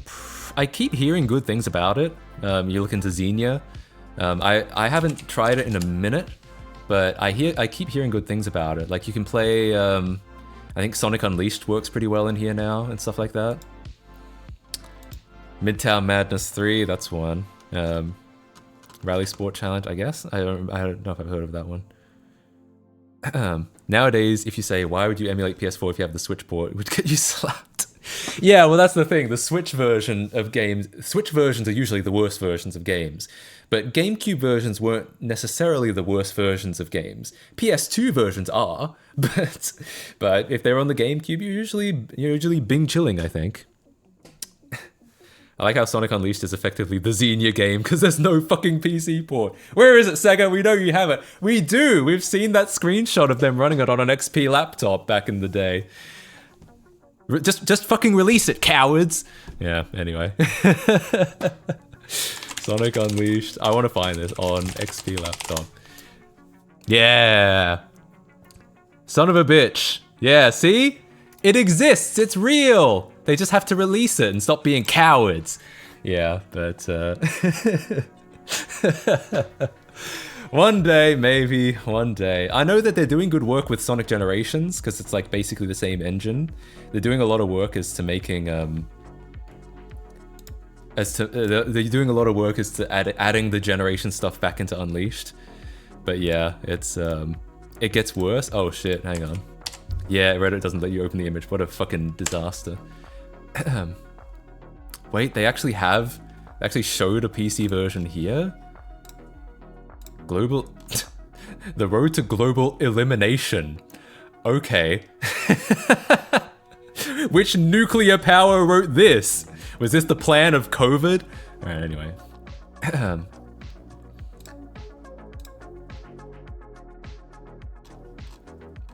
Oh, I don't know where to... 2653. Alright, let's take a look.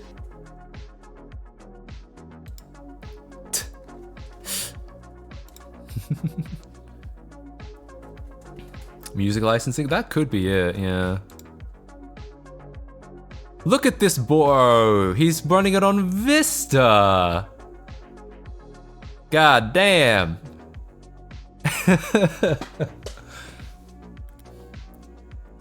Oh, he's not got a good frame rate, though that might just be the video. He doesn't have aero on. Is this home basic? Though I guess maybe he's got a really shitty laptop. No aero, no no hardware acceleration. Yeah, I know. We could do so much with this.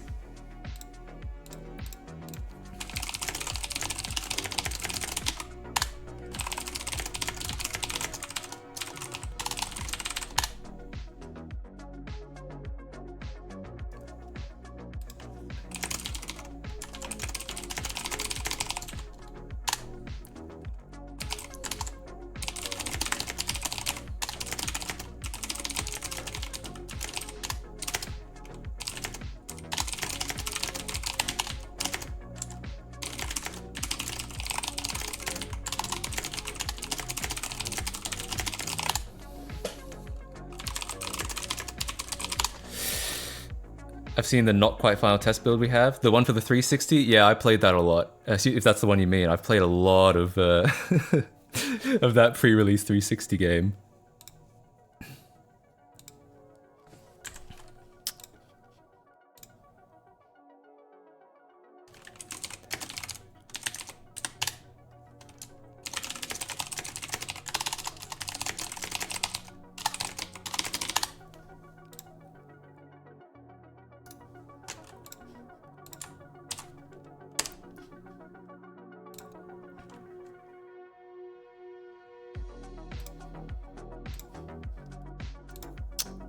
have to get my hands on that demo. I think you can get it on like archive.org and stuff like that. I think it's pretty.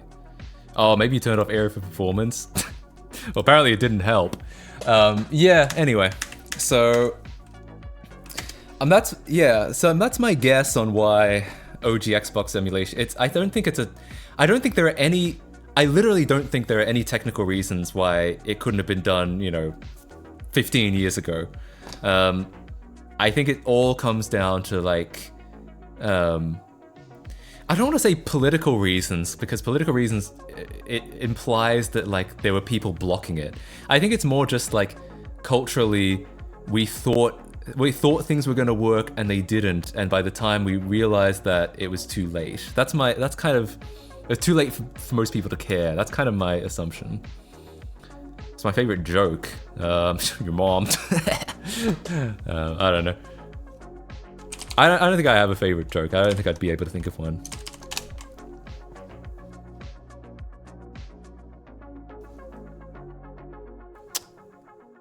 Yeah, Hidden Palace I think has it. I was able to get it, and I'm no special guy. I actually managed to rip a Wii game, like genuinely actually ripped it from my disc. I assume you had to use a real Wii. Yeah, I'd fucking love if, through all that GigaLeak stuff, we got so much stuff from Nintendo, but like, we didn't get any, like, Unleashed builds. We didn't get anything from that. We didn't get I guess we got the source to Sonic Runners by just decompiling the Unity code, but we could have, that would have been nice if we could have gotten that leaked instead. Yeah. Always the same with emulation, low interest kill the dev. Yeah, emulation, because no one's getting paid for it, it's all about like just overall demand, and I guess it's and who's willing to dedicate years of their life into doing something like this.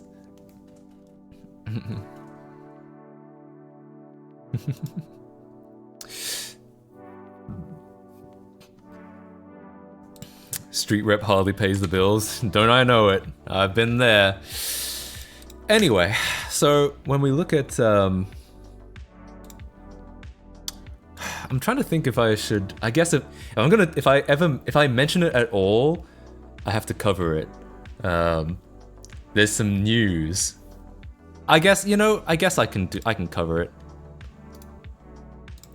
What's going on here, huh?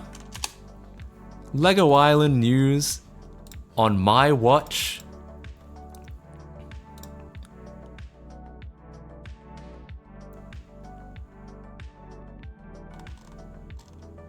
Speaking of GigaLeaks, apparently we've got a new pre-release build of Lego Island going on here.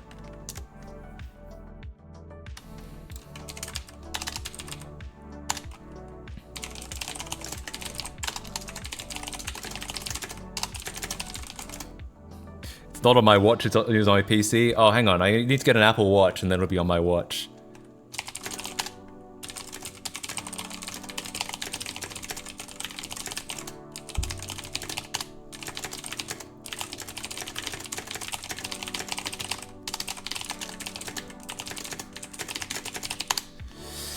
All right, let's take a look. I don't know if I want to watch the. I guess I'll watch this guy's video. It's 6 minutes long. I've got a slug cam on. Hey folks, welcome back. I'm your host, RR Slugger, and today I felt like reminiscing. In addition to video games like LEGO Rock Raiders and LEGO Chess, I, like many other young slugs, grew up playing LEGO Island. Despite sinking so many hours into it back then, truthfully I haven't played it in 20 years, so I'm curious to see if the game holds up today. Now, there are certainly some hurdles to overcome here. LEGO Island has become notoriously difficult to get running on modern computers, and my recent switch over to a Linux OS is not going to make matters any easier. Bro, is this guy me? Machine has a disk drive, and it's going to be hard to put the CD in my computer. Serendipitously, 2 weeks ago, a user by the name of PopTop reached out to me over email with a digital version of the game they said would run on Linux OS. A big thank you to them for helping me finally return to LEGO Island after all these years. Let's see if the game is as I remember it to be. Hold on, I'm just gonna get the slug cam. Alright. Here we go. Got the slug cam on, seems to be working here just fine, and we are going to be playing LEGO Island. So Linux Oh, wow, OS. this is a really bare bones menu. This guy is the only other guy on Earth whose main problem with switching to Linux is Lego Island support. Let's get to it. Let's see if this I game mean, holds up after all these years.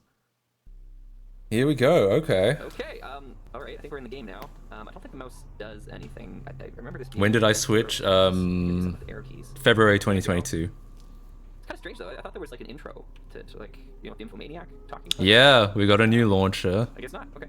The wow, the turn. Yeah, man, I remember this. The turn speed just being abysmal. But I guess we'll head over and see what's. We're obviously gonna try it. This looks like the gas station. I remember this is where you built the buggy.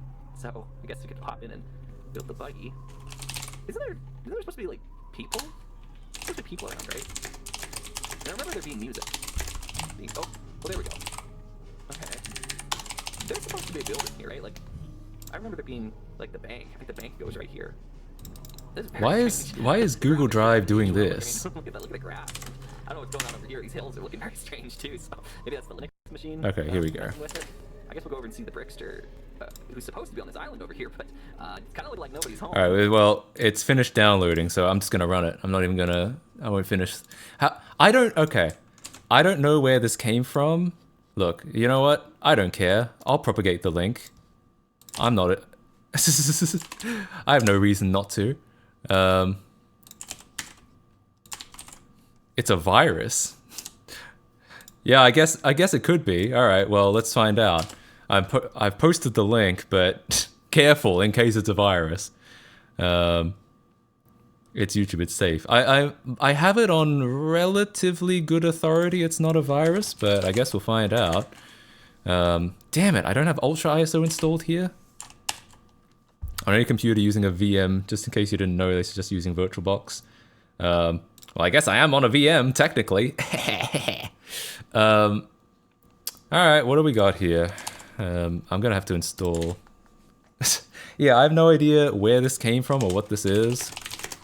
See if I can mount this.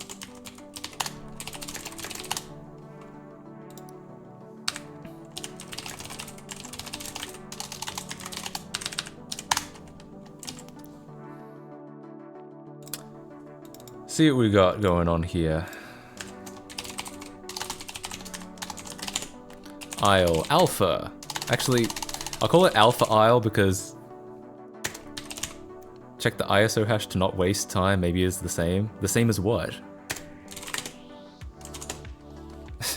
I'm torrenting. Is it legal? I mean, do you have a licensed copy? As a known one? Well, if it's a new release, it's not going to have a known one. Okay. Wait, did I not click OK? I did. It's only illegal if you get caught. True. The file names are different. Let's see. Oh, hang on. I should be running setup/autorun.exe. Couldn't create a button. Alright, that might be a wine issue. Maybe I should be flipping over to Windows 95 for this. Did it do anything at all? Hang on, so if I go to wine, Alpha Isle, program files... No, and it didn't make any folder.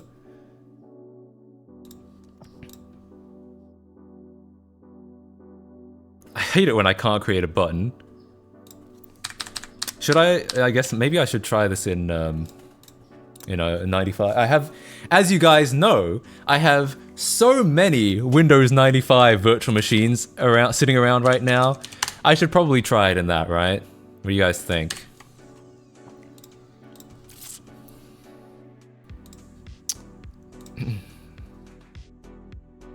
Gee, I wonder why. True. No, I have no idea. Okay, so...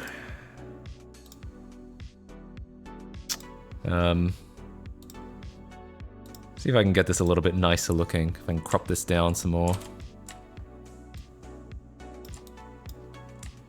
I've had to do this before. It's just such a pain every time. Hang on.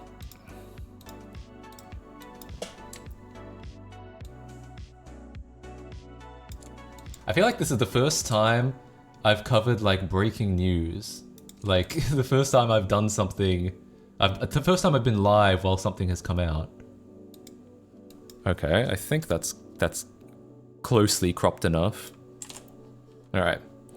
Good enough. Let's install... Let's give this a shot, shall we? Wait, actually, I should try PCM, right? We should get a real authentic experience, shouldn't I? That makes sense to me. Never mind then. Never mind this VMware shit. Alright? Fuck this. Not yet? You think I should do VMware? My .NET backport, is it not easier to make Rebuilder not require .NET? I already did. I already rewrote Rebuilder in MFC.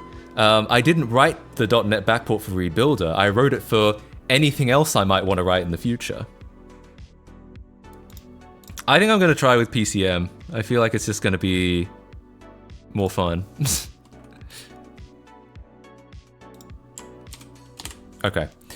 Here we are on Windows 95. Let's load a CD in. What was it called? What was this disk image called again? It's called Lego Island Alpha. Yeah, Lego Island Alpha.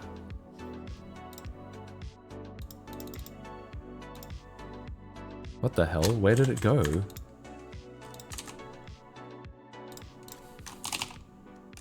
Oh, it is there. Oh, it's okay. It's a .img file, which is not a .iso, so it's not in the default filter. All right. What do we got here, huh? What is going on here? All right, install. You know what? This is really interesting. You know what? This looks so much like the Chessmaster UI. Hang on, let me find that. Like this I guess was the Mindscape look at the time. Yeah. Look at this, Chessmaster 5000. Oh, fuck God's sake. Why is it fucking 120p? Alright, fine, it'll do.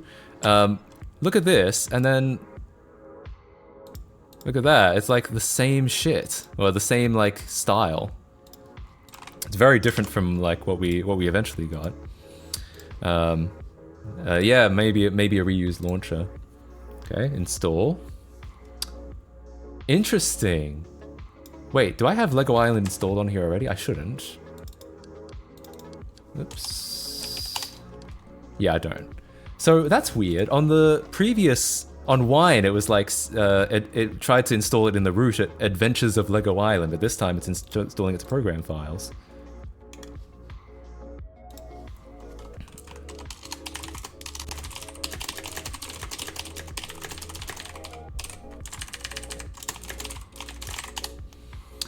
Alright, well, so it installed this time.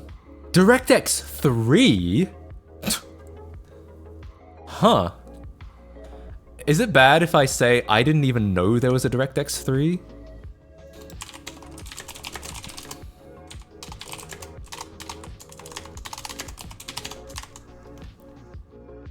I should honestly not spoil myself too much. I'll bring up my PC, install the IL beta myself. Alright, cool.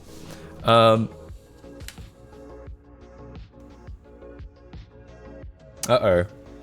If you are a guest parked in Space 65, you need to come and move it immediately. You are parked illegally, your car will be towed. That's not me. Anyway, I'm gonna say no. We can always install it later. I feel like that might fuck things up. I think I've got DirectX 4 on here. Let's find out. Oh, maybe I don't actually. Maybe I have no DirectX on here. Interesting. You think this would work on Windows 3.1? That's what I was thinking, actually, because if it was trying to install in the root, then maybe it detected Wine as Windows 3.1? Race car.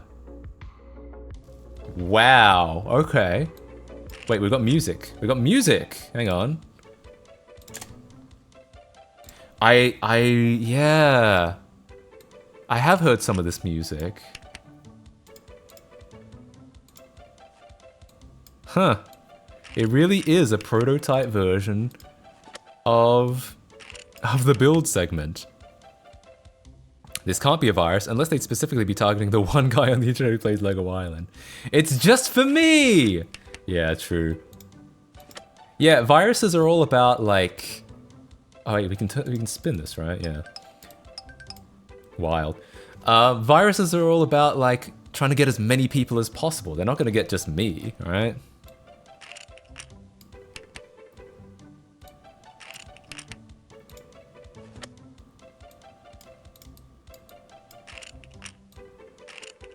Man, this is like an alternate universe Lego Island. Like I can see what they're kind of going for with the music. It's this like, it's got a very kids game kind of feel to it. Like not to be rude, but kind of a stock generic kids game feel to it. What we got was a lot more like characteristic, but I can absolutely hear a kids game having this soundtrack. Oh, not that one.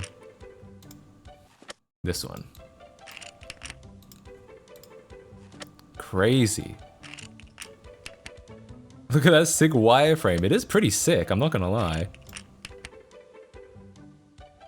And that's it? I guess we have to press the triangle to finish, right?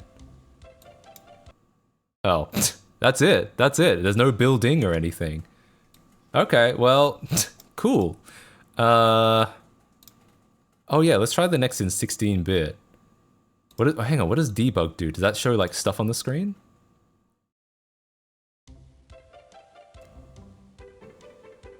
Not as far as I can tell. Oh wait, I remember I heard someone say that if we look in the there's a debug DLL here, Lego 1D, right? And it's way bigger. This Lego 1 is 605 kilobytes, and this is 1,000. It's twice as big essentially.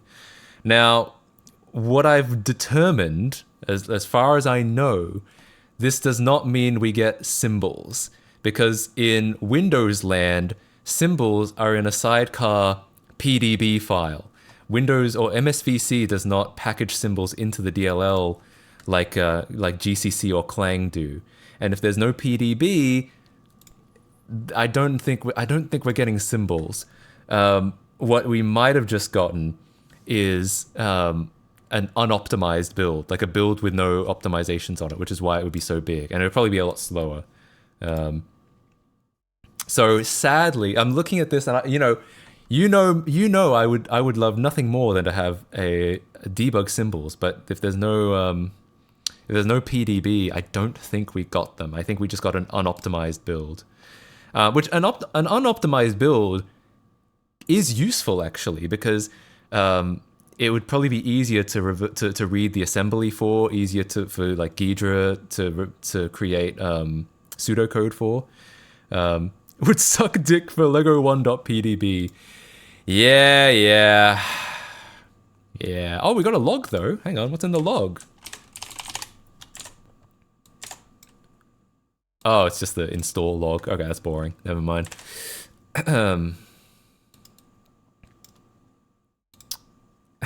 Anyway, don't remember the name. Oh, could it contain class definitions and other things? All compilers did include information in these debug builds. Maybe. I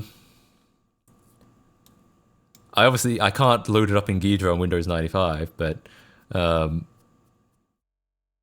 have a friend who looked into it and didn't find any symbols or anything like that. But we can take a further look later on. Oh, there's a tweet. Hang on.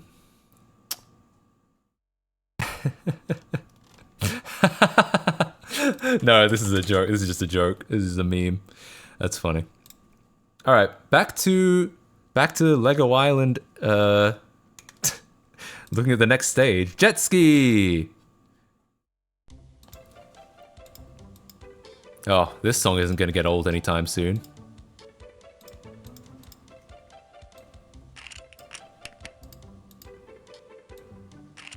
I mean, but most of the gameplay is here. I mean, this wireframe is actually kind of...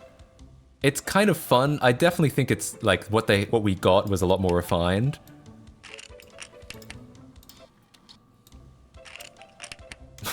Wait, was that the loop? Was that a really awkward loop that I heard?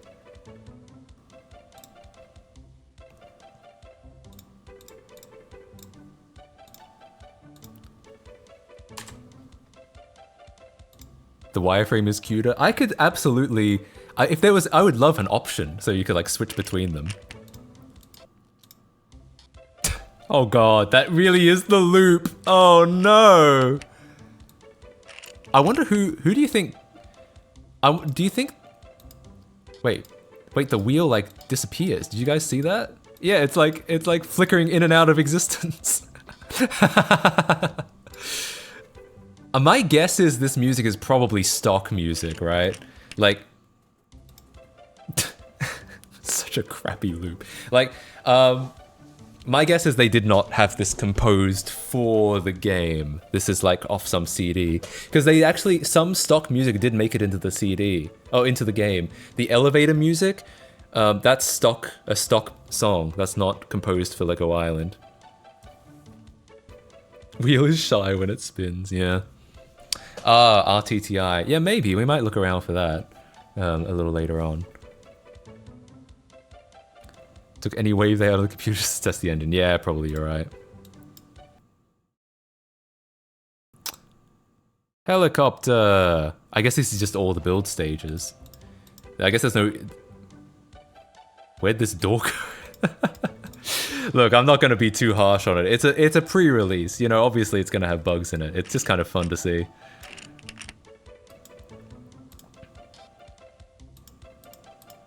You could argue that the wireframe is actually more useful in some circumstances because I'm aware that in some graphics modes, it'll show well, what it's supposed to show is I think like a... Oh, maybe I'm misremembering already actually. You could argue that the wireframe is useful because it shows you like all sides of it rather than just the solid block. But I guess the idea is you can always spin it around. I'm gonna hear this music in my sleep. You're not wrong. You know, it gets a little repetitive.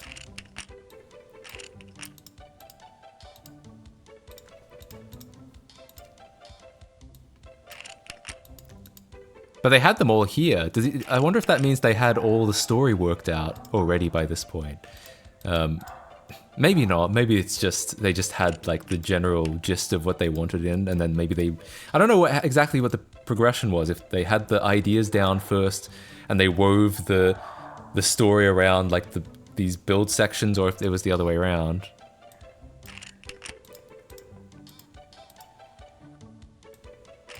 Ah, wrong one. Oh yeah, there was a dog. Wait, is the loop better in this one? I haven't heard that awkward loop in this one. At least maybe I just haven't been paying attention. Is that it? Oh yeah, that's it. Oh no, that's not it. I just can't see the wireframe. Where is it? Oh, it's over here. Of course it's not it. Where's the fucking, like, propellers? Is one of the doors broken on the part place? Yes, it is. It's very broken. Okay, that's it. That's done.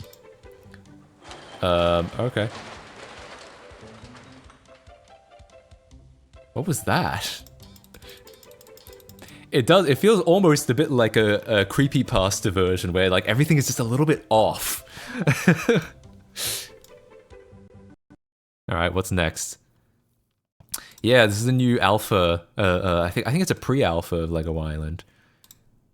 Dune buggy. Oh, look at this. Isn't this like a different perspective?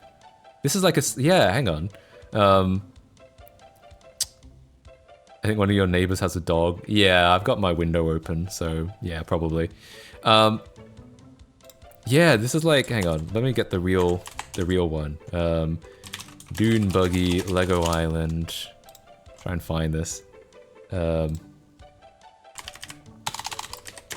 Is your accent the creepypasta version of an Aussie accent?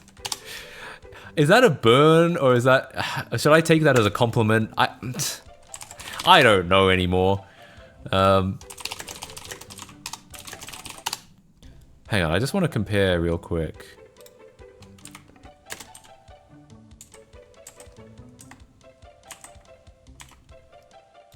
Yeah. Wait, hang on.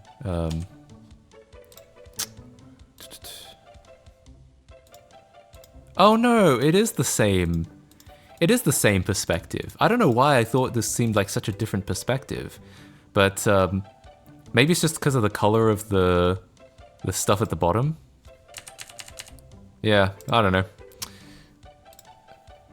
Yeah, looks the same. Looks pretty much the same to me. Never mind. The color is very different. Yeah, that's probably what threw me off.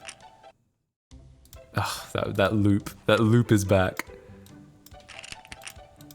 I swear to God, yeah, I will. I'll wake up and I'll hear that loop and I'll be like, oh God.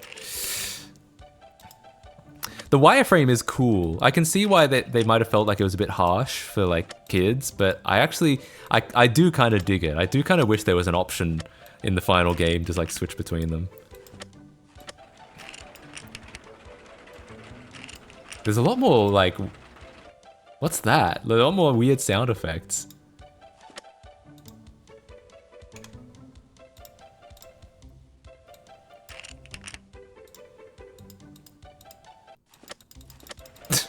Fucking loop. Is this it? Oh, it's flickering again. The fucking the switch is disappearing again. I could add it as an option, you know? I guess I could. If I could figure out how this is doing the wireframe, yeah, I could probably add it as a rebuilder option. I genuinely thought it started raining. What if I click, hang on. Yeah, can we go? Oh, we can't navigate to the information center. Do these colors work? I think a lot of this stuff doesn't. Oh, hang on. The colors don't work. Oh, a lot of stuff just flickers around. Yeah, okay. Colors definitely don't work. All right, well, I think that's it. What's next? Island. Let's get some 16-bit going here.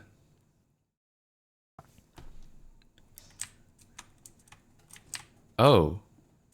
Oh, that control is not good. It actually is worse. Why do you turn like 10 degrees at a time?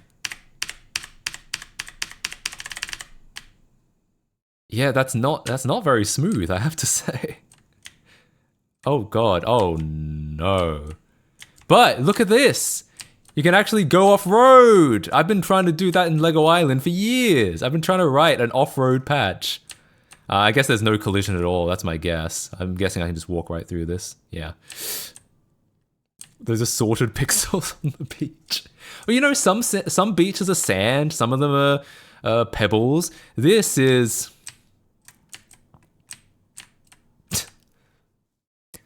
McDonald's beef patty with mustard and ketchup mixed in. So... Carpet. No buildings. Oh, I see that you don't go up or down. So if I just walk into this... Wait, what are these? Oh, these are the... I thought these were like bears in the background. I was like, what is that? Alright. So I guess I can go up... Fuck. Yeah, so you don't go up or down at all. You just, hang on, how far can I go into the ocean? This is, we ran out of colors. But I'm even in 16-bit mode. There's no excuse. Oh, I reached the end of the world. Well, that's cool. Oh, EQ to go up and down, like the debug. Hang on, does OGL work? Oh, OGL works. The OGL commands. Wait, there are buildings over there. All right, hang on. There's SIO that worked with this version. I don't know. I haven't looked at the files yet. Wait, there are buildings now. Where did these buildings come from? Oh, wait. Okay, well. OGL, yeah. If you type in OGL in Lego Island, it enables a debug command list. Or like debug command hotkeys. So you can do stuff like press U to go up and D to go down. And stuff like that. Try going under the map.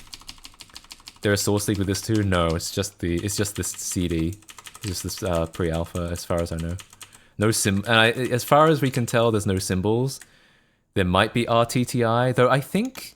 Wait, didn't RTTI... I seem to remember...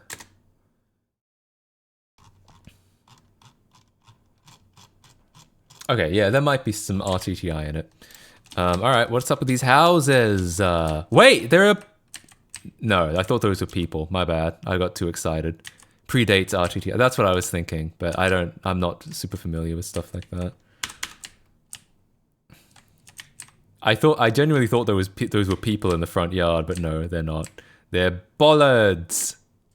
This turning is actually quite bad, I have to say. Like, the turning is bad in the final game, but it is actually worse here. Like, it's so laggy. Like, hang on. Look, I'm gonna press left. I'm gonna hold down left. I'm gonna release left. Oh wait, maybe only if I'm moving. Okay, so if I'm going forward, press right, release right. Yeah, and I keep going for a little bit. It's like, it's kind of...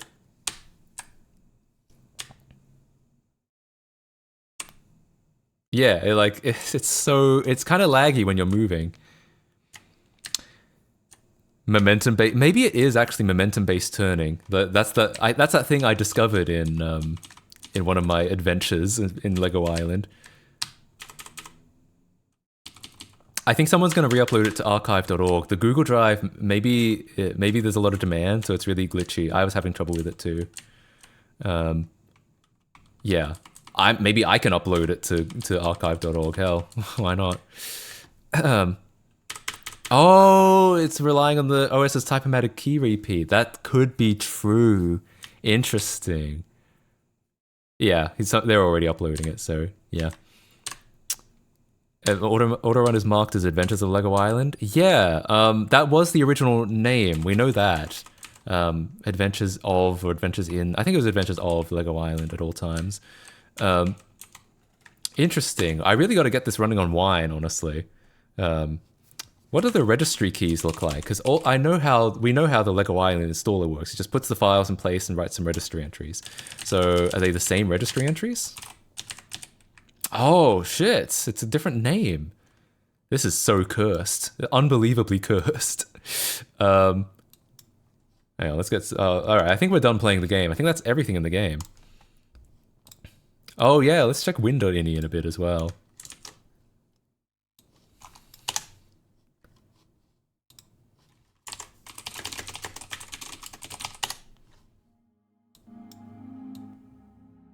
There's the music. Cool. Well, I mean, the good part about this is that you could have Lego Island and Adventures on Lego Island both installed, and the registry keys wouldn't conflict with each other. Great! What's the OVA file? It's a virtual machine image, I think. I don't think we're that interested in that.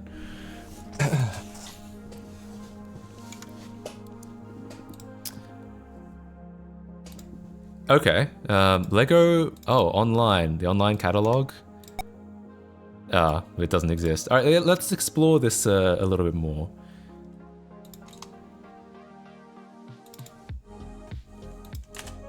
Alright, what have we got?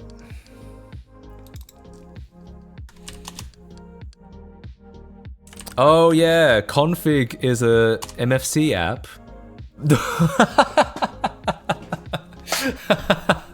Fair enough, fair enough. Config is in real Lego Island. Config is an MFC app that sets, like, you know, it's the 3D settings, your 8-bit or 16-bit music on or off, stuff like that. And it is written in MFC, but I guess they didn't finish it yet. Main R, and then main. So here's something we know about Lego Island, is that they had 2 executables around for a while. Startup. Okay, my guess is that one of these, probably main.exe, will take command line arguments. I'm gonna try it. December 31st, 1996. Hell yeah.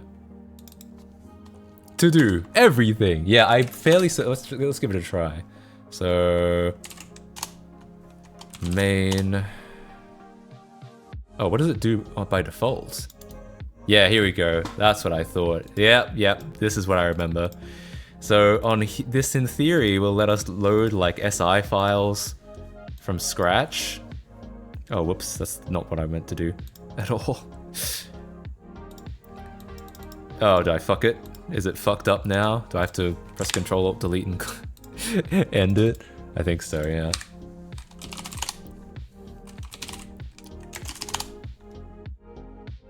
I think this does take command line arguments, but I don't remember what they are. It doesn't matter because we can just use the stuff here. All right, so let's Lego scripts build. Yeah, so we've got copter, dune car, jet ski, race car build. That's probably just shared stuff. What happens if I open it and then I go? I don't know, startup, sure, and then I go start, and then no way! Look at this!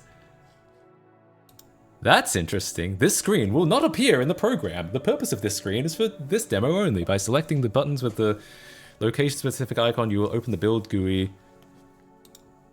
Oh, wait, I can click one of these. No way! Oh, that's sick! I love that. I love that. That is so cool. Oh, and it crashed. You know what? I'm not even bothered though.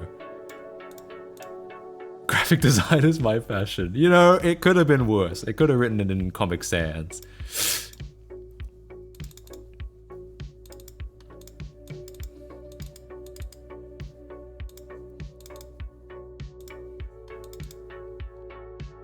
What if I load like, I guess I can just do it. Fuck it, alright. What if I just add this? What does this do? Oh, interesting. I can just load the buttons themselves individually. That is so cool! And that damn song again. Yeah, main crashed. Okay, let's take a look at these a little bit more closely. Do I have HXD installed? Not yet. Let's hex edit these real quick, okay? Let's take a look. I have HXD for Windows 95. I have been needing it for some reason recently. What were the M versions? We'll check that out in a second. Hang on. Real quick, I'm gonna let HXD install. Hex yeah! And I'm gonna go take a piss and I'll be back in just a couple minutes. Alright. See you guys. Oh, this will be done before I even leave, but alright, see you guys in a minute.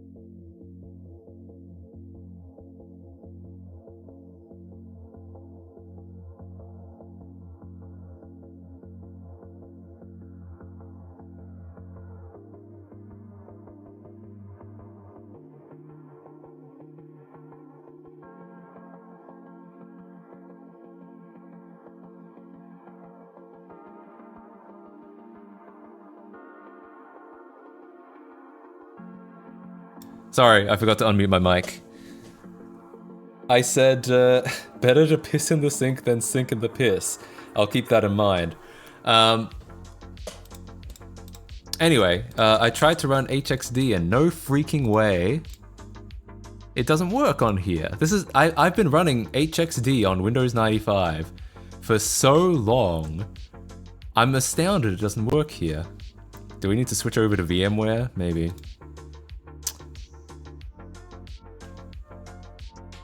Oh, nice. Thanks for reposting that.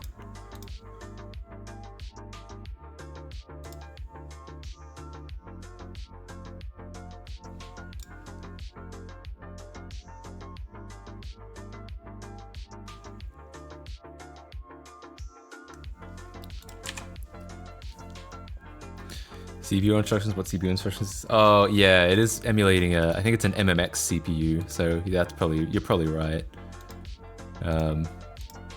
Oh no, it's not even MMX. Hang on, let's try that. Let's switch it over to an MMX CPU. It's actually a Pentium 200, because I was testing something.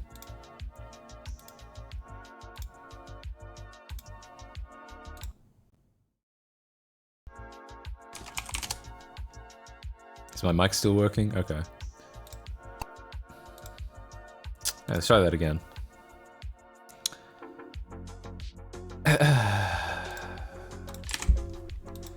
I'm really curious about these SI files, because if these are 2.2 SI files, we might actually be able to like mess around with the retail game files with this launcher.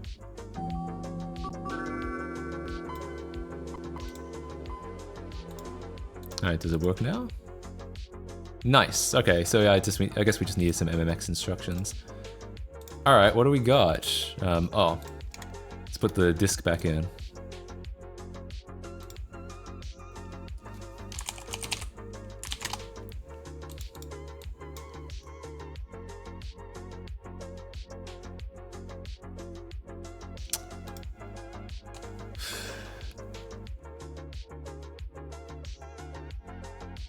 It's always so hard to find. My downloads folder is too big. It's so big. Okay, here we go. Let's take a look at some of these. Scripts. Builds. Yeah, sure. Alright, we've got a riff, got an omni, got a header, and it says... where do I get my... Or maybe we don't have it in this version? Where's my, like... types on the side. Oh well. Interesting. I think this is 2.1. Unless it's... No, it's Little Endian, right? So it's probably 1.2. No, I'm not talking about Indian. I'm saying Little Endian.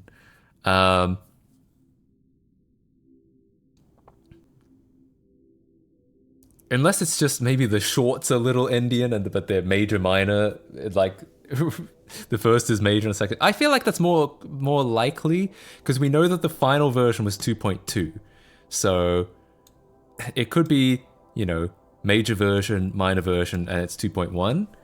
That feels really likely to me. Yeah, I feel like that's got to be it.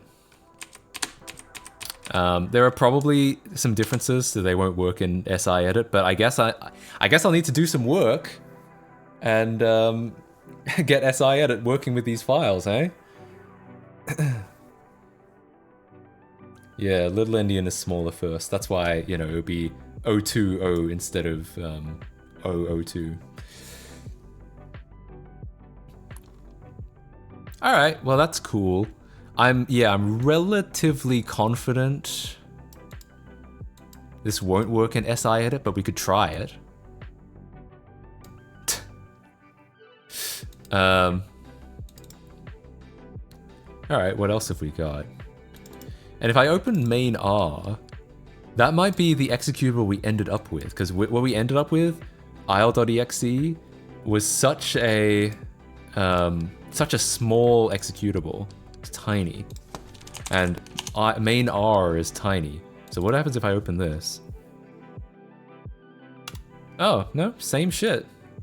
Maybe one of them is oh, one of them's probably release. Like, you know how it says Lego 1 and Lego 1D? Maybe this is main debug and then main release. It's kind of weird to have R as your suffix. Still can't get over your American R.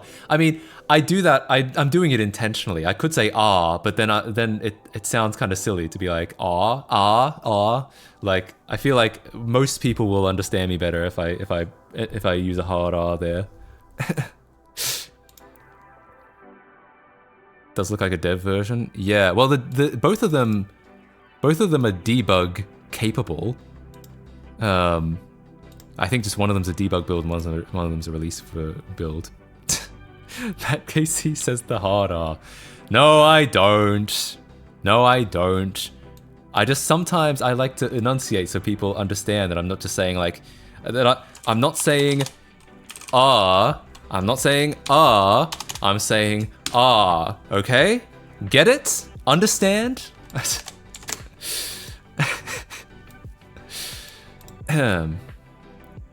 This is like a Linus sex tips moment. Damn.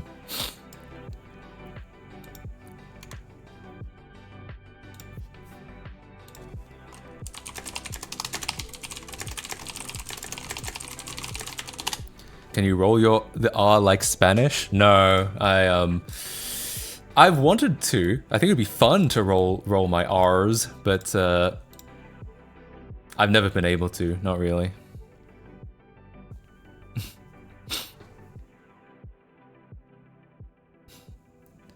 Matt Casey on his way to following in Terry Davies' footsteps. No, not yet. You know, when I start making my own operating system, then you can start being concerned. Hang on, let me get a screenshot real quick of Lego Island OS. Let me get a screenshot real quick of that frame we found. This one. I'll just get it. I can't say this one, you guys, and expect people to know what I mean.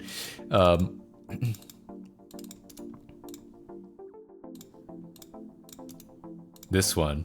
This is so interesting.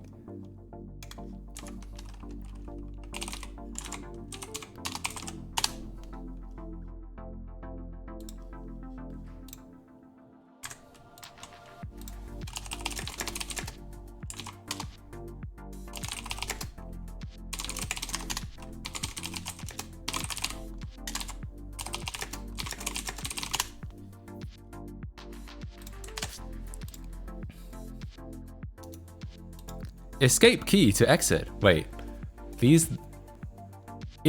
Hang on. In the product, you... Oh, I was so confused. I was like, in the product, an animation, a host who... No, in the product, you will be welcomed by, through an animation, a host who will describe how to build. In addition, music, sound, and funny, friendly, location-specific dialogue will be present. These GUIs are for building the jet ski, the helicopter, the race car, and the dune buggy. To exit, simply hit the escape key on your keyboard. Escape key to exit. Yeah.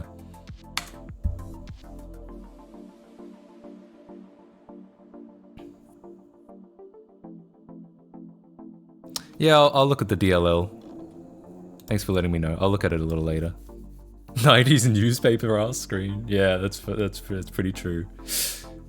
I wonder, hang on, what else can we find? Do I know any other languages other than English? I know tiny bit of Japanese. I can usually read some Japanese okay. But I'm far from fluent. I'm not conversational. Not even conversational.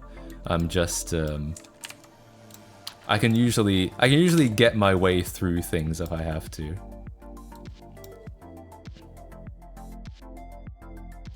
What is MS Run? That's in the final release. Oops, hang on. Let me shut down this one actually.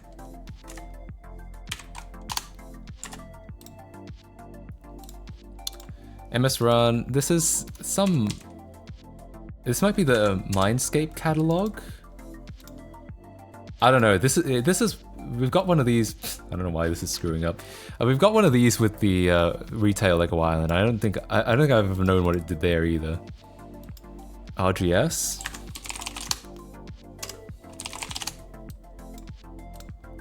Ah, okay, so this is some tool that can put a bunch of stuff into the registry, I guess. It's XP visual glitches before XP, yeah, pretty much. GDI 32 moments. Yeah, I guess so. The only impressive thing that I know is that I can read the Cyrillic alphabet pretty well, but I know little to no Russian. Interesting. I did try to memorize Cyrillic at one point, the alphabet, and I got pretty good, and then I never did it again, and I just forgot all of it.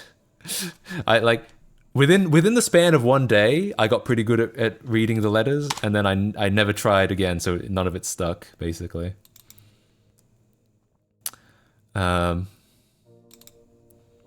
Yeah, I mean, I haven't actually poked around release Lego Island file, so I didn't know. Yeah, I mean, to be fair, like, it's a good question. What does this do? But yeah, I don't know. I have no idea.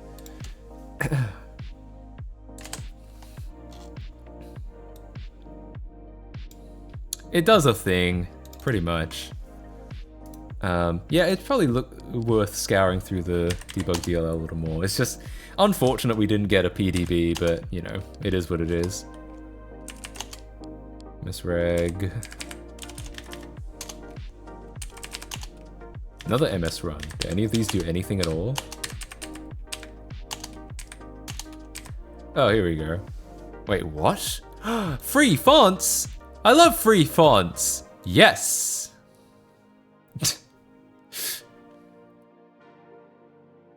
Yay! Is Startup in the release version? No. Startup is something new. This is this UI that shows up. This really ugly launcher. Yeah, this is new, but I don't think it's anything outside of being a really ugly launcher. I don't think it's anything particularly. We enable debug, nothing. I think it just switches to. We did all this earlier. I think it's just switches to Lego 1D. It's just a testing thing. Nothing really shows up. RGB color model. I think what we're gonna find is in Lego Island proper, there's like 4 graphics modes. There's Direct 3D HAL, ramp emulation, MMX emulation, and RGB emulation. I think it's gonna be equivalent to that. It's probably not gonna look much different. Oh, it is a little different. This oh yeah, it is. Okay. Never mind. It is different. It's kind of uglier. the colors there are a lot less colors this time. Hang on. RGB and 16-bit. Let's try that. You just got home. Hope I'm not too late. Oh yeah, with 16-bit it's a lot better. Oh, so I think this is like a slow software mode, essentially. Yeah, we're just looking into we've already looked at a lot of these. Okay, so without RGB, what's this like? Yeah, it's less slow. So RGB I guess is slower, but it's prettier. It's nicer looking.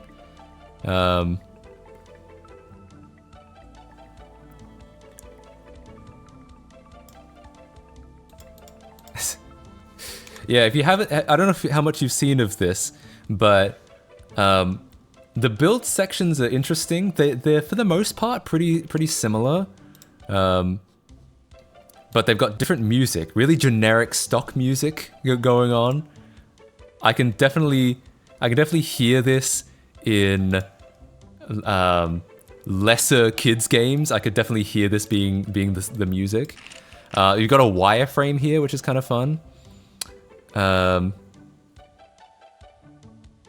color band, yeah, color banding. I mean, the color banding is really good on RGB mode. I mean, I mean, but by which I mean there's very little color banding in RGB mode, so it's prettier, but it's a lot slower. A lot slower. Oh, Lego Mania is the name of this tune. This was composed for it. I thought this was going to be a stock song. That's good to know. It remixes a song from old Lego commercials from this era. That's interesting. Okay, good to know.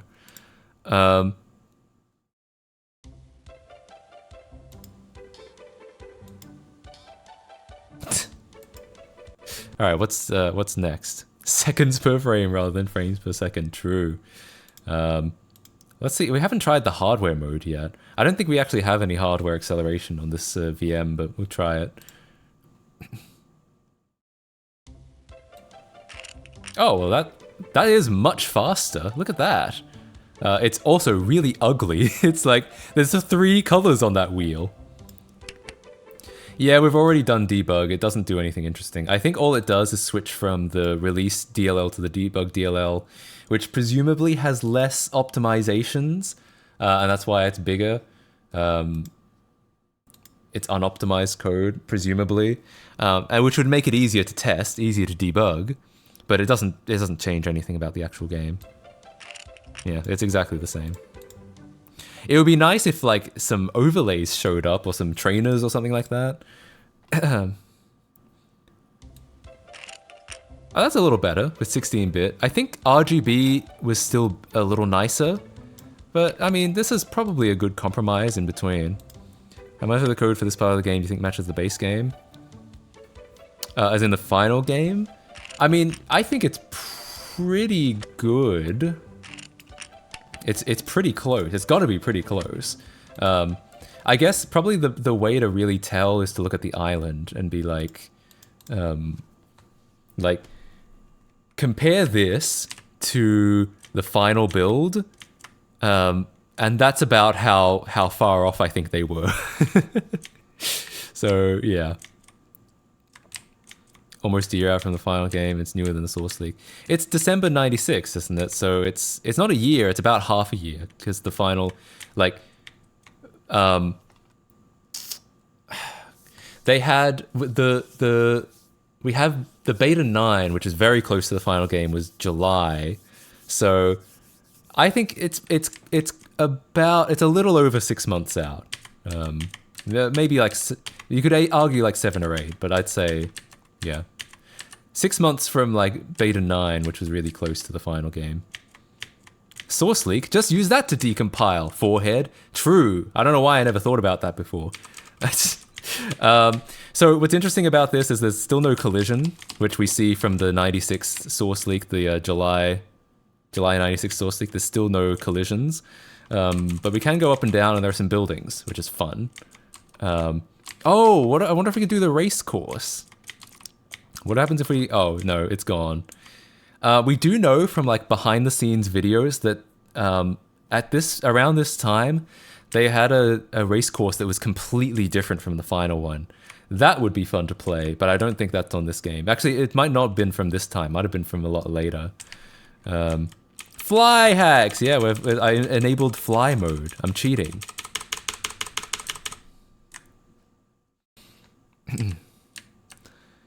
Keep forgetting... Can you replace the real DLL in the main game with a renamed debug one? I doubt it. I don't think it would work. Or I think maybe we would... Well, there are a couple things that would happen. First, it would complain that that it's the wrong SI version because these are 2.1 and the final game is 2.2. The second thing that would happen is probably nothing because this DLL is not designed to auto-load the island or the information center or anything like that. So yeah, I don't think anything would happen if you did that. Put EAC on that, true. Alright, so I think we've pretty much... we've already kind of exhausted the gameplay. The files are interesting though. So yeah, these are all SI version 2.1, which is slightly older than SI version 2.2. Regardless, I might try and open these in SI edit and just see what happens, alright? Let's see. Actually, hang on.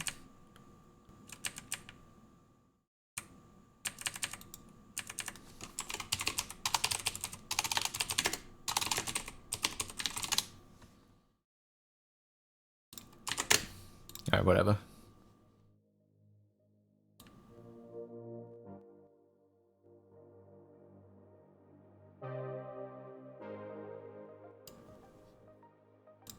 What am I essaying in the background? I'm just getting some messages from other Lego Island people, essentially.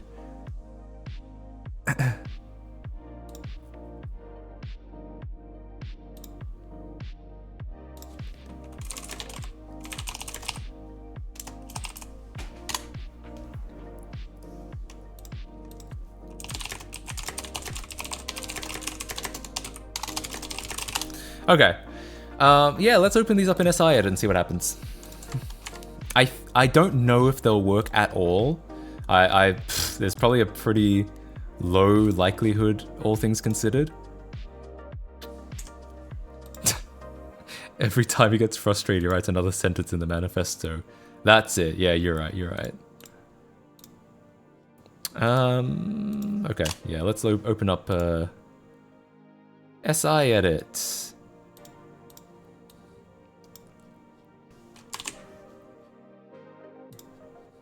Okay. Yeah, I don't know if these will work out of the box. I feel pretty...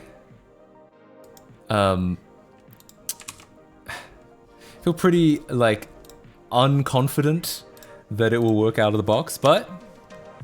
doesn't mean I'm not gonna try it.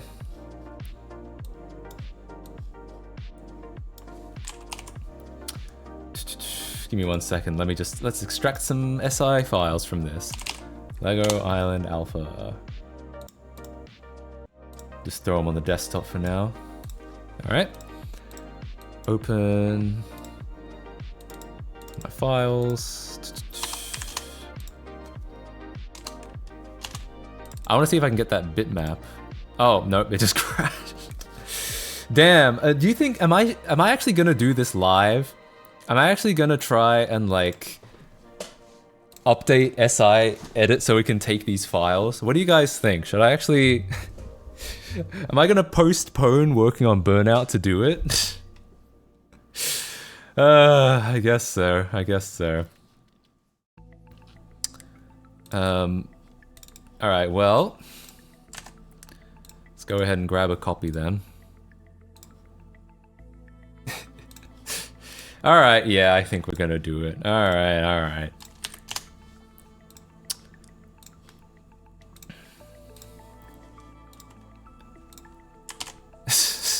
Matt KC streams are very obviously known for how on task they are. It's almost like I have ADHD or something. I mean, to be fair, we don't know that. We just did a bunch of tests that said it was very likely. I'm gonna get a real diagnosis at some point. Always talk to your doctor. Don't self-diagnose. Code stream, code stream. I guess that's what we're doing. We're gonna, it's time to update SI Edit so I can, where is it? Oh, it's libweaver, yeah. So that we can start opening some of these files, okay? I failed the furry test though. Well, you know, maybe I should get a diagnosis for that too, right? Alright, we'll close my beloved Reburn 3. We'll close that for now. We're not gonna be needing that yet. Not just yet. Alright, let's just make sure we've got a build chain that actually works.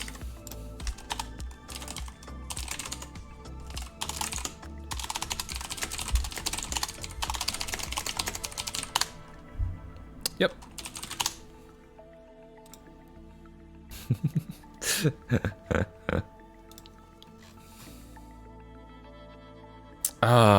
Hang on.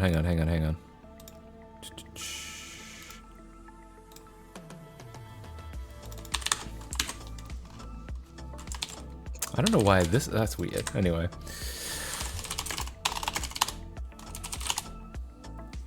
This should work, I think. Cool. Yeah, I just haven't updated it for Qt6 yet. Alright, well.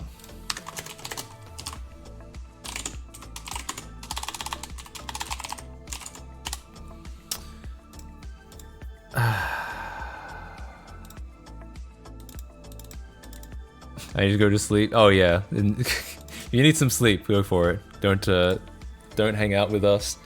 Or don't stay up just for this.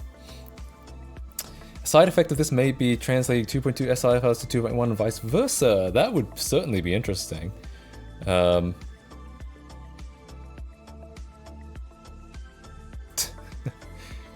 Legit was dying to check this out. I'm happy I'm out of work early, so you checking out. Hey, you know me. Can't let a story get away. Content demon. Alright. Interesting. Alright, so let's see if we can figure this out.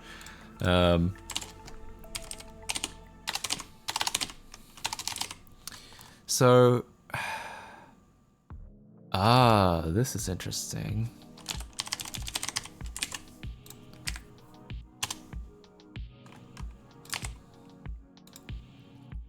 Let me bookmark this folder because I'm going to keep opening it. Oh, this folder actually. Could keep opening that. Alright, well, yeah, certainly got a number of issues. What sleep? I've been up since 9 AM. There you go. Yeah. Backporting Lego Island to the old engine. I don't know. Is there really much point to that? But we'll certainly give this a go. I need to open up Hex Editor and take a look. So, failed to find object 10011 for chunk. Hang on, what's the smallest? Let's start with the smallest SI file I can open. Oh, they're all actually pretty small, to be fair. It's only 2.3 meg. In the final game, this is like 100 megabytes, and it's only 2 here. Yeah, actually, build.si is relatively small, so maybe I will just focus on that. I really want this one because I want to extract that image we saw. Okay, so... It's literally a green plane with shit stains. Well, I wasn't gonna word it like that, but yes, you're correct. I think I'm gonna be back to my ways because I'm heartless.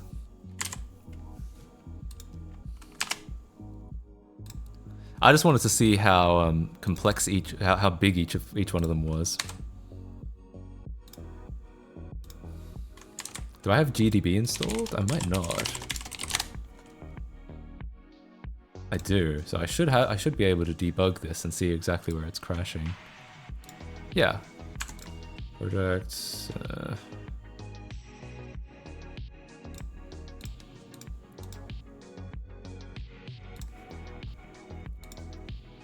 Kits. Ah, here we go. Debugger. System GDB. Okay, cool. Oh yeah, 010 editor. Isn't that? Did you have to pay for that though? Alright, we've got a debugger now, so we can actually get somewhere. Alright, what are we trying to look at? We're trying to...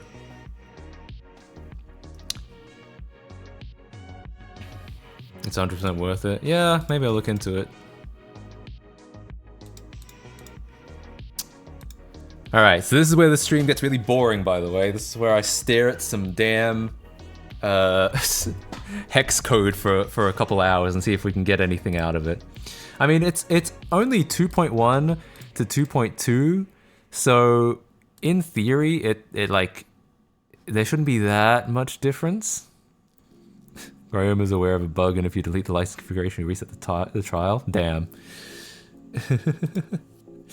Okay, so that's interesting. There's a lot of chunks being written here. The hex code is doing numbers? Yeah, I guess so. Okay, so... Failed to find object 10011. No, 10011 for chunk at 1000. It's all in hex, obviously.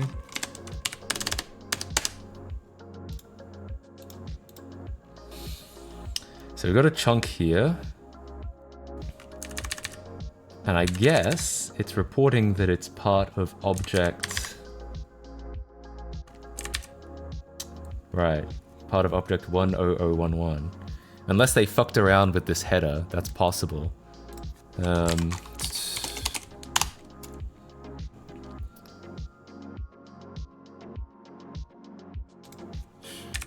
A literal 0 byte chunk. Cool, that's useful.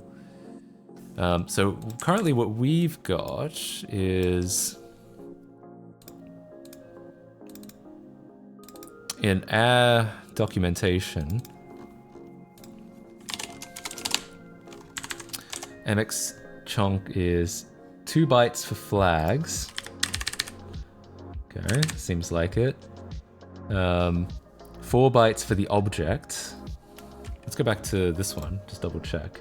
So 2 bytes for flags, 0. 4 bytes for the object, 10011.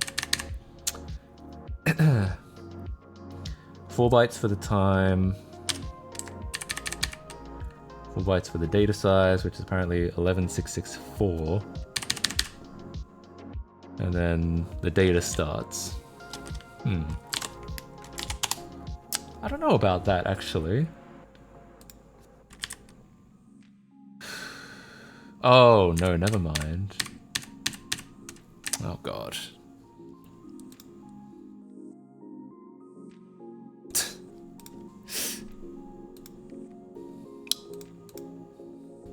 These are all fake chunks, that's why. That's why I'm getting confused here. This is a real chunk, I think, so... It is, hang on, I'm just gonna double check these work how I think they are. MX chunk. The size is 436. We know that, that's fine from just the regular riff. It certainly seems like this is flag, seems like this is object ID, seems like this is time, as in there's no time to die. And then the last one was data size. Which is 428. 436 minus 428. 14. Which is, I think, accurate. So, alright, MX chunks work the way we expect them to. Something I could do, SI-edit has another function called, where you can look at the SI file structure. See if we could, no, same issue. Have you ever tried Notepad? No, what's that? Okay. So essentially what we're finding is there's a lot of like chunks for objects that don't seem to exist. Now this is probably a parsing issue. I guess it's possible that like there's an issue in the SI files, but it's probably a parsing issue. Object 10013. I'm gonna search for that number and see if we can find it anywhere else. Let's look for... In fact, I might even look for 10011.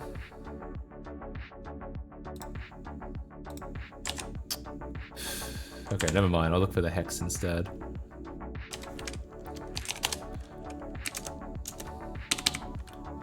Hex is this, and we'd find it in little endian, so it would be X. Oh no, I need a hex. I guess 1B270000, I think.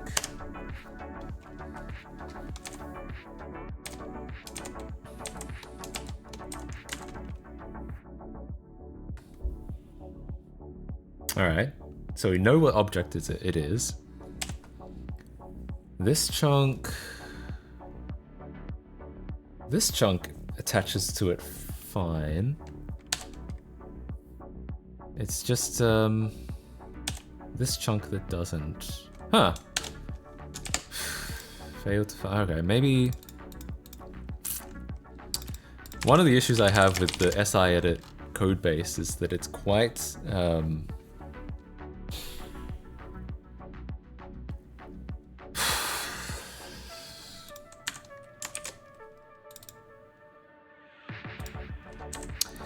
is that it's fairly old, so I always feel like I have to re-familiarize myself with it every time I open it up again.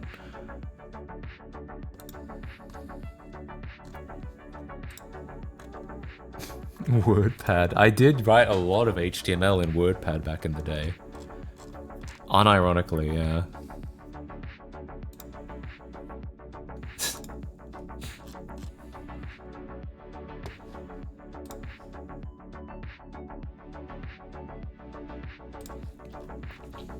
Okay, so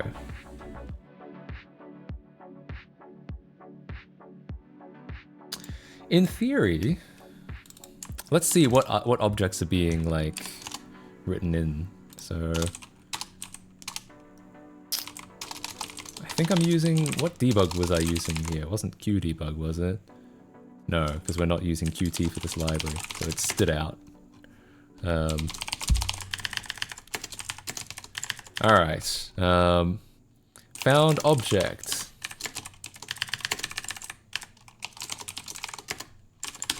And that will tell us if it actually finds these apparently missing objects. I could also just like examine the two SIs side by side and see if there's any... Yeah, indeed it doesn't find object 10011, and that'll be interesting to figure out why. It finds object 1 and 1002.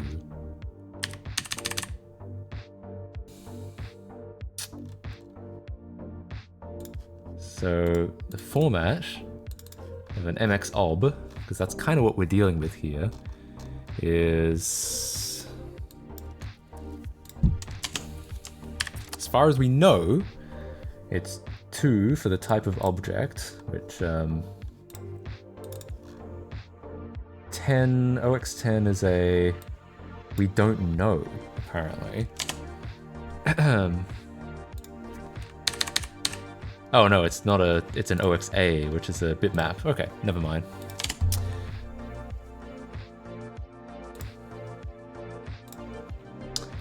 So bitmap, got that.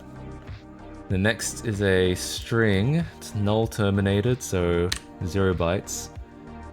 The next is an unknown variable of 4 bytes. And the next is an ID. I might actually grab an original SI and put it side by side. Let's open up good old no CD. Actually, to make this as equivalent as possible, let's open up hospital so we can find the bitmap and compare them side by side. Okay. 234. 2 bytes for the bitmap ID, 1 byte for the null terminated string, 4 bytes for we don't know yet. Okay, and then we have a name. That's so far so good. Yeah, name, variable string. Shrek Extra Large came out exactly 21 years ago today? Is that true? Damn, they really were following Shrektober. Oh yeah. Well, in North America it was actually yesterday, October 30th. Maybe on the anniversary of the Xbox version, which is November 15th. Maybe I'll... that's when I'll do my 100% run.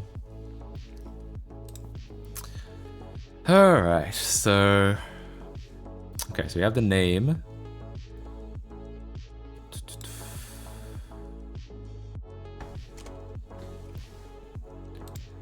Null terminated. ID, which is 10013. Did we get 10013? No, we didn't. Okay, well then why did we get 10002? I'll search for that. 10002. There's a plane. Okay, so we got this object.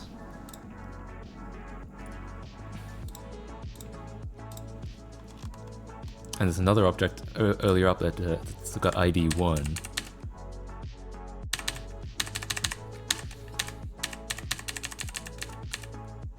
Oh, no, this has ID 10,000. Which one has ID 1?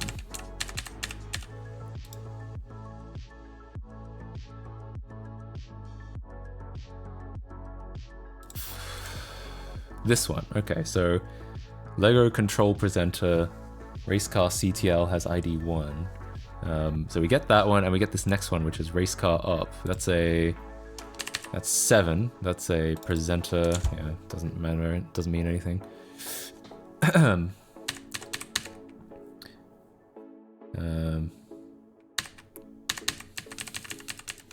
so we get the name, get the ID, which is 10,000. We don't find this one apparently.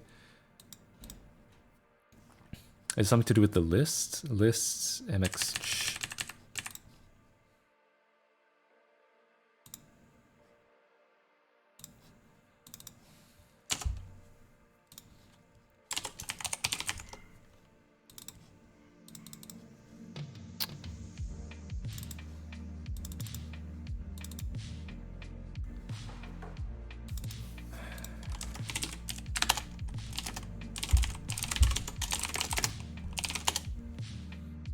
Here we go.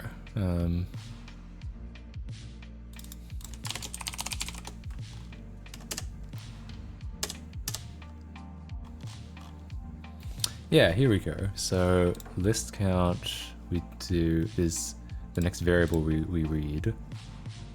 But is that real? Is this different? 4 and then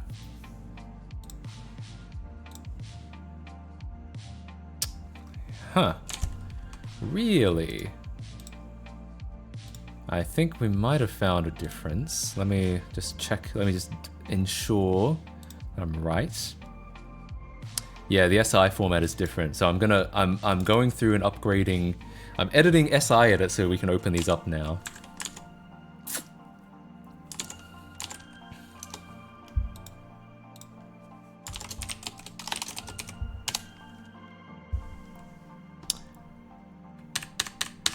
Yeah, okay. Alright. So...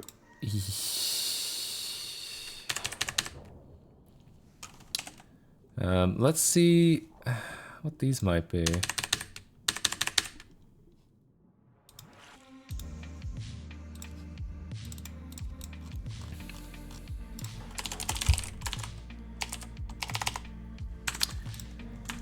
I guess I'll have to start making some constants for the versions. Version. Then 2, 2. Alright. And then we can use that here.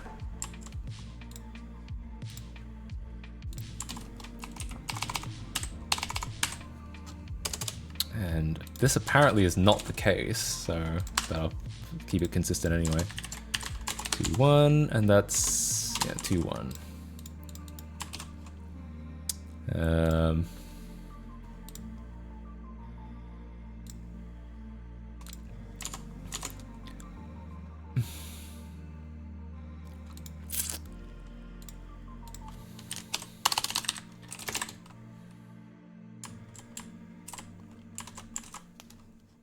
Oops. If was that, then we're gonna read again, but I don't know what we're reading or why.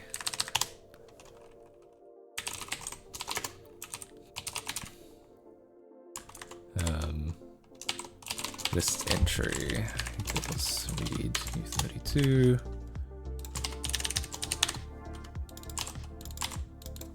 Unknown v2.1 list entry.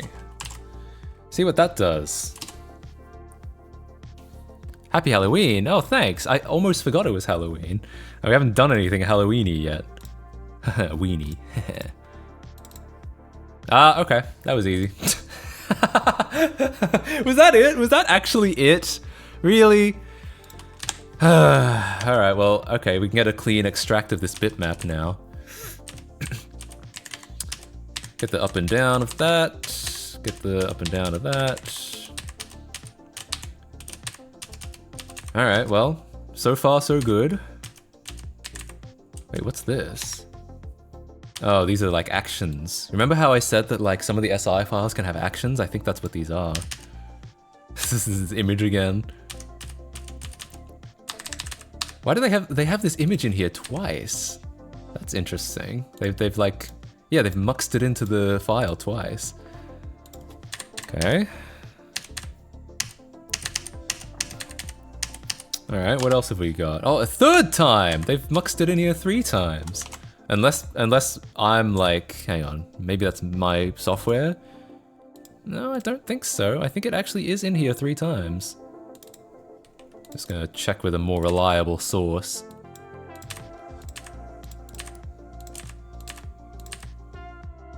Anyway, whatever.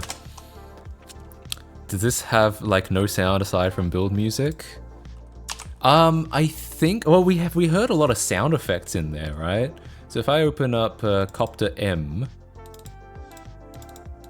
okay, we've got the wallpaper.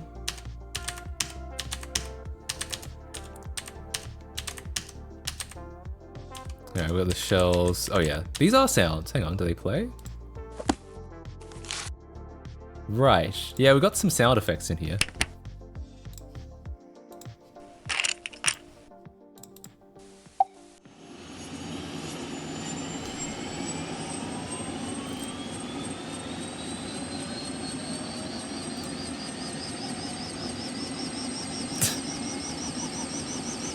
I don't know if all this was necessary. That's the rotate sound. Like when you rotate the object, it plays all that. I mean, it stops when you stop rotating, but it feels like a bit much, I have to say. What's in Copter R? Oh, okay, this has the music in it.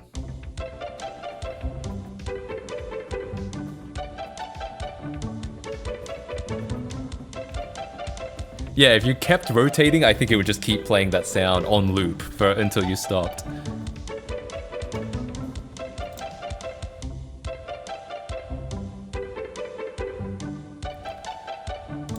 Hang on, can I get the loop point? What does it loop?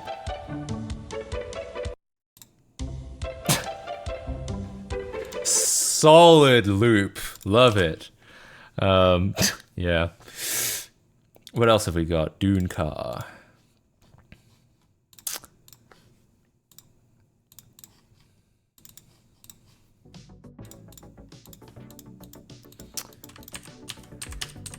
Some sounds. What are these sounds? Are these the same? Yeah, I think it's the same sounds in each one. Color book. Oh, they do have... Oh, you can click some of the colors. I remember we tried the colors and they didn't work in one of them, but maybe that was just one of them? I'd like to hear the deep fried version. It's so... Hey, welcome to the stream, Tingles. We're looking at the file. I just upgraded SI edits to read files from the new Lego Island pre-alpha that just leaked. What was the fix? Oh, just read another... The one of the structures was one D word bigger. That's it. Yeah, we got everything now. Got all the sounds, all the bitmaps, I think, as far as I can tell. Will this in theory also work with the Omni demo? You mean the 96 source? I don't think so. I think that's too different. What's in the island? Hang on, the island actually genuinely might...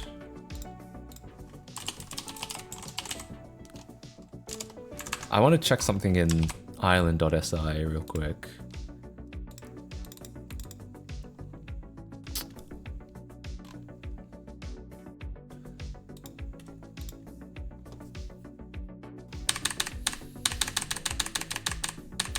All the MXHDs, they all... Yeah, I think they are.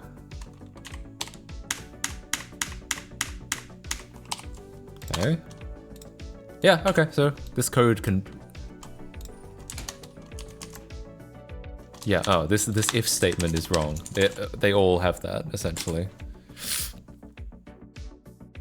That warranted change from 2.1 to 2.2, which most games had that kind of attention to detail with file versioning. Yeah, basically, it's literally just... Hang on, let's check what... I've added some stuff to this. This is no longer valid. Basically, yeah, it entirely amounts to, yeah, one... Oops, I just completely closed it. That's not what I wanted to do.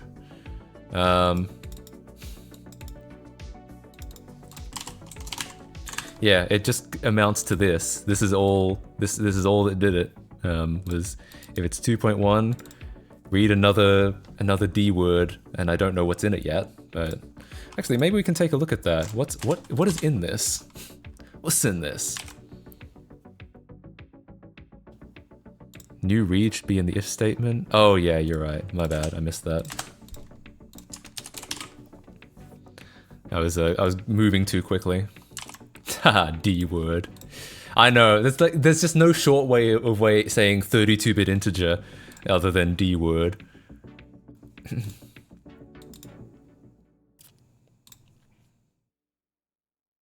Wait. Maybe it's maybe I'm not reading the version properly. Yeah, I can't read. Why was that so loud? Thank you so much for the sub. I've been fixing grub which broke after a BIOS update. What's happened? Lego Island Alpha Leak. Yeah. I've been fixing grub which broke after a BIOS update. What's happened? Lego Island Alpha Leak. Indeed. I think... Thank you so much for the Prime sub, Lightning Z-Bolt. Hang on, let me refresh the overlay, because I think that will help. I think it's playing twice, and that's why it's so loud. Schwab's ITV, thank you so much. Hang on, well, now it's not working at all. Hey, well, thank you so much for the Prime sub, Schwab's ITV. Thank you so much, I really appreciate it. There it is. Lokonu 2, is that correct? Lock on you too. Thank you so much for the Prime sub. Thanks for the Bezos bucks. I really appreciate it. Hell yeah. Thank you so much. Yeah, we're getting somewhere. I think I've accidentally introduced a getting normal and changed. Yeah. What's going on there, huh? Something happens with the overlay when like... Hang on, maybe I need to restart the bot itself. I'm restarting the bot itself. One of the things needs to be restarted when this happens, and I don't know which one. It happens after like 4 hours, so it's hard to test because I have to wait 4 hours to test it. Sorry, try the. Hang on, I'll do the Bandicam logo for you again. I just wasted your K coin. There we go. Thank you so much for the subs, I really appreciate it. Yeah, I think that'll be okay, because I restarted the bot and the overlay. I think that'll fix it. I think I accidentally introduced a regression. I need to make sure I'm actually reading the version correctly.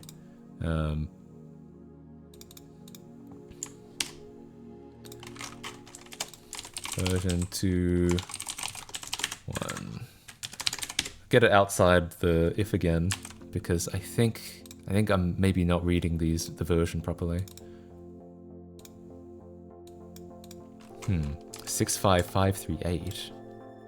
What's that in hex? Oh, interesting. Okay, never mind. I don't know why I'm not printing that in hex. Like, I obviously should be. Yeah. Okay, so it's actually, I got the Indianness wrong, I guess. This is not Lego Island decom. This is a side attraction to play around with these leaked SI files that just came out. Yeah, here we go. Okay, cool. Yeah, so that's all it came down to, was literally just this. Just adding this. And yeah, speaking of which, what does this mean? It's a Lego Island side quest, yeah.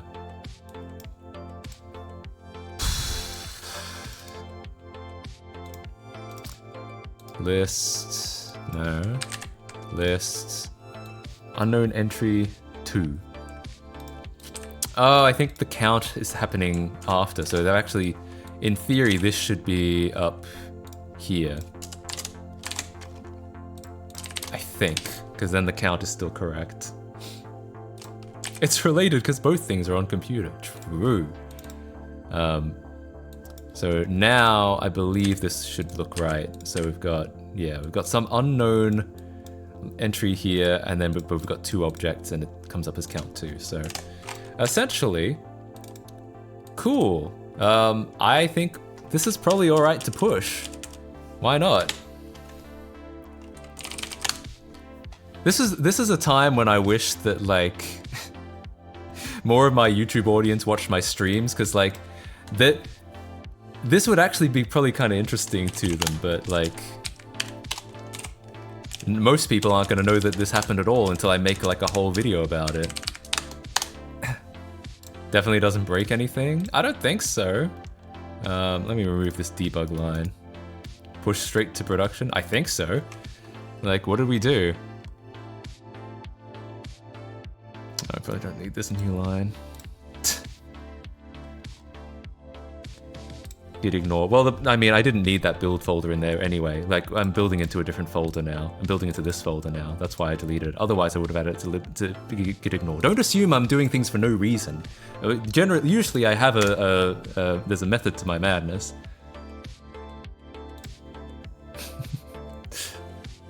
Why not dual stream? I've been thinking about it. I mean, YouTube chat sucks, and the audience on YouTube is a lot of like is frequently the audience you get on YouTube is a lot of really spammy, annoying 9-year-olds. But yeah, it's probably worth dual streaming.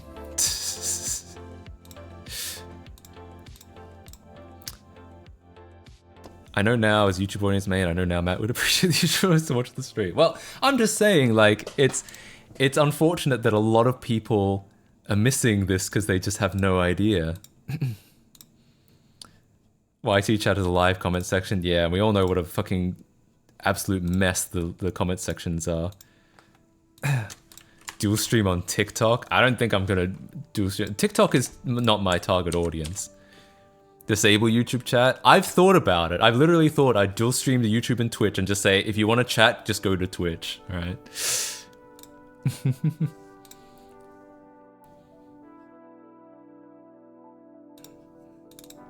But yeah, I mean, I think it's ready to go.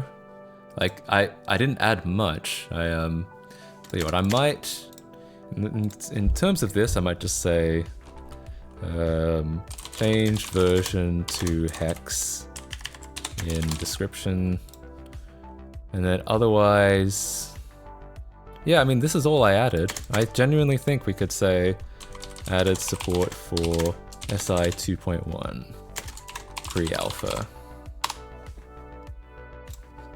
Alright, have at it. If you guys want to play around with these SI files, it seems to work. It seems to be all good. What's in the island? Is there anything actually in here? Shared parts, terrain. Oh, they got a model in here. Jesus, I don't have any like model parsing stuff in here. Yeah, and these are the buildings we saw. We saw all 3 houses and we saw the gas station. Remember that? Yo! Papasse? Thank you so much for the raid. 51 viewers. Holy shit. Welcome in, everyone. We're looking at the Lego Island pre-alpha that just leaked. If I switch back to Windows 95 real quick, why don't I'll show you guys, for anyone who's just coming in, let's play around with some Lego Island pre-alpha. It looks like this. Oh, and it comes with free fonts that we just installed. I'm not going to put any registry code in. It comes with this startup launcher that looks like this. You know when people say, like, people joke about, oh, just make your UI in Win32. What could possibly go wrong? Well, this is probably what you'll end up making because it's so cumbersome to do anything with. Where can I read about it? I don't know if you can yet. I mean, it literally happened hours ago, I think, or today. Race car, at least as far as I know. So you get these, hang on. So you get these interesting looking build sections that are a little different than they used to be. Interesting sound effects they're using. And the music is, apparently was composed for this game. I listened to this and thought this was probably stock music, but apparently this was composed for the game, but it was never used in the final release. and it loops really poorly. If you heard that loop, don't worry, that's actually how the game sounds.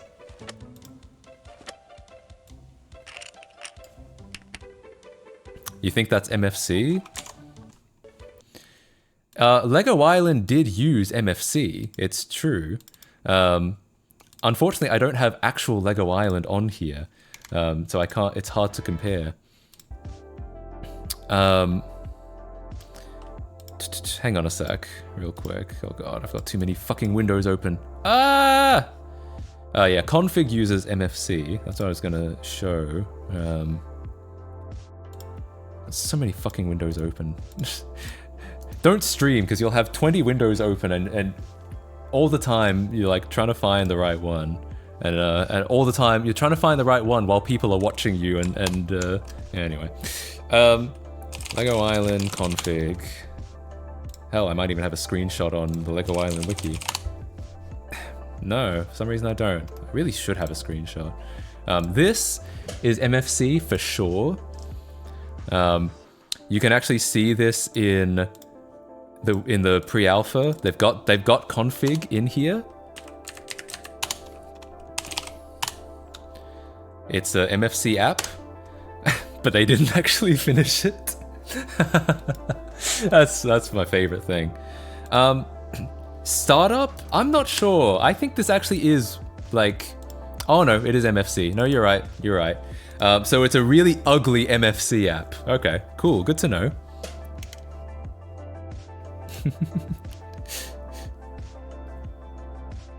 MFC 42. Okay, yeah, fair enough. I could have gone either way on it. I was fairly certain that it wasn't because it's so ugly looking.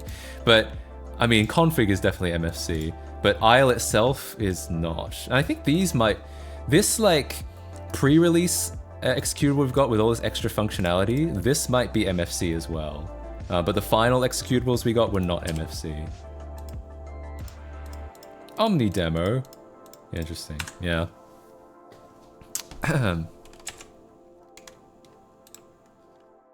Yeah, so we've got all the build sections. They're all a little bit weird. I said before that it's kind of like, it's almost like the creepypasta version of these Lego Island build sections, because they're all slightly different. This door isn't showing up for some reason. When you click this, it like flickers. Can I actually, does the coloring work in this version? It doesn't seem to. Alright,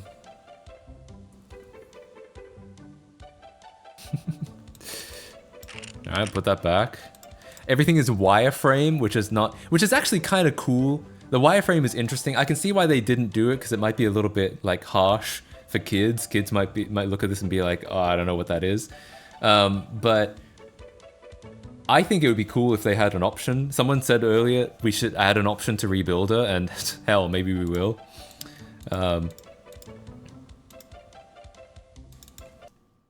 Yeah, and so we've got all these kind of like prototype build sections in here. And then if we go into the island, yeah, the island, if you're familiar with the game, the island is super empty. There's very few buildings. There's basically only 3 buildings.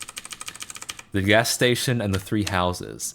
There's also no collision detection, so I can literally just walk straight through this building. Skirt.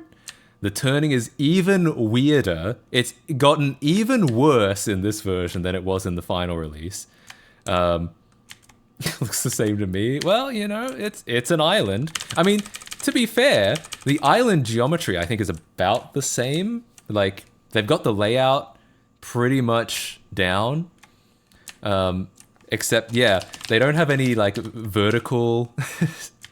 they don't have any vertical... like traversal. So if I try to go up this ramp here, I'm just gonna fly right through it. I can clip through the floor, yeah. Because you have to manually like go up and down. If I just keep going down, you just basically end up in nothing. It's not particularly interesting. Oh yeah, the water texture. All the textures have definitely improved in the later versions. Like we were kind of joking that this is the sand texture, and it's just like Basically, I think what they did to make this sand texture was...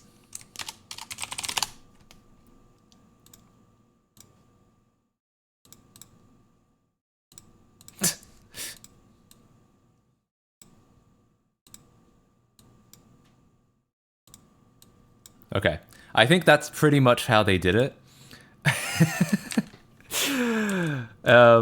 So yeah, there's definitely, like, I don't want to knock it too much. It's a pre-release. It's a pre-release version. Oh, wait. Wait, actual fly mod. Actual fly mod. Hang on. I didn't know you could do this. Wait, what are these buttons? What am I even pressing? I'm rotating the camera, but I don't know what axes. Oh, here we go. Okay, so, all right, so J and K rotate it in that axis. What have we got? I does this. I don't know what the other button is.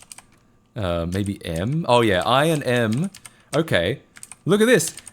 Actual fly mod now. I'm going into the sky. And now I'm gonna... Okay, yes. Look, I'm in a spaceship now. Yeah! Quit cheating? Never! I will never stop. You can't stop me. Okay, took a bit to find that geometry again. Okay, cool. They fly now? They fly now! That's me. That's me in Lego Island. I fly now. Cool, though. And what's interesting is, unlike the final game, these models are actually in the SI files. In the final game, the models get installed to the disk in a file called World Database. And but here they're actually streamed, ostensibly they're streamed off the CD, which is kind of interesting. Oh, yeah. So I guess you could emulate the effect. So if I was like, you could emulate the effect of going up a ramp. So if I'm over here. Yeah, and I like, all right, so I go up. Oh, no. Go up. All right, now I'm going up the ramp. Okay, kind of. Well, I'm veering off it a little bit, but still. I got there in the end. I think that's probably... This is probably the building blocks that they use to create that effect eventually. That's my game theory. Flying off the ramp, exactly. Cool though. So that's the Lego Island pre-alpha. Nice. I've actually I've known that this has existed for quite some time. I have no idea how or why it's now public, but I had to make some content about it. You did? Why did they bother to change it? That was so seamless. It was pretty good, wasn't it? If you look at the README, there's a map of the keybind. Ah, okay.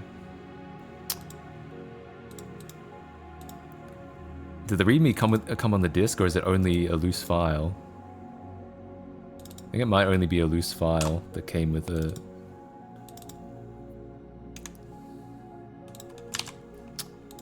Alright, let's see, the README.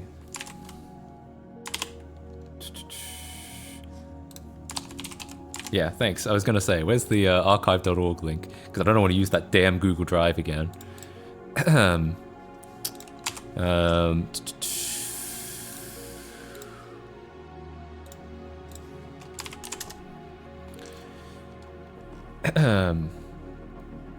Use left and right arrow keys while tilted using left and right arrow keys while tilted makes you dizzy. I'll keep that in mind.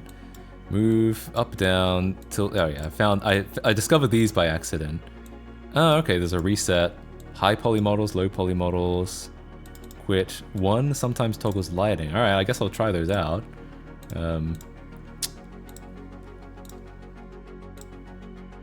So space resets. Okay, cool. Good to know.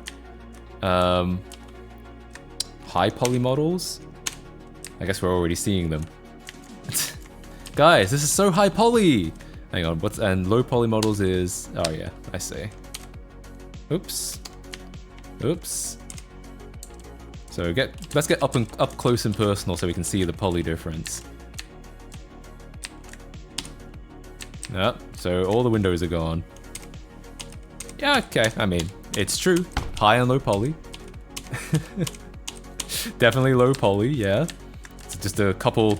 This is like... This goes to like 3D 101. Like, you got the Blender default cube here. You got, you know, a solid color trapezoid there.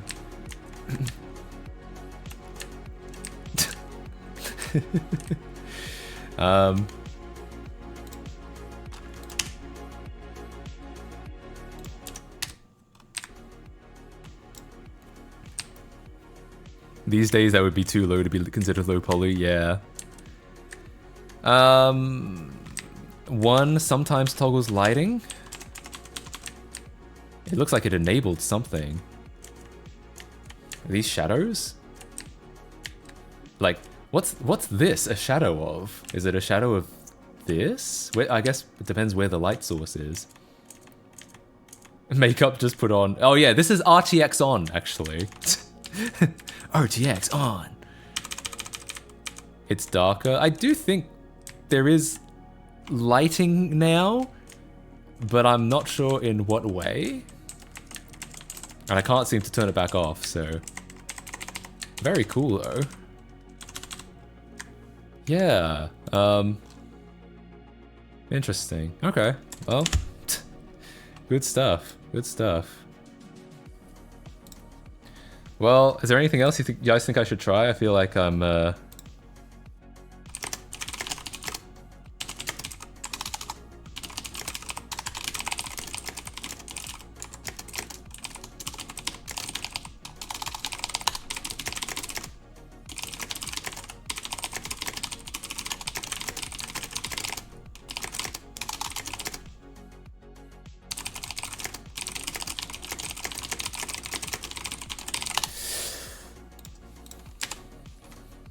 I think that's it. Yeah, I think we've pretty much covered it.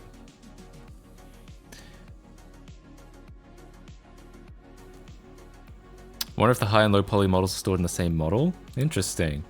I guess we can open up SI Edit again and find out.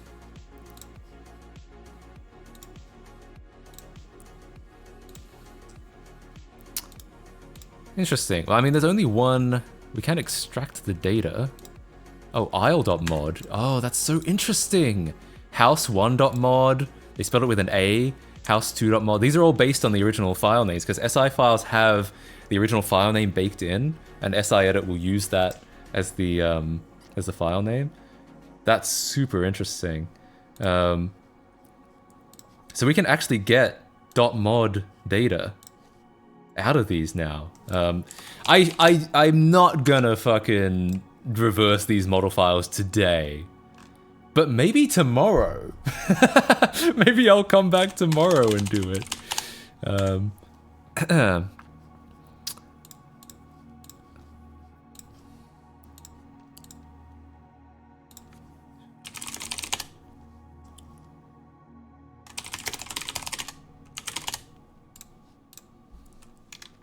Mod to FBX. Is it actually a What are we doing for the rest of tonight? You're a fool if you think it's Breakout. I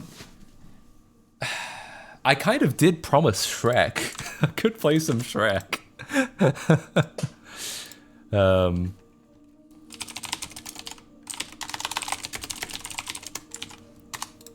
Hang on, let me get some...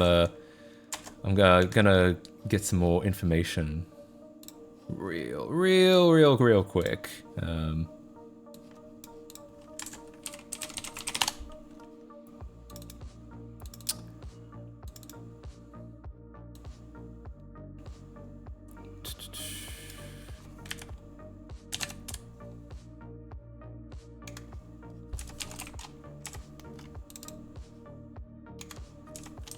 Ah!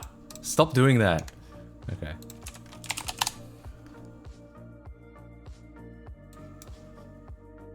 Sorry. I'm almost done.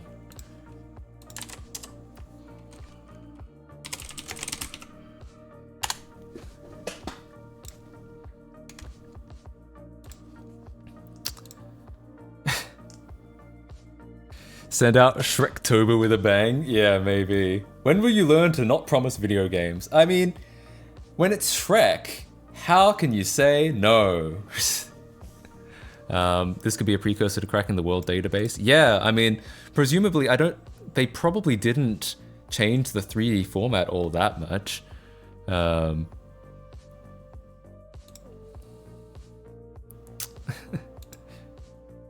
Yeah, so if we reverse .mod, then yeah, it'll probably reverse it in world.wdb as well.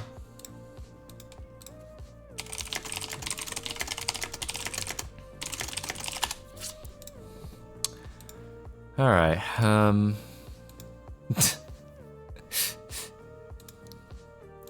What do you think of my dirt texture? Hang on, I'll just make it a little smaller.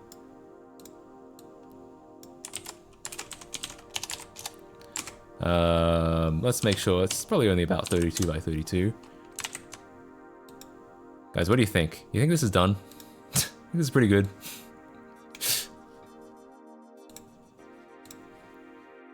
It's not seamless?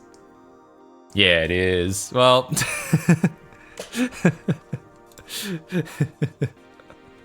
let's find out, actually. If I make this 128 by 128. Oh. And Windows 95 distorts the image a little bit. How strange. Why is this happening? Let's tile it and see what happens. Oh, actually, I've got a much better way of tiling it.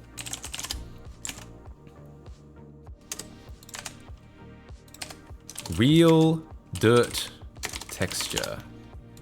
Let's get these out of here. Oh, really? Okay, get out of here. Oh, and it comes with 36 true type fonts. That's also interesting. Oh, uh-oh. It's been sitting around for too long. Browse. Desktop. Real dirt texture. Tile.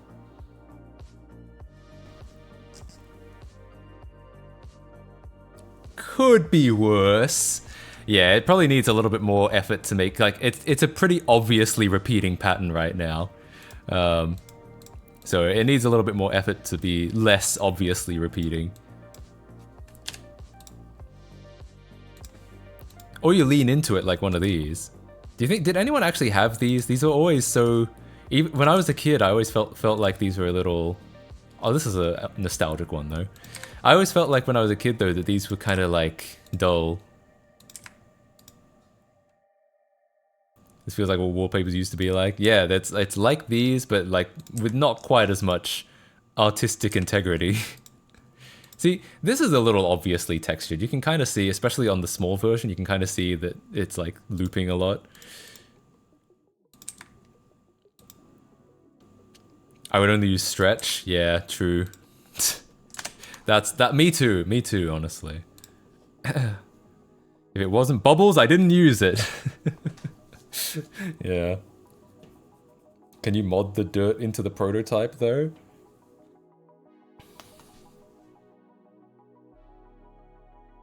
We didn't really see how those textures worked, did we? Where are those coming in? That might be another thing I look at another day. I feel like I'm tapped out as far as coding goes today.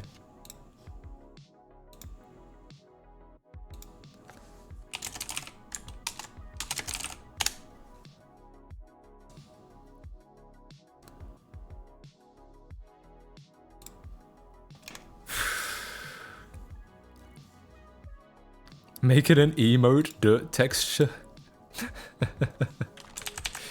Can't I make it at least a little bit better? Here. I think we need a little bit more.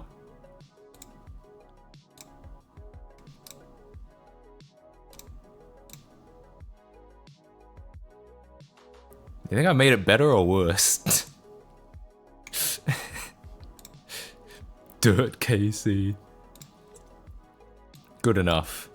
I wonder, yeah, we didn't actually, yeah, as I said, we didn't really see how the textures worked. I wonder if that's because he's more yellow. Yeah, you're right. Let's get a little bit more yellow in there.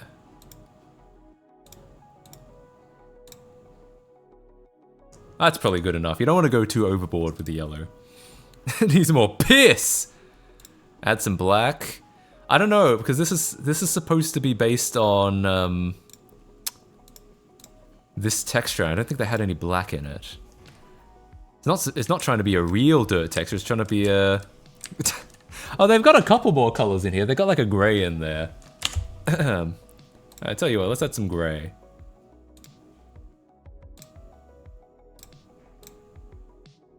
That's pretty good. I think that'll work.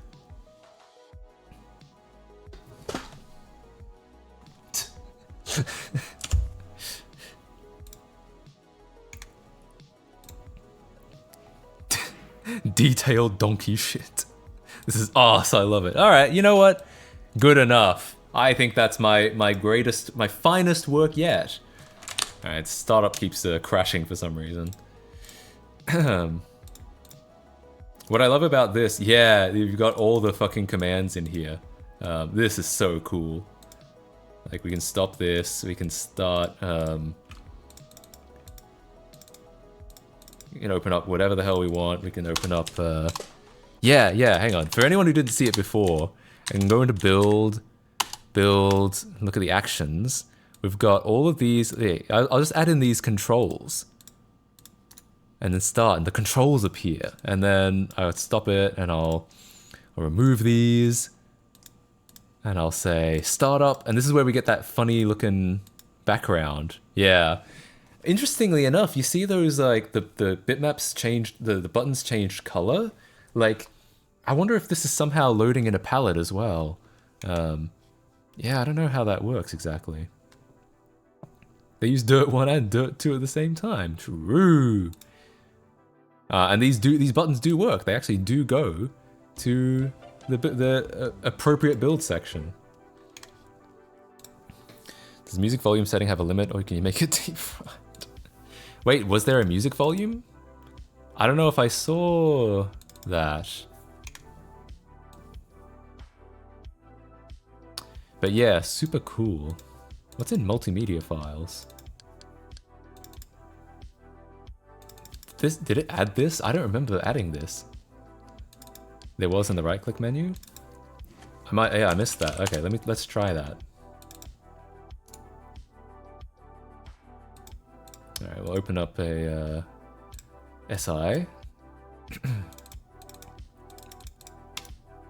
Actions. We'll add the action. Oh, let's see. Oh, well, can we fuck around with these? What does tickle do? Tickle is Lego Island speak for tick, as in game ticks, like when certain things happen. So basically, it'll do... The Lego Island has roughly like a 90 to 100 FPS, and that's because video is set to 10 millisecond tickle rate. So it's not very exciting. It's in the video. I didn't even open that at all. No, it's not here. Let's see what we can do here. Navigation. Oh, cool! Look, they implemented a turn speed patch! Fantastic! Oh yeah, it's tickle time. Oh, here we go. Set sound volume. Set music volume. Alright guys, turn down the stream. Actually, maybe what I should do, unironically, is maybe I should turn it down. Yeah, I'll turn down the desktop audio. Shouldn't be too loud, alright? Let's see what happens. Put a limiter, yeah, okay. Shouldn't be too loud. Let's see what happens, okay? Okay. Oh, whoops. What have we got loaded? Oh, we don't have anything... Let's load, start up from Dune Car. Oh, okay, never mind.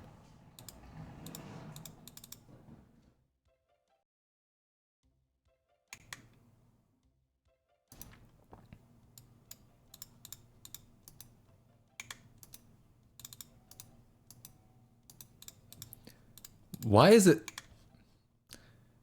Well... sadly, this is what we did not get anything out of that. Yeah, the value might have gone negative, yeah. It might have been too big. But it also crashed, so... Hang on, can we get this out of here? Maybe let's try a more sane number. Let's try...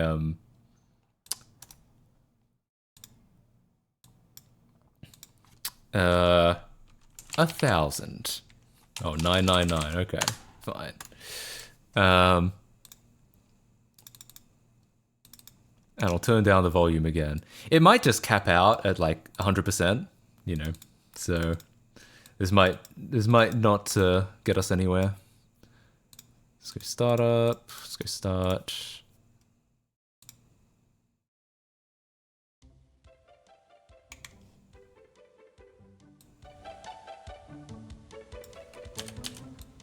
I think it's about the same. I think it caps out 255.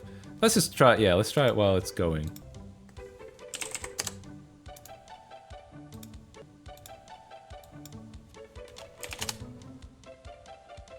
Oh, was that sound volume? My bad. Is it just me, or is this not doing anything at all?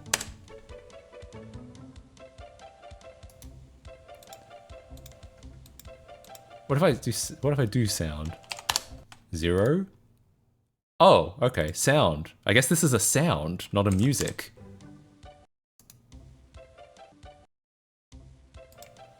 Maybe it's a float? It could be.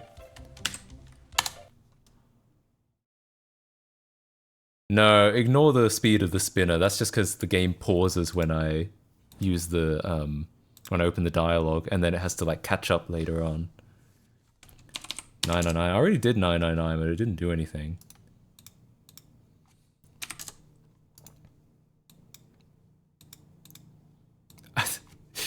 I think I'm just making it more angry. I don't know about this. I mean, if 255 worked, then surely like 64 would have worked. Oh, never mind then.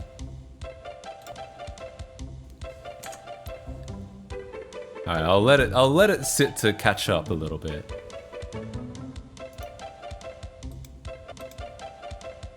Alright, so if I set it to 128. Alright, okay, no, it's getting there, it's doing stuff.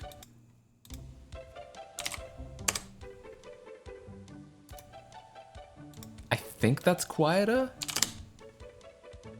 It was just a little uncooperative for a while. Yeah, if they're storing this as an 8-bit integer, it'll overflow, but maybe...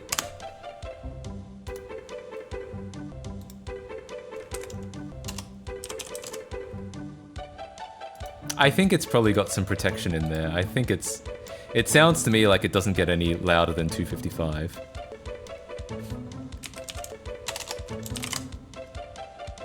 Anyway. Boo, ear protection. Yeah, what the fuck? I wanted my ears to be blown out today. Bullshit. Absolute bullshit. Alright, anyway. That's fun. I like that that it's still the old binary. We got this with the 96 source. It's in the beta 9, and here it is in the pre-alpha, the one with all the variables you can set. Yeah, pretty fun. I like it. Boo, responsible software devs. Boo! No one liked that. Alright. The loop is the best part of the OST. Oh god. Alright, anyway. Let's see if this dirt texture improved at all from my various additions to it.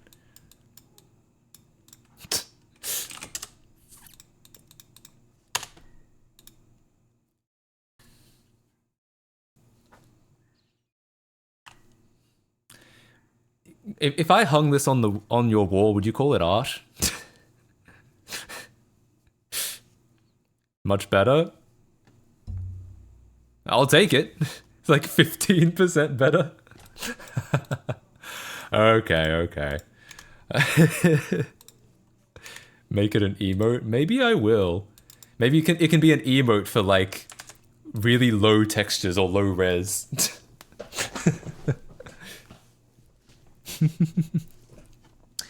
Alright, alright, alright. I think...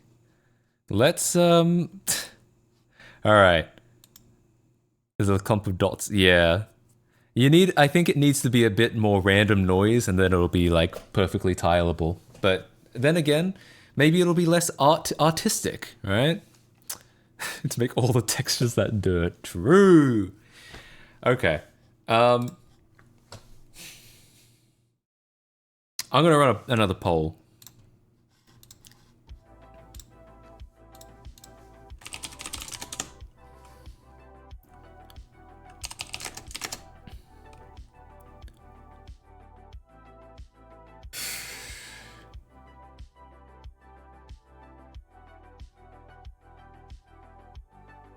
Actually, no, I'm not gonna run a poll. Because like I said before, I think I'm a little tapped out coding wise. I think I don't think I have the mental fortitude to concentrate on code right now.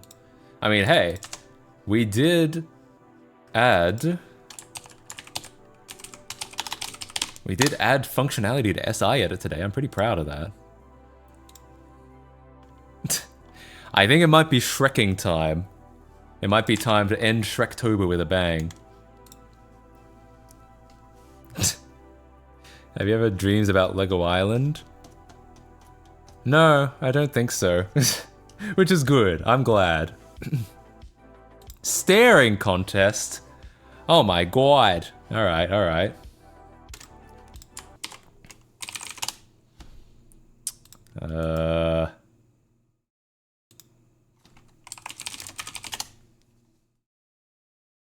Yeah, we always got to get some requisite music for the staring contest, all right? And here's what I think this will be what we'll be working with today.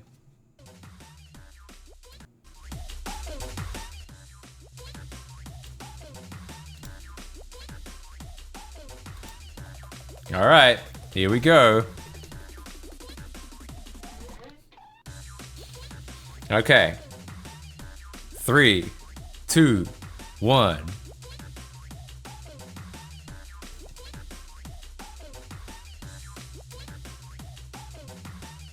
Ah, oh, damn it. That was the shortest one yet, maybe. Actually, I think there have been shorter ones, but that was pretty bad. Ah.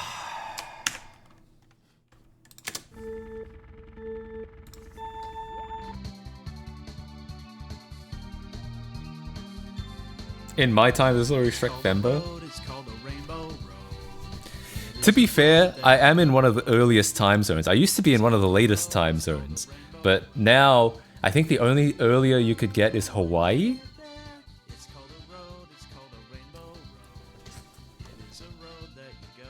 Alright. In order to beat Shrek Swamp Kart Speedway... In Australia, it's already Christmas? Yeah, exactly. That's what I'm talking about. Alright, in order to complete this effect, we're gonna have to log out. And log back in KDE1. Lego Island Alpha? You just missed the whole thing! I'm about to switch over to Shrek.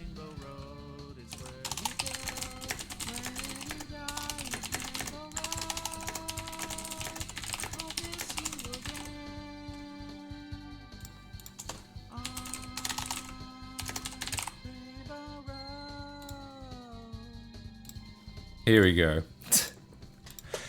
Oh yeah, I remember this. There's no resolution setting. So what I did was I opened a terminal. Oh god, yeah, I was so slow as well. It's been so long since I've looked at KDE1. What's the is it K Control Center? What's the KDE settings app called?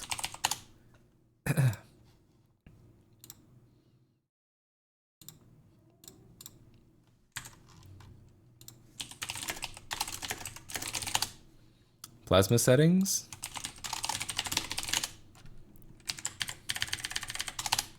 Damn it. Oh, it's K settings. Oh no, I tried K settings, but it didn't work.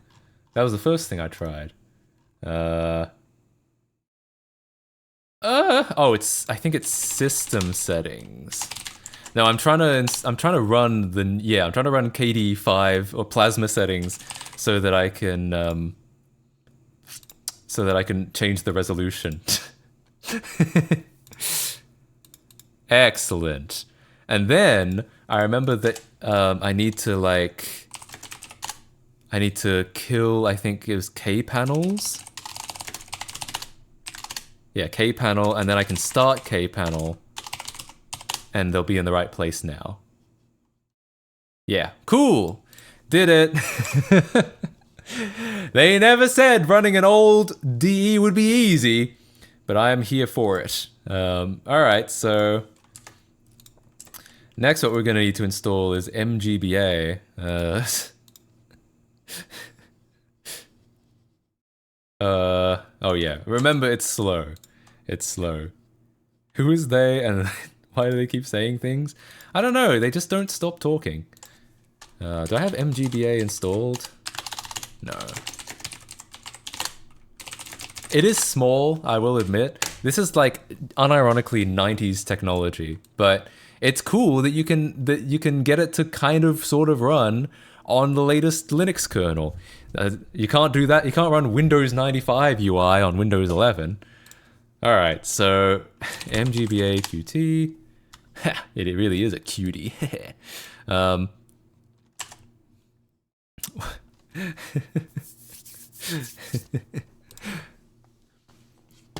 So now, have I played Shrek Hassle at the Castle? I played it in the original Shrek Timber in 2016, but not for the Shrekathon.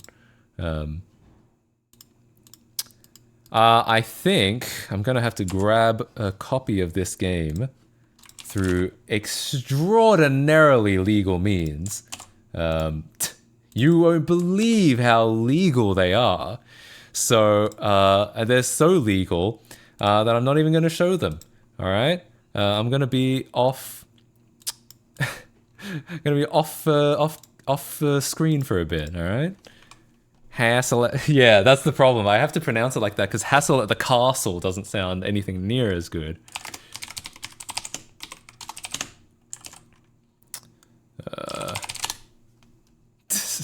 It is very cursed. I'm still using like... Yeah, here it is. I'm still using like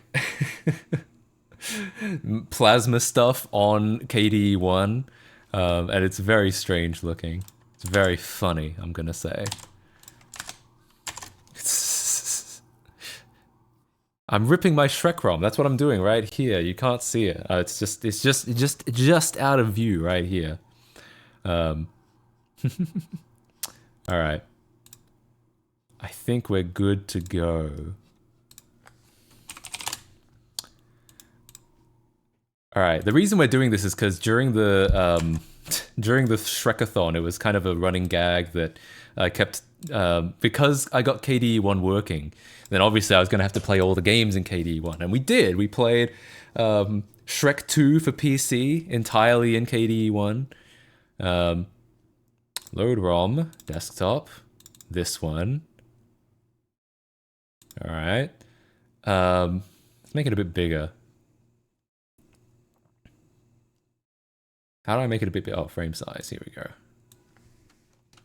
Oh, that might be a bit too big. Oh, maybe it's just perfect. What are my settings? What are my inputs? Let me adjust those real quick.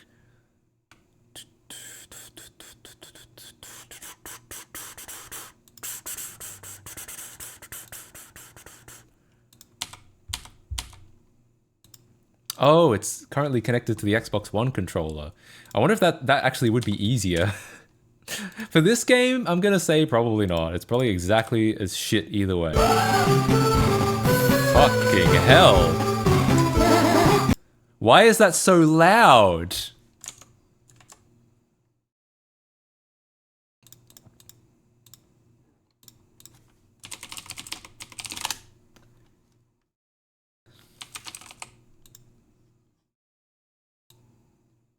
Okay, that's better. Okay. Thank fucking God. 60% of the double A's just got spent playing that sound. True! Alright, it is really funny seeing, like, plasma system settings. What else can we run that's plasma? Oh yeah, I did run Dolphin a little bit before. Not the emulator, the file manager. It doesn't quite work, though. It's a little bit, like... it's a little bit confused. But, you know, I can use a civilized file browser. I've still got Lego Island mounted. Hang on, we could probably eject that now. Or not. We don't need to. It's fine. Oh, shit. I just closed all of the terminal windows and that closed MGBA as well. Does Kwrite work? Do I even have Kwrite installed? Uh-oh, I have to wait for the terminal to appear again. It is slow. Like I said, it is slow. No, I don't even have Kwrite installed. I have Sublime Text installed though. See? Why did we ever upgrade? Everything still works, right? The only downside is that this minimize animation is kind of slow. Oh, except for when it's not. Yeah, that's what I was talking about. That animation. It just works. That's what I'm saying. All right, let's go ahead and... oh, wow, you actually got some window snapping as well. I mean, they have that in modern KDE as well, but I wasn't expecting to see that in KDE 1.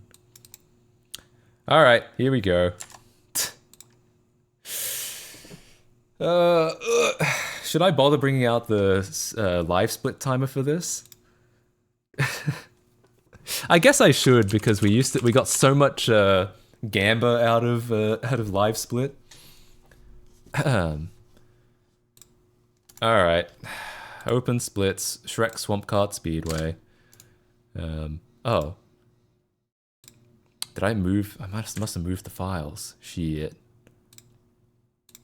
Huh. Do I still have... I think I had them on my desktop and then I might have deleted them. Because I was like, do I really need these? Oh, great news. I didn't delete them. I still have them. So we can see what I was working with last time.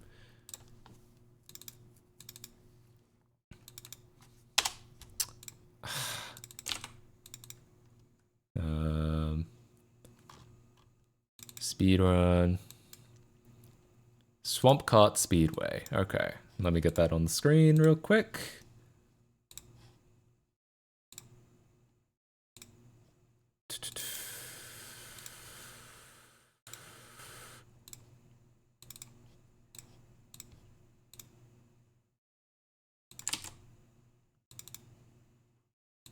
There it is. Sorry, this is taking a bit.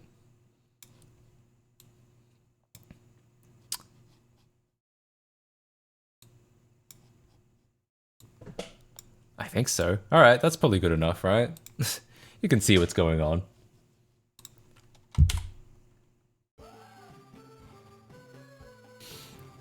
Play it in Dutch. Oh, I don't know if I want my experience to be that bad. Let's have an AI try to play it. I mean, the AI might do better than me. Let's be honest here. Yeah! I love how they have all these sound effects in it. I just realized maybe it's a bit too quiet. Let's turn that up a little. Yeah! Alright. It's a little grating, so it let's not have it too loud. Why is Shrek so ugly? Yes. This reminds me that I wanted to get QD4 working so I could make it out for both 98 and old Mac OS. Sick. Yeah, I mean, sounds good to me. Alright, so, as you can see, last time it was a DNF. I tried so hard and it really did not matter because this last level is impossible. Is the text series that aliased? I think so. Remember, the real screen is like 2 inches. So apparently, in theory, The game what would I call it? We theorized that the game is literally not possible to finish with the character I'd picked. I'd picked Fiona, obviously. All the speedruns we see play with Gingerbread Man because he has the highest handling score. That being said, or the mice. Like the mice also have the highest handling score. So let's try beating it with the Gingerbread Man. Alright. So I believe the run starts as soon as I hit Swamp Rally.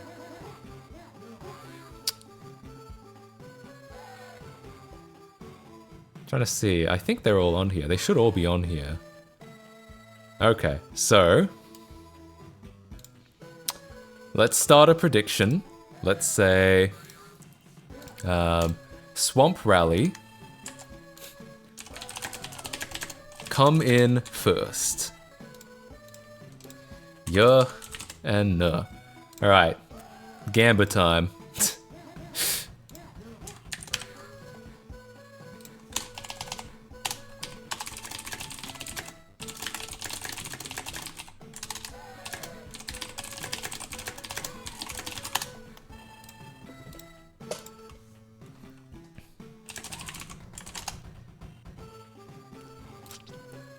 Alright, everyone's reckoning yeah. Okay, let's just get started, shall we? Uh-oh. Oh, wait. Okay, maybe it's not. Maybe it's supposed to start. Okay. Okay, here we go. Alright. We're playing the feud. Oh, it's true, he is kind of slow. But that's okay, he's got good handling. Which is something we did not have as Princess Fiona. Let me just say, the handling was god awful. I can actually feel it. I'm surprised. You know, a game like this, you wouldn't necessarily expect that you could feel the difference between the players, but you know what? I actually think that Gingerbread Man is handling a little bit better. All right, I have to oh god, I have to familiarize myself with the controls. So S is the jump and drift. That's, I guess it's the right bumper. And then A, which is the left bumper, uses the item. Okay. It's doable, I think. I don't know what this is for. I don't know why I'm Little Red Riding Hood now. I wonder if this feels better than Mario Kart Super Circuit, because that controls like arse too. Good question. I don't know if I've ever played any of the... I'm fairly certain I've never played any of the portable Mario Karts.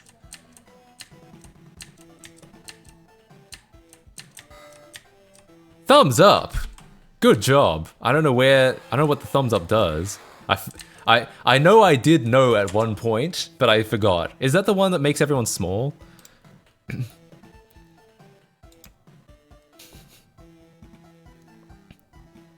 It honestly looks like a reskin. It does. It looks so close.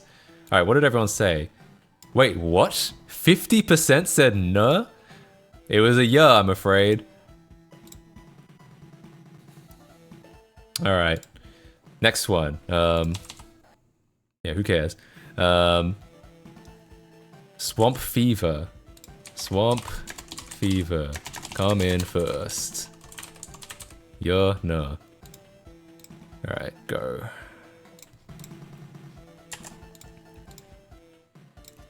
If you squint real hard, it looks a bit fecal, that route.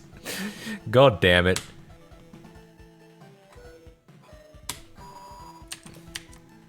What do you guys think of this 3-second loop of music?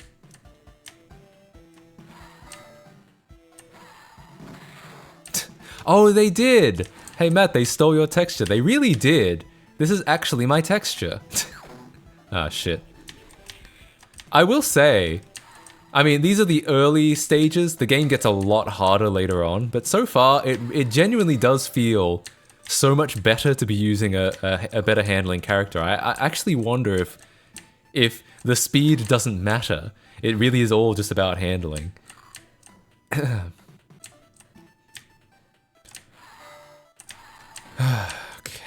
Well, so last time it took me about an hour and 20 minutes to get to the final stage, and I couldn't beat the final stage. I don't know how long it's going to take me today. Hopefully less time than that. I think the world record speedrun is about half an hour, and the guy plays on a real Game Boy Advance. He's insane. And he doesn't even have any video out, like, from his Game Boy. He just literally films his Game Boy while he's playing, and he got the world record that way.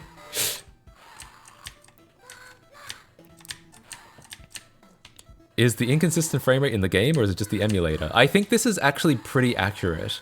Oh, shit. I think this is how the game really looks. Remember, the game would have been on, like, a small screen, so you could forgive it a little bit. But, oh, cool. I love when you just randomly lose control of your character. Yeah, so it wouldn't have been quite as, like, we're seeing it in a lot more detail than you would have seen it on the real Game Boy. That being said, it is actual, like, it's crap. That bridge in water is definitely not confusing. It's hard to even tell it's water. It just looks like a hole in the ground. 100% yeah. Oh no, there were 30 points went to no. Honestly, yeah, these early ones are really easy. So let's say instead, beat Deadwood Dash before 7 minutes on the timer.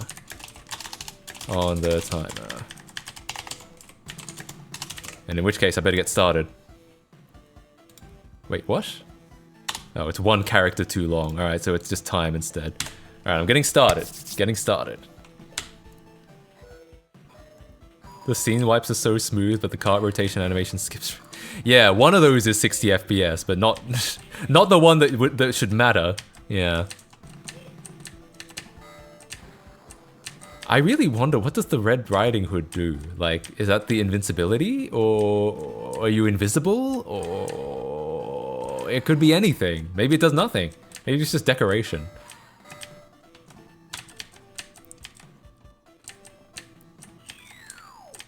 I really hope I can actually beat this one. That final stage is a fucking monster. I remember it. But we've got a better character this time. That's the other problem with this game, is that you have to beat it sequentially with the same character. So we were playing Fiona, and then I was like, oh, maybe I'll try changing character. But then when I tried to change character, like, I had to start over from the beginning. That's why I'm starting over from the beginning today. This is fucking Shrek. Shrek is somewhere. He's somewhere. He's behind me. He's eating my dust right now. Yeah, the last stage you get stuck in all the walls, exactly. It's really bad. But with a decently controlling character, maybe we'll get there, alright? Ooh, 626, we're coming down to the wire. I think this will work. I think we'll get this within 7 minutes, but I'm not sure.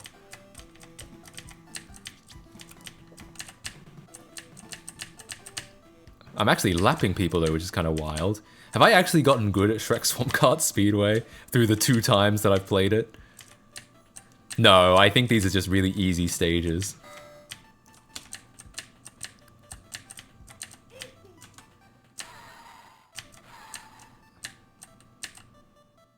Oh!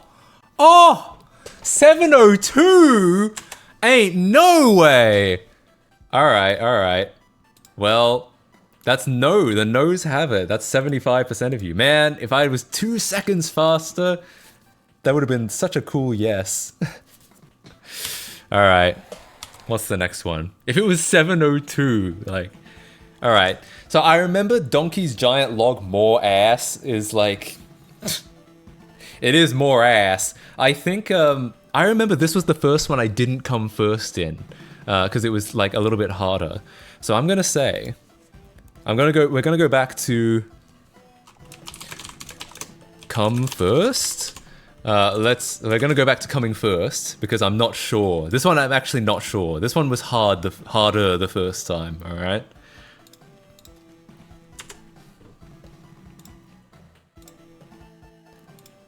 I'm gonna wait. I'm gonna wait it out actually, because I feel like if I get started, then people will be like, if I get started and I start doing well, people are gonna vote yes before, like, it's gonna be unfair, right? Really should be playing with a steering wheel. Well, it did connect to my Xbox One controller, so I could be playing with the Xbox One controller. I don't know if that would actually make it easier though. I always come first with Shrek. Well, me too, to be fair. I fully believe you. I'm all in my 42k points. You know, I don't want to say we don't know, but we don't know. Like, I'm honestly concerned about this one. Why are we doing this in KD1? Because it was kind of a joke in the Shrekathon that we did a lot of games, or we would have done a lot of games in KD1. We actually only did 2, I think. So had to bring it back. All right. If you lose, I might bomb your house. You mean you look up the Bureau of Meteorology? All right, here we go. Let's see if we're doing any coming today. Oh, I hate this track. There's so much moire on it because the pattern is so bad. I remember why this track sucked now. But yeah, let's see. Again, this was the last time I played this game. This was the first track that I didn't come first in. So I think it's a bit of a gamble. But hey, I mean, that just means you guys think what I think, which is that I've actually become good at this game. Thanks, guys. I appreciate it.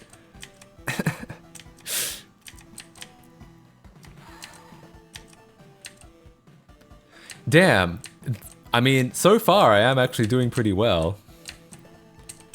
Yeah, and I am playing with the easier character as well. Like, is it really that imbalanced that you just pick a different character and then you just win? You just win at the whole game?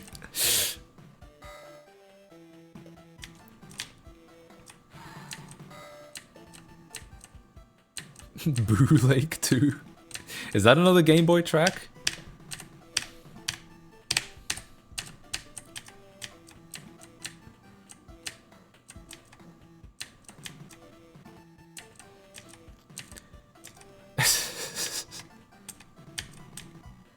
Okay, guys, which loop was better? This one or the one from Lego Island pre-alpha?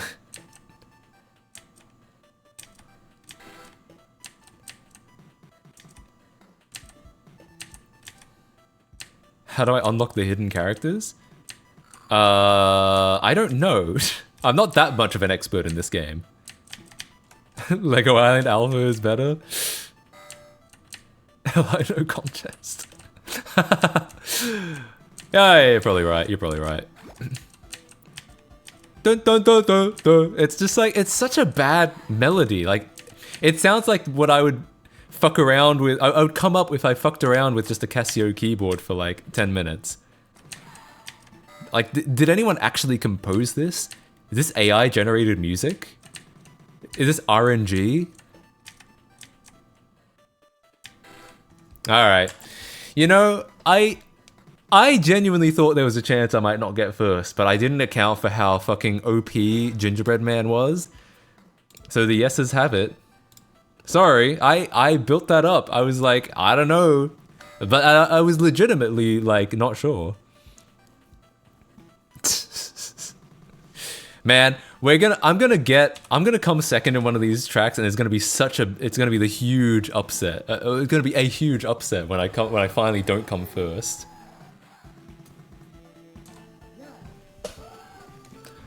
All right, Forest Run.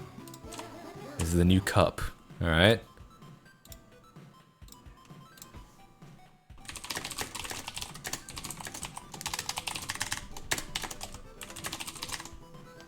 Alright. Another come first prediction, okay? In Mario Kart, the character you pick determines which AI cheats to be your rival. Interesting. Yeah, I don't know about that in this game. I don't think it's that intelligent. It doesn't matter whether you come first or last, you still finish either way. Drake's in chat. Honestly, that's a good way to think about it. Alright. Alright, prediction is over. Everyone, pretty much, most people saying yes. A few more no's this time. I mean, the tracks, like I said, they do get harder. My recollection is that this one wasn't so hard, but you never know.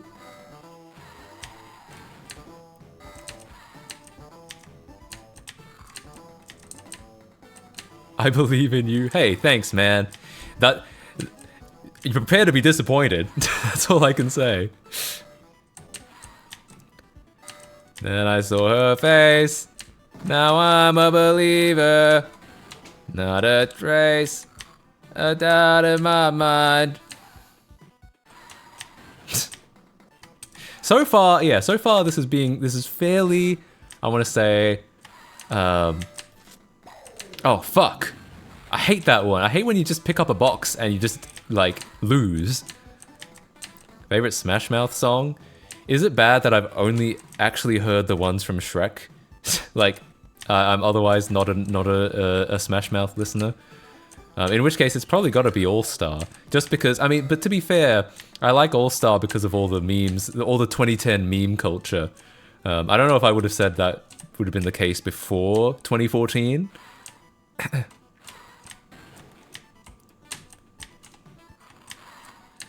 Oh, honestly, yeah. I mean, I have to be honest with you.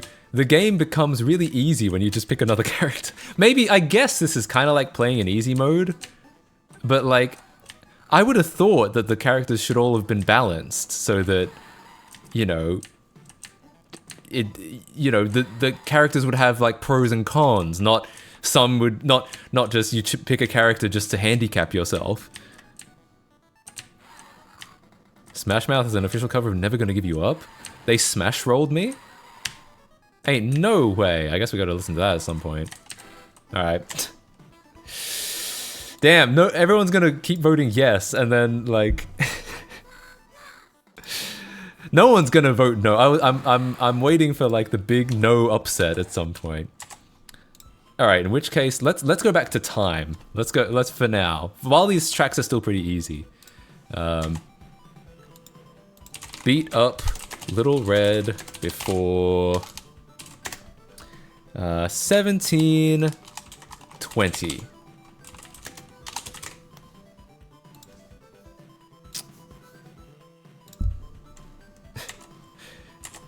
See, that's where you failed. You thought, damn. All right, you can't argue with that.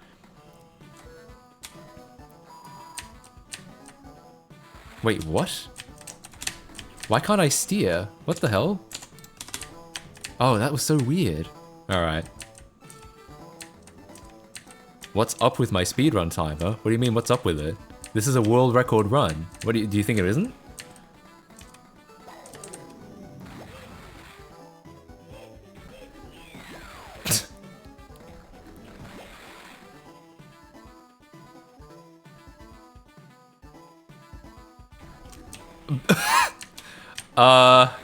Oh, I haven't been splitting. You're right, you're right. Why is this... How do I reverse? Is there a reverse button? I'm pressing B, but there's no... Okay, well... I guess this prediction is over. Where's the reverse button? Oh, okay, now it works. Cool game! Holding back and B. Oh, maybe I'll try that next time. Should I just... Alright. This is Little Red's Raceway. Okay. Yeah, these are all fake gold splits. Alright, well, the answer is no. I'm gonna run a better prediction. Let's give myself a little bit more time. Start prediction. Beat up Little Red before 1945. Or maybe actually 1936. Okay. Here we go. Alright, back to it.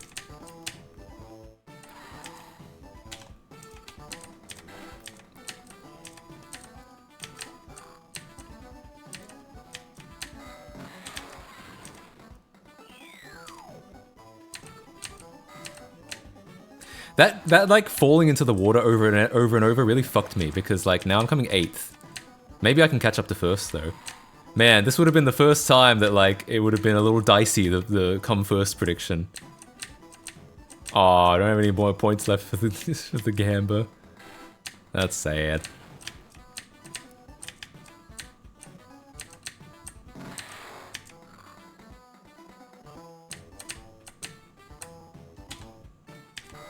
Let's see. This would actually be really interesting. Can I pull a first out of this? I'm about to come second. Can I catch up with first? I'm a pumpkin. Oh, what? Oh, for God's sake. I hate... The pumpkin is so annoying because it reverses your controls. I came second. That's so dumb. I did finish before 1936 though. What do people say? Everyone said yes. Damn. I need to do better with these predictions. Ironically, the first time I didn't come first, and I didn't do a come first prediction. Alright, whatever.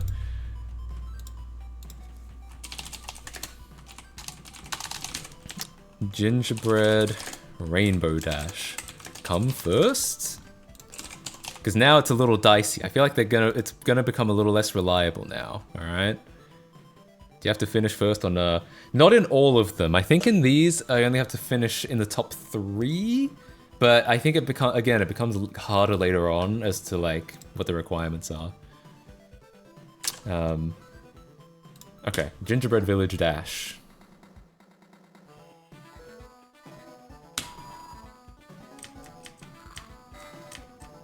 Going half out.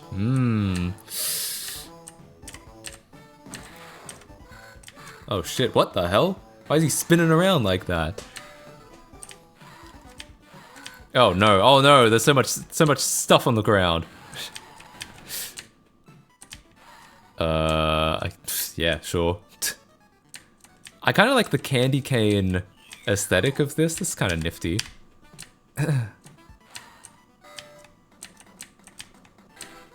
Oh shit.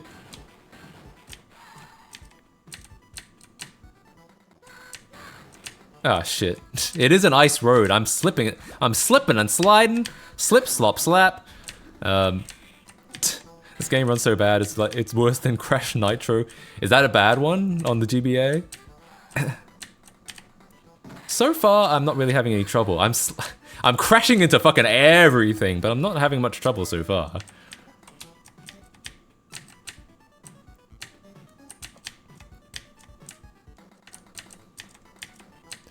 Performance is iffy at best. Yeah, I don't know how many frames per second we're getting, but it is not a lot. Might be maybe 15? Oh, damn it. Yeah, I've still got a huge lead over everyone else, even though I keep crashing into everything. Ah, shit. And falling into holes.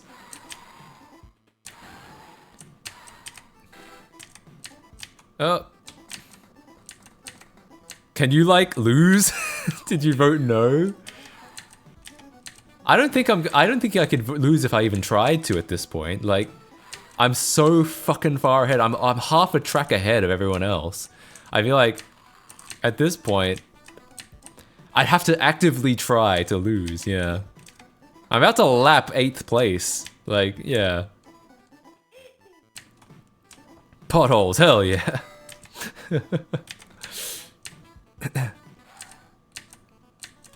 Come on. Ah, damn it. Slipping and sliding. Slipping Jimmy. You think a man just happens to fall like that.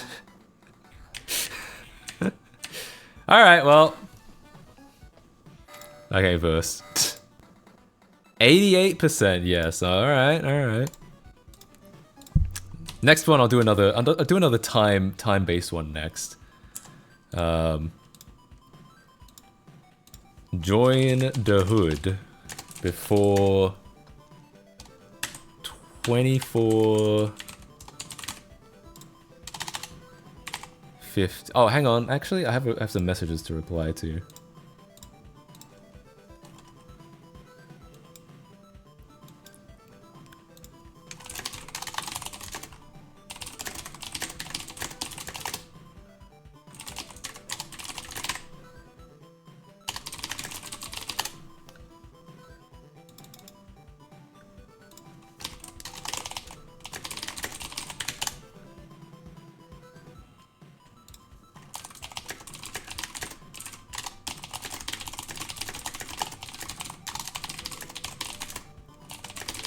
Okay, sorry about that.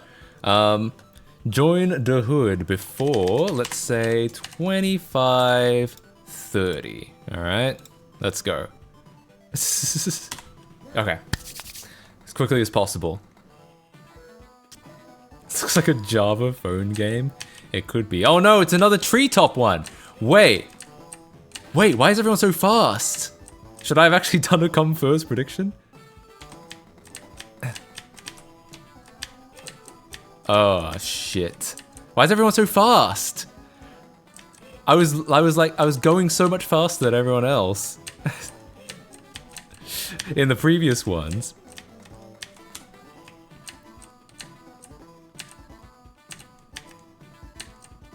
Jesus. Alright, let's actually concentrate. Let's actually try this time.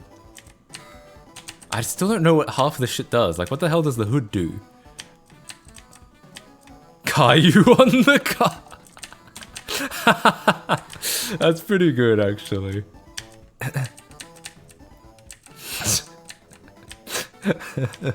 Alright, I might be able to squeeze my way back up to first place. Oh, yo, I think that was a speed boost. I think I'm actually in first now. Alright, cool. You look at this game from like 6 feet away, it looks like your character's not moving at all. Really?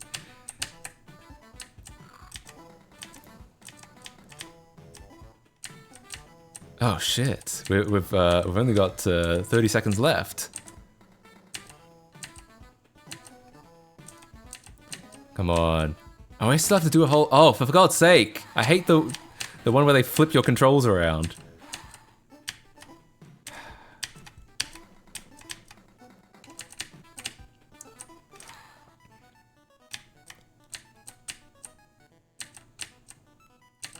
Damn it, I still got a whole other lap to go. Ah, shit. This is a deceptively long track.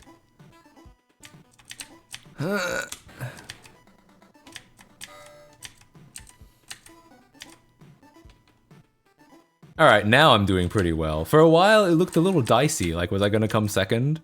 Or fifth? But no, it's alright now.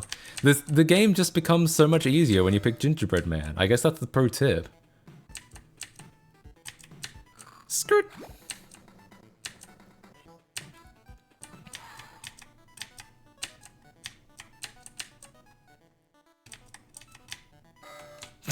So anyway, you guys come here often?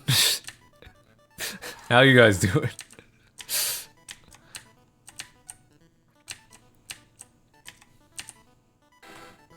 Alright.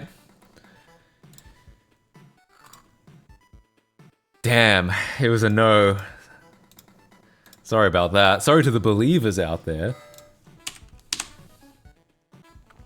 The cart not making sounds is messing me up. That's true, the cart makes no goddamn sound. Alright, so we're on to Country Hustle. Right? This is cup number 3. Sunflower Lane. Alright, let's do another first prediction. Sunflower Lane. Come first?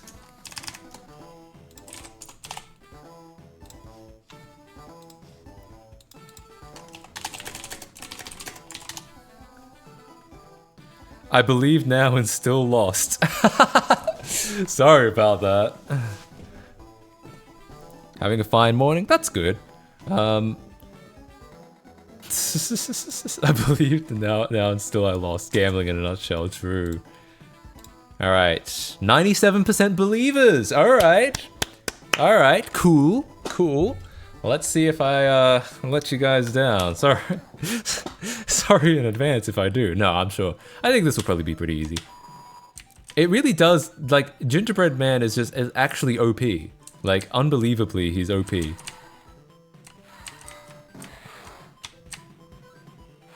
But one of these days, I swear to God, one of these days, it's gonna be a come first prediction, and I'm not gonna come first.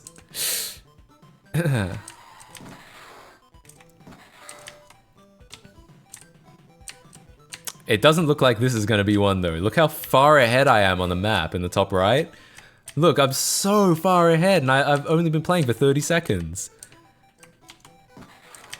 Oh, was that a plant that made me go really fast? What kind of plant are we talking about here? Ah, shit.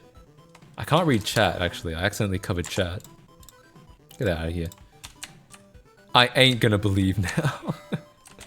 Fair enough, fair enough.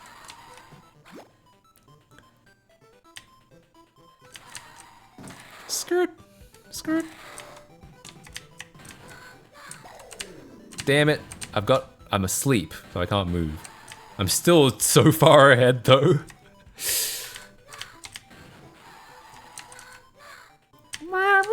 What are you even saying? No wonder I have trust issues. They all stemmed from... Oh, it's not a plant, it's just a green running man. What is that even supposed to be? I almost wonder if it was a turtle, but a turtle doesn't... turtles are the opposite of going fast. Average Tesla driver. True, true. Can fall asleep at the wheel in this game? You can. You can have horrendous accidents, but you walk away from them pretty well. Oh, for God's sake, the pumpkin.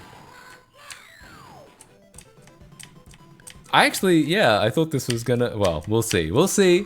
We're only halfway through the game. Maybe there'll be a little bit more drama later on.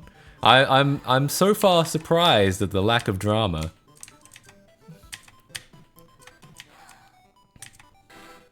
Alright. I guess we'll go back to time predictions then.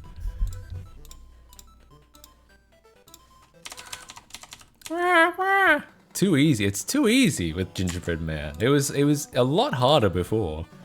Okay. Beat Windmill Alley before 32:45. Alright. Go on. Let's try it. Okay. We see, if I vote for the small percentage, I have high profit, so I can win more points. Yeah, I mean, you might make it all back at some point.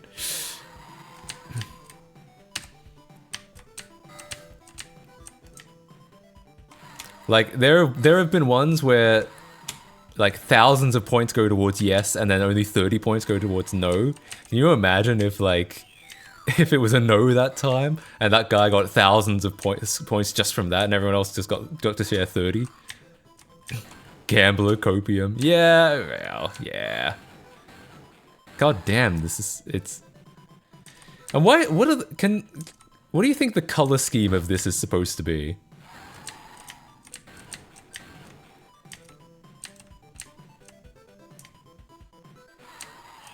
Skirt. Alright, we're getting there. Oh, I keep forgetting to do my splits. I keep getting invalid golds because I keep forgetting.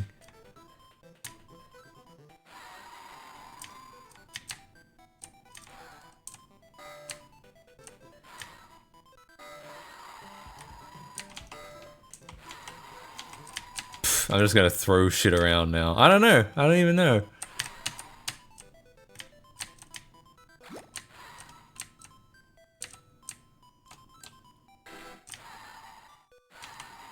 Uh-oh.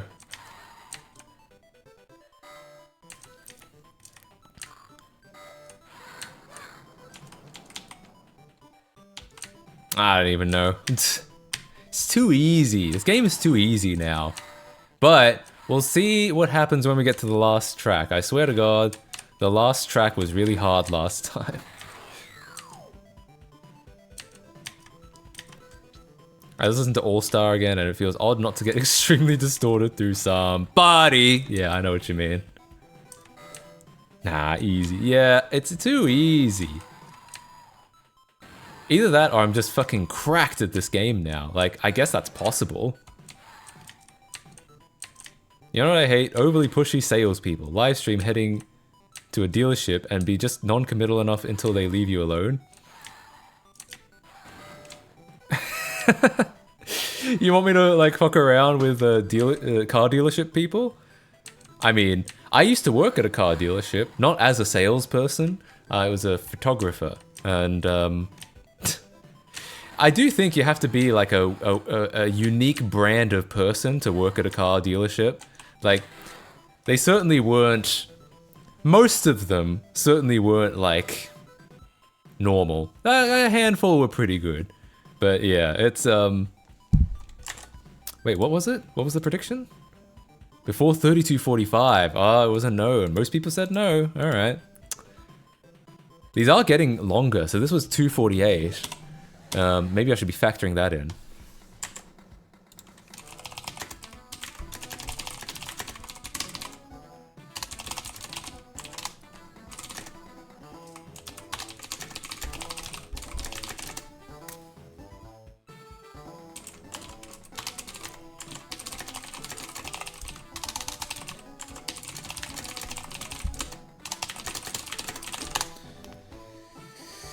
They're like drug dealers. If you come in, you're buying. Yeah, pretty much. Alright. Beat Goldilocks way before. Alright, so they're roughly 2:30 to 3 minutes each time. So let's say before 37:40, and I'm gonna start at 35 minutes, okay? 10 seconds. I don't think a good person can become a salesperson. Maybe that's true. Alright, we're going. Man, I need to do my splits as well. Ah, shit. Never mind. I did one split. Uh-oh. Uh-oh. Everyone's going quick. Everyone's playing AGDQ. Oh, never mind. I'm winning again.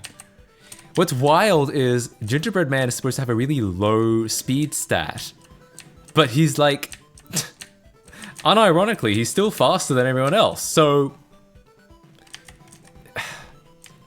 I think the conclusion I'm coming to is that I think this game is not very well designed. I know that's probably controversial to say, but there's just some things about it that I feel like maybe should have been worked out a little bit better.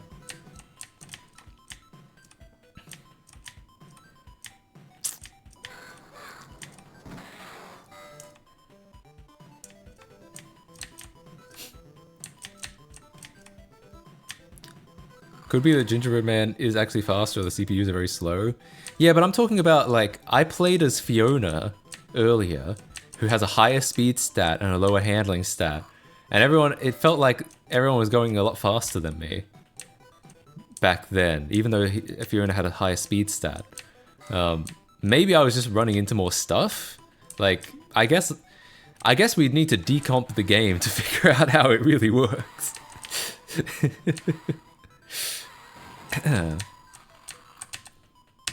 This is all a lead in to say, yeah, I'm gonna decompile this game. Reverse stats, yeah.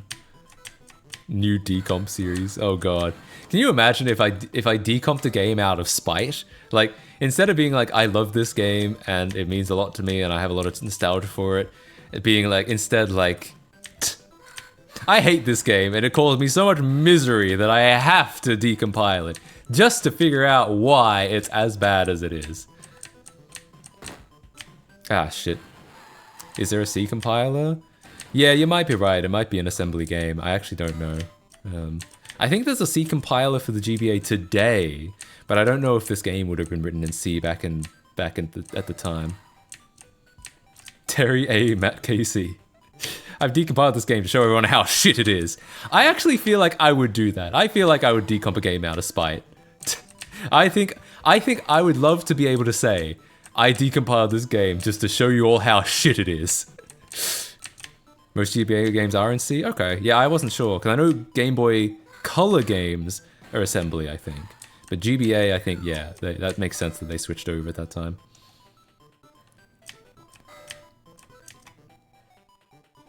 Like, hate watching a show on Netflix. You break it down so you exactly know why you hate it. Exactly. What did I say? 37:40? It was a no! Uh-oh. Damn. Sorry to the believers. Congrats disbelievers. The leaked emerald code is C. Yeah, there you go. Yeah, so this was probably C, which means they had no fucking excuse, alright? They should have made a good game. Autobahn, eh? Germany? Beat before... I'll start at 39, and let's say 41... 40. 41.45. Why not? Actually, 41.50. Let's, and I'll hold off. I'll start at 39. 39 minutes. Why not use in-game time? Because then we can't do these predictions.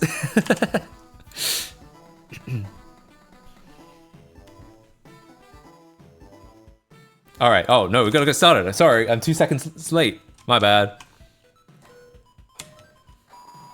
Alright, here we go. Before 41.50, right? So let's see. That gives me 2 minutes and 50 seconds. Currently, these stages aren't really hard. They're just long. Like, they're just kind of like they're a menial chore, basically. Some GBA games done in assembly? Yeah, there could be some. I'm sure there are, like, even though in the Saturn era, like the PS1, N64 Saturn era, there was mostly C. There were definitely Saturn games written in assembly, probably even PS1 games, maybe. I actually don't know about the PS1. The PS1 might have been all C. But Saturn, they definitely wrote in assembly for the Saturn because the Saturn had such complicated hardware that, you know, you had to write an assembly just to get some performance out of it.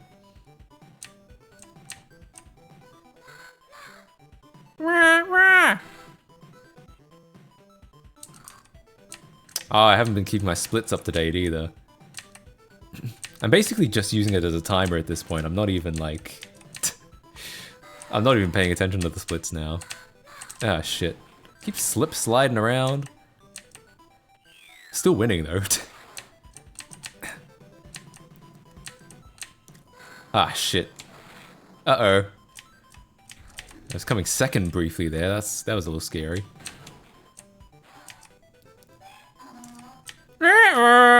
The game is actually really poorly coded, so whenever you hear that donkey sound, it's because... Oh god, really? Oh, it is down and B. You were right. Tingles. Whenever you hear that donkey sound, and it's because that's the sound it plays when you're going in reverse. But the game is so poorly made that the game will think you're going in reverse sometimes even when you're not.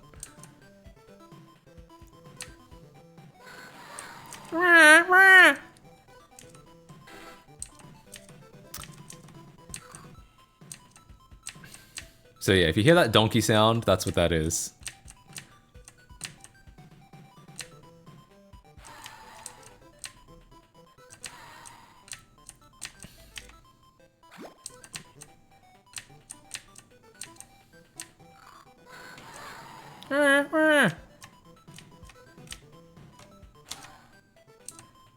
That was a donkey sound? The game audio... There it is again. The game's always so bad, I thought it was a girl saying something. I believe it's a donkey sound, right? You know, because Donkey, Shrek... Even though Donkey never... Does Donkey ever actually make a sound like that? I think he just makes Eddie Murphy noises.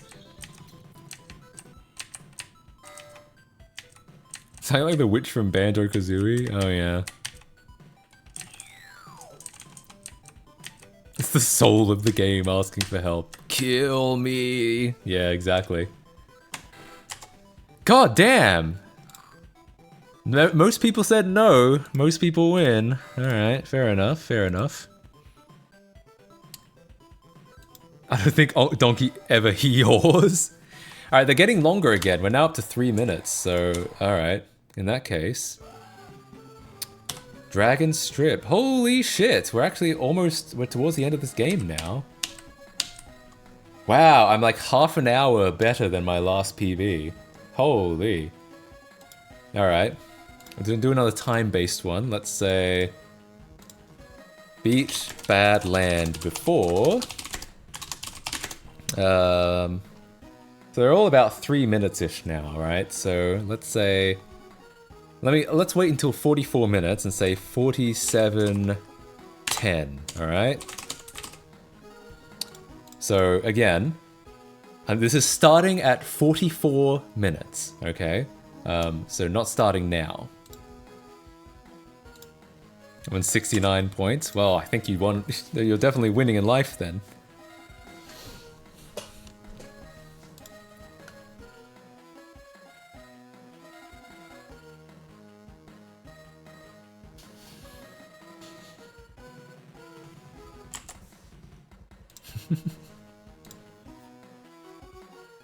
This is basically, this is exactly 3 minutes and 10 seconds.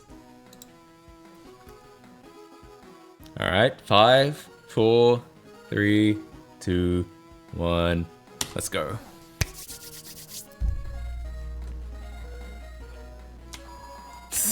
You Forza Motorsport. I don't know about that. Ooh, no.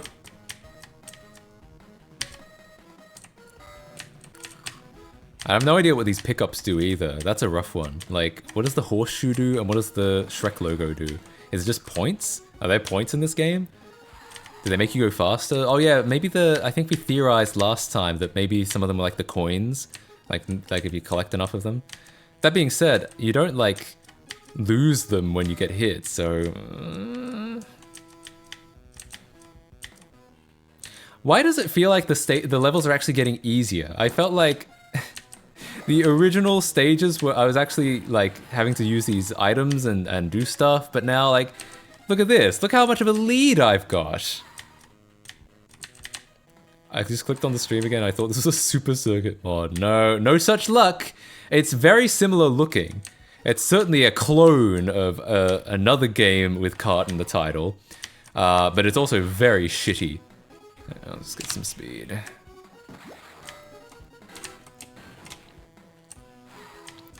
That's rough, buddy. It is rough, buddy. Imagine having to play Shrek Swamp Kart Speedway. That's rough, buddy.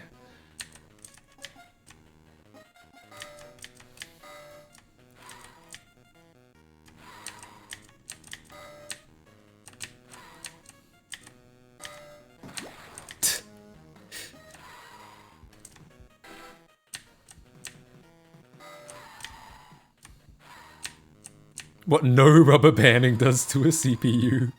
I wonder if that's true. Like, how simplistic is the AI?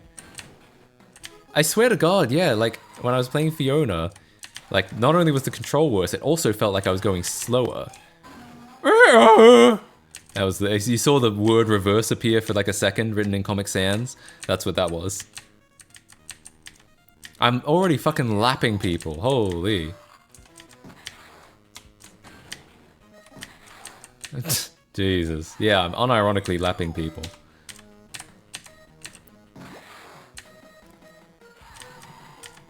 Wow!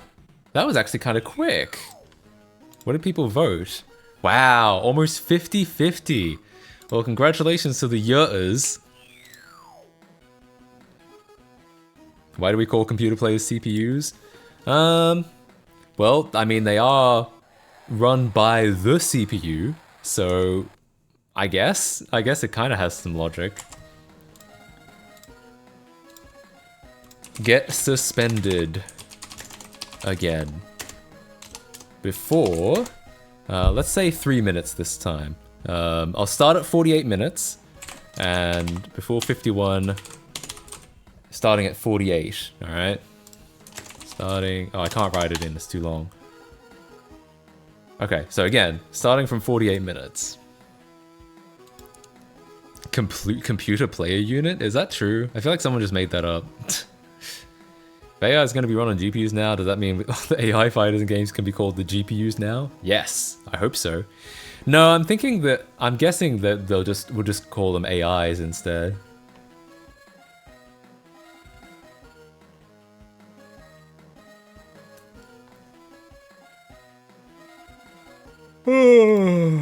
Oh, feeling a bit tired. Been playing Shrek all day. Actually, that's not true. I've been doing other things as well. Alright, let's go. Suspension bridge! Oh god, no, it's another one in the sky! These are always the hardest ones. Alright. Oh, I hate that texture. Why? Why have they done this? Why would you ever think this is a good idea? Like, come on. Oh, you can't even barely fucking see it half the time. Like, I don't even know what I'm looking at. Ew. Disgusting. This game controlled tightly. It depends on who you pick. When the first time I played this game during the Shrekathon back in a month ago, cool. Yeah, like I was supposed to see that. I was playing as Fiona, and Fiona does not control well, and we were bumping into shit all the time, and everyone was faster than me, even though she's got a higher speed stat than Gingerbread Man here. Who knows? But as Gingerbread Man, it's actually pretty good. Like, Gingerbread Man is unironically OP in this game. Like, I don't see why you would ever play as anyone else. Unless, unless it's quite literally the difficulty select. Like, Gingerbread Man is easy mode and Fiona is hard mode, then sure, I guess. I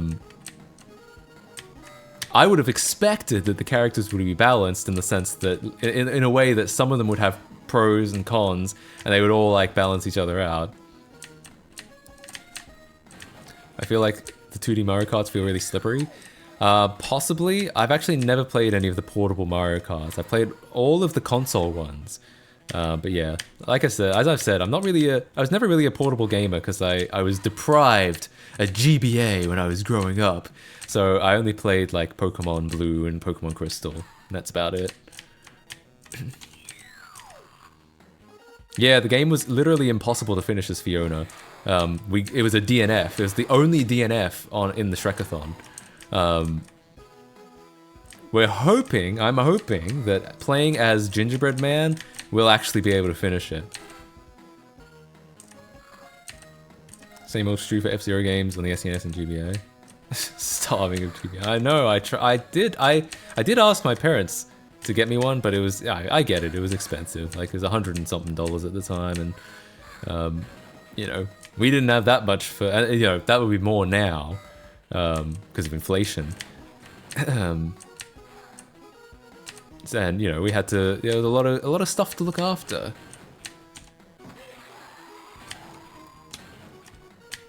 I'm already lapping these people.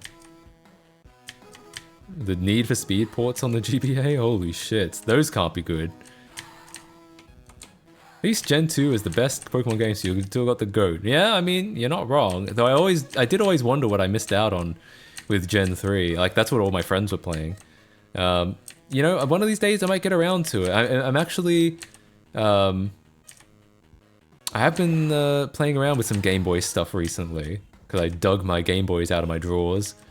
So yeah, maybe I'll try and actually give, oh, for God's sake. I'll try and give Pokemon, oh, with this shit again, getting stuck in the wall again. That always happens. 5129, ooh, it's a no! It's a no! Congratulations to the Nutters. The Nutters. Sounds like I'm saying the Nutters. Anyone nutting right now? I certainly am. Alright, Courtyard Lariat. What the hell? Hang on, what is a lariat? Before, let's say 55:30, and I'll start at 52:30. So again, it's going to be 3 minutes flat, alright? 3 minutes flat.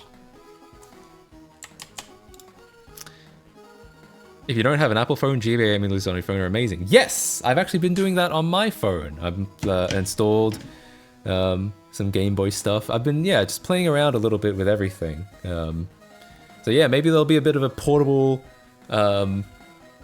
resurgence for me. I'll catch up on all the games I missed. Oh shit, I'm supposed to have started already. Alright, never mind. So I've accidentally wasted a couple seconds. Yo, isn't that one Bowser's Castle game for the Game Boy? It looks exactly like it.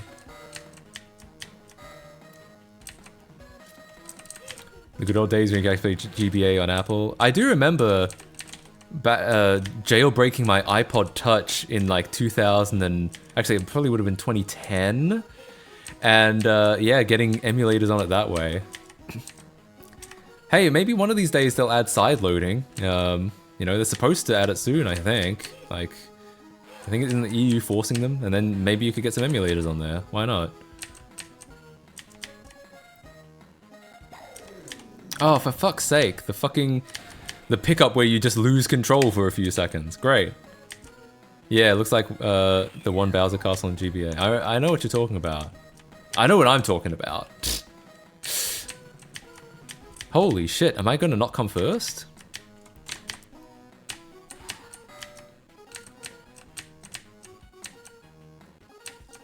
Nah, I think I'm gonna come first. This guy, yeah, I'm catching up.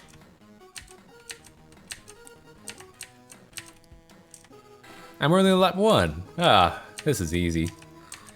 No problemo, as they say.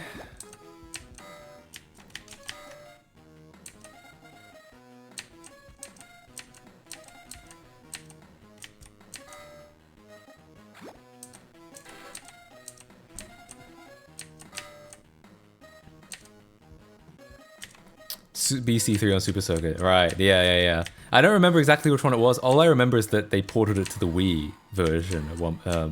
That's where I know it from. Turn into Shy Guy there. True. Yeah, I am. I'm Shy Guy. It's supposed to be Little Red Riding Hood, but I don't know what it does. Like, is it invincibility or invisibility or is it speed? I have no idea. It doesn't have any like clear defined purpose. That's the kind of the thing I feel like people. It's hard to.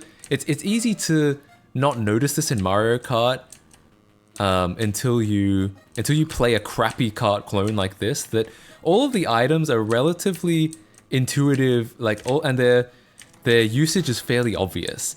But I feel like in a lot of these clones, they keep throwing items at you and you just have no fucking clue. Like, you just have no idea. Ah, shit.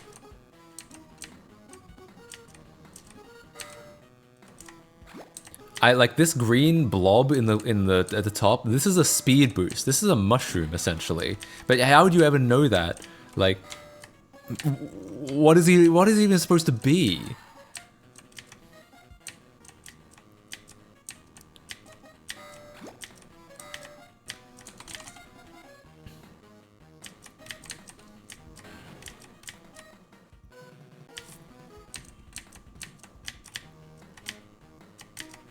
Alright, we're almost done. I think this is the second last track. Like, this is kind of unbelievable because we've got... I remember the last track I had so much trouble with as Fiona. To think that we might just blitz through it as Caillou here, that's crazy to think about. Yeah, okay. This is it. Guys, this is the last track. Now... as Fiona, this was the one I had so much trouble with. I was sitting here trying it for like 45 minutes over and over and over, and I couldn't beat it. I couldn't even find a way to beat it. I wouldn't be surprised if it turned out it was impossible. Oh, what was the prediction? No, we didn't beat it before 55:30. Actually, I had a really hard time telling what the difference between a green and red shell was as a kid. Yeah, I mean, I can see how you could, but I feel like for the most part, I understand that like knowing that a mushroom gives you speed is not necessarily intuitive, but that at least when you use it, you know what it did. I feel like all the items here, I use them and I still don't know what they did. I feel like, yeah, for the most part, the Mario Kart items, when you use them, you can tell what they did, at least. Alright, simple prediction this time. Beat the game first try? Like I said, last time I was stuck on this track for 45 minutes, but this time I'm playing as the easy mode character, I guess, and I've probably gotten a bit better. Yeah.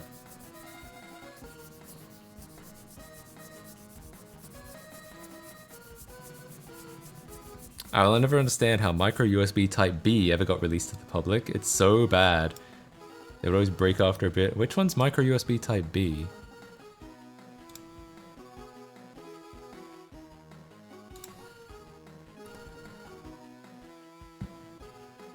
Oh, that's the one that's used on phones. Yeah, it's not a great connector. Don't love it. Like, Lightning was definitely better than that, but USB-C I think is better than Lightning, so yeah.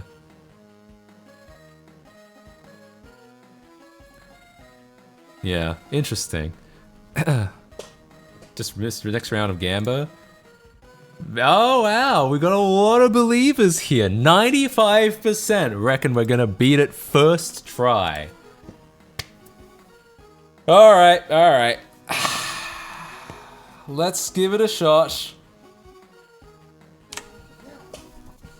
Again, this was so hard the first time. With Fiona. Whoa, hang on, hang on. MFs are overtaking me. Oh god, and I'm getting like caught up on all scenery again, on all the corners. Ah shit. Uh-oh. This might not be it. This might not be it, guys. I'm gonna try, but... Alright, can we at least overtake this guy? The roads are so narrow that it's like... It's hard to even just overtake people. Who's in first? Who's apparently got a much faster car than me? Who's this? Why is there a shark driving a fucking cart? Come on. I guess I should clarify the prediction was beat the game, not come first. So if the game says I beat it, if I come second and the game says I beat it, that counts, okay? Oh shit. No! Alright. Yeah, that's the other problem with this track, is you keep getting stuck in the fucking walls. It's like, literally... I know it's a cliche to say, but did they even test this shit? They mustn't have. Like, how is this ever acceptable? Alright, come on. Get out of the way. Come on, I gotta overtake the shark again. I was coming first, briefly. Really briefly. Come on. Oh, come on. I was so close. Okay, cool. Got it. What? Alright, well, I'm gonna take the win there. Alright, come on. Come on. It does. It drives me up the wall. I hate this game. Now I'm remembering why I hate this game. It's this track. It's only this track. Alright, come on. Almost there. Almost there. I think we can get there. We can get first. We can secure a win.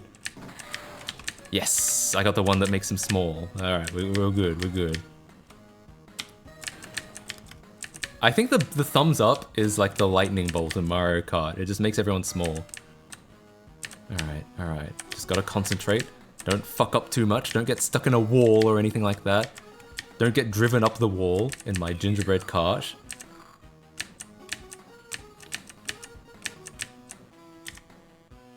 The walls are on the diagonals so chunky. It's because, like, this is a tile-based map, and so to do diagonals, they have to just do, like...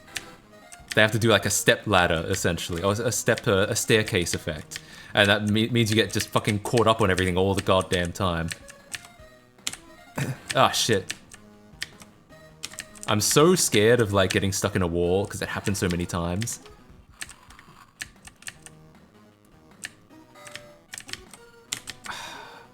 Come on. The characters are so ugly. They really are. The whole game is kind of ugly. I mean, this background is okay. They've got this nice picture of Dragon looking all sexy. I promise you, I got not a furry on the furry test. Yeah, but in general, it's not a great, not a wonderful game. It's built in Minecraft. Maybe it was built in Paint, like 1 pixel at a time.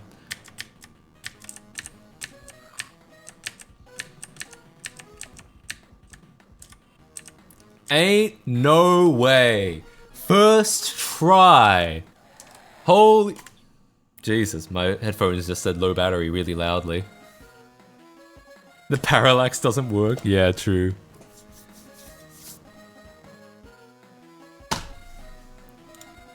Fuck you, William Ware. Why didn't you program a better game? Alright, congratulations to the yeses. I can't believe how much easier that was. Oh yeah, timer, true.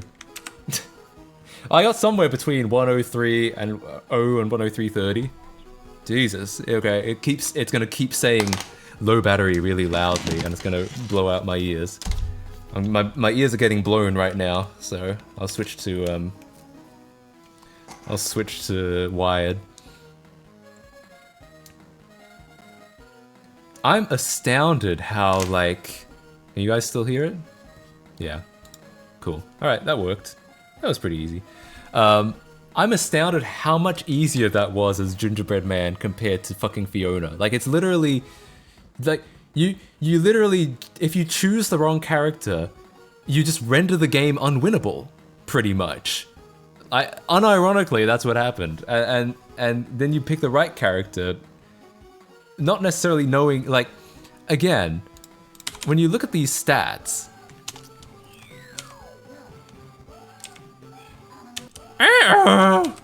when you look at these stats, like,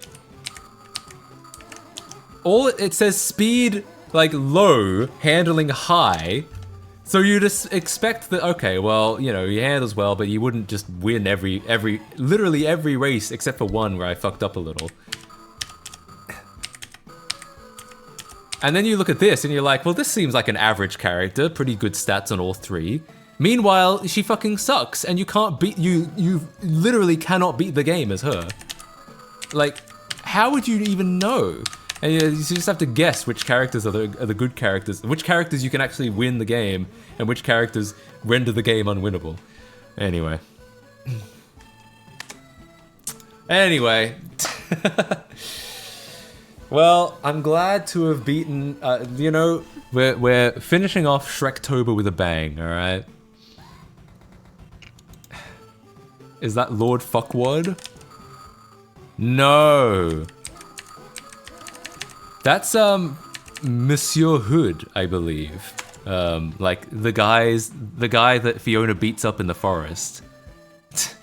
Oh, nice. Thanks for the extra Emily emote. Or the TwitchCon hype emote, strictly. Maybe a dev set his speed to max to debug things and forgot to lower it back. I could believe it. Like, I didn't feel like I was going slowly at all. No H2 overdrive to celebrate. I think we're gonna finish off. There's like one music track. Well, there's the main menu music, and then there's the in-game music, and the in-game music is literally like a 3-second loop. Alright. Time to start decompiling it. True. Good idea. Alright. No. I think I'm gonna call that a stream. That's it. This is actually a fairly long one. This is my longest non-Shrekathon stream. Before that, it was just 6 hours. And then during the Shrekathon, I obviously streamed for like usually 9 to 10 hours a day. But yeah, this is my longest non-Shrekathon stream. Decompile it to make a better game and prove a point. True. This game should be lost media so that it so you can let people down once again. Yeah. Smash Mouth's Rickroll cover. I'll check that out after. Just discovered your streams from the Pyongyang Racer video. Hey, welcome in. I guess I should do more, like... I should be posting more stream stuff on the main channel. Though, I could... If I do just dual stream, maybe that'll help. Maybe it'll get people in. I'm not mad about my viewership here. It is just a shame that, like, we went over the Lego Island Alpha earlier on, and, like, no one... Like, a lot of people, I feel like, from the YouTube channel would have been interested in that, and it'll take me a while to make a video about it, so it's just kind of a shame that they missed out, I think. But, like I said, I'm not mad. I think I really like the community we have here on Twitch, so, yeah, so I can't complain. It's just, yeah, it would be nice if those people got to see stuff like that. I played the Mario Kart 8 DLC. Probably not the latest DLC. For reference, the last Mario Kart 8 DLC I played was whatever they released on the Wii U, so I don't think so. Make a community post. I've done that in the past and no one really sees those. Like, when was the last time... No, I don't know. That might be a loaded question. Community posts aren't really seen by people. They don't show up on desktop, I don't think. They show up on mobile, and it's kind of sketchy whether anyone ever actually sees one. They don't make a notification. I see them daily because I'm too bored. Well, I don't see them at all. I'm very out of date in Mario Kart 8. Yeah, I know. So, yeah, it's very, very common to have big YouTube having very low Twitch viewer. I know. It's you can't necessarily... I've learned you can't just port a YouTube audience to a Twitch audience. It doesn't really work because they're not mutually exclusive, but they're not mutually inclusive. People who watch on-demand content, like I feel like everyone watches on-demand content, but only like a small fraction watch live stream content. So I'm not saying that like I'm magically gonna get like 40,000 viewers or whatever by promoting to YouTube more. I just think, like I said, that like it's gonna take a while before I can get any kind of video out about the Lego Island Alpha, and it's just kind of a shame that a lot of people that would have been interested didn't see it. But yeah. They do show up on desktop. Why do I never see them?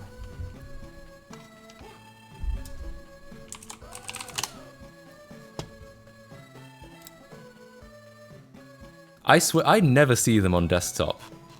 I'm like, not unless I manually browse to them. I only ever see them on mobile. Reminds me how the move to Twitch when Mixer shut down was kind of hard and I hated it for the first while. Oh, you went from Mixer to Twitch? That's interesting. I rarely see them on desktop. I don't know if I've ever seen one on desktop. They show up crammed in between, like how shorts appear like in the middle of the main page.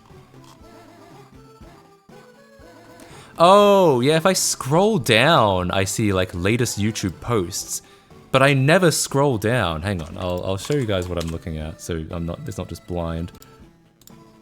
Oh, and for that, I'm gonna have to get out of here and... Oh, I guess I could... I guess I could, open up Chrome. Wait. Oh, it's Chromium on here, that's right. Oh, it might not show anything because I'm not logged in here. Yeah. Oh no, here. Oh no, that's not one. Yeah, they appear like down here somewhere. But like, I don't know about you, but I never scroll that far down. I'll open up YouTube, I'll click a video here, and if I don't, I'll look at subscriptions. So I feel like, in my experience, as both a viewer and a content creator, I've posted community stuff on the community tab before, and like most people do not see it.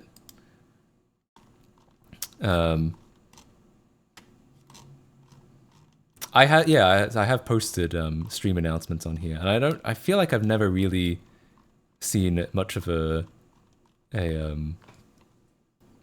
viewership from it. But like I said, I'm not necessarily mad. I really like the community we have, and I do think you kind of have to see building a stream as building something new from scratch, because like I said, the video watching audience is not necessarily a live stream audience. They're not mutually exclusive, but they are certainly not mutually inclusive. So yeah, I literally use an extension to hide community posts. Well, there you go. Oh yeah, any community post I see is vote the right logo. Yeah, that's also true. It's just not in my opinion, it's just not a great way to get information out.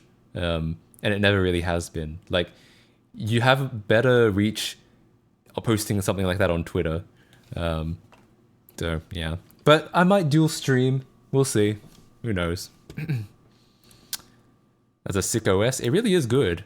I don't know why we ever upgraded from it, to be honest. I mean, you mean X? I'm never gonna call it X, alright? Never. Never, okay? Polls more than community posts? Well, maybe I need to make them polls, right? Just announce something through a poll. No, I didn't. It doesn't count, alright? I'm getting out of here, okay? Let's, let's finish off. I need to get some dinner and go to bed. Go to bread. Oh, PC specs. I listed them on the forum. I'll be honest with you, I don't really pay much attention to specs. I'm kind of a bad nerd that way. For me, it's one of the times that I'm like, as long as it's fast enough and it like lets me do the thing and it lets me do wacky shit like GPU pass through, I don't really pay attention to specs. It's just if it works, it works, and if it's getting slow, I upgrade it. But I wrote them down on the forum if you're curious. Quagmire just saying, oh, I don't know what reference that is. I would read it as the king from the CDI games. Dinner. Monitor. I don't know what the model is, but it's a 170 Hz 1440p monitor, so it's pretty cool. I really like getting games to run at 170 Hz, but a lot of them don't. So a lot of them you have to like either patch them or you have to do some wacky shit. What mouse do I use? It's a Elecom Deft Pro trackball. Yeah. Anyway, I'll see you guys next time. I was thinking of streaming tomorrow, but I actually, because I streamed so long today, it might be the day after. So let's lock in Thursday, my time zone. It's Tuesday today for me, so let's lock in Thursday, and around the same time, same Matt time, same Matt channel. Okay. Let's go ahead and raid somebody. Let's raid this person, a Mario 64 streamer, Mario 64 speedrunner. Hell yeah! All right, I'll see you guys next time. Let's raid Shadow Legends. All right, let's get out of here. I'll see you guys. On Thursday. I'll get some dinner, have some fun. Somebody wants to... All right, let's go. See you guys later.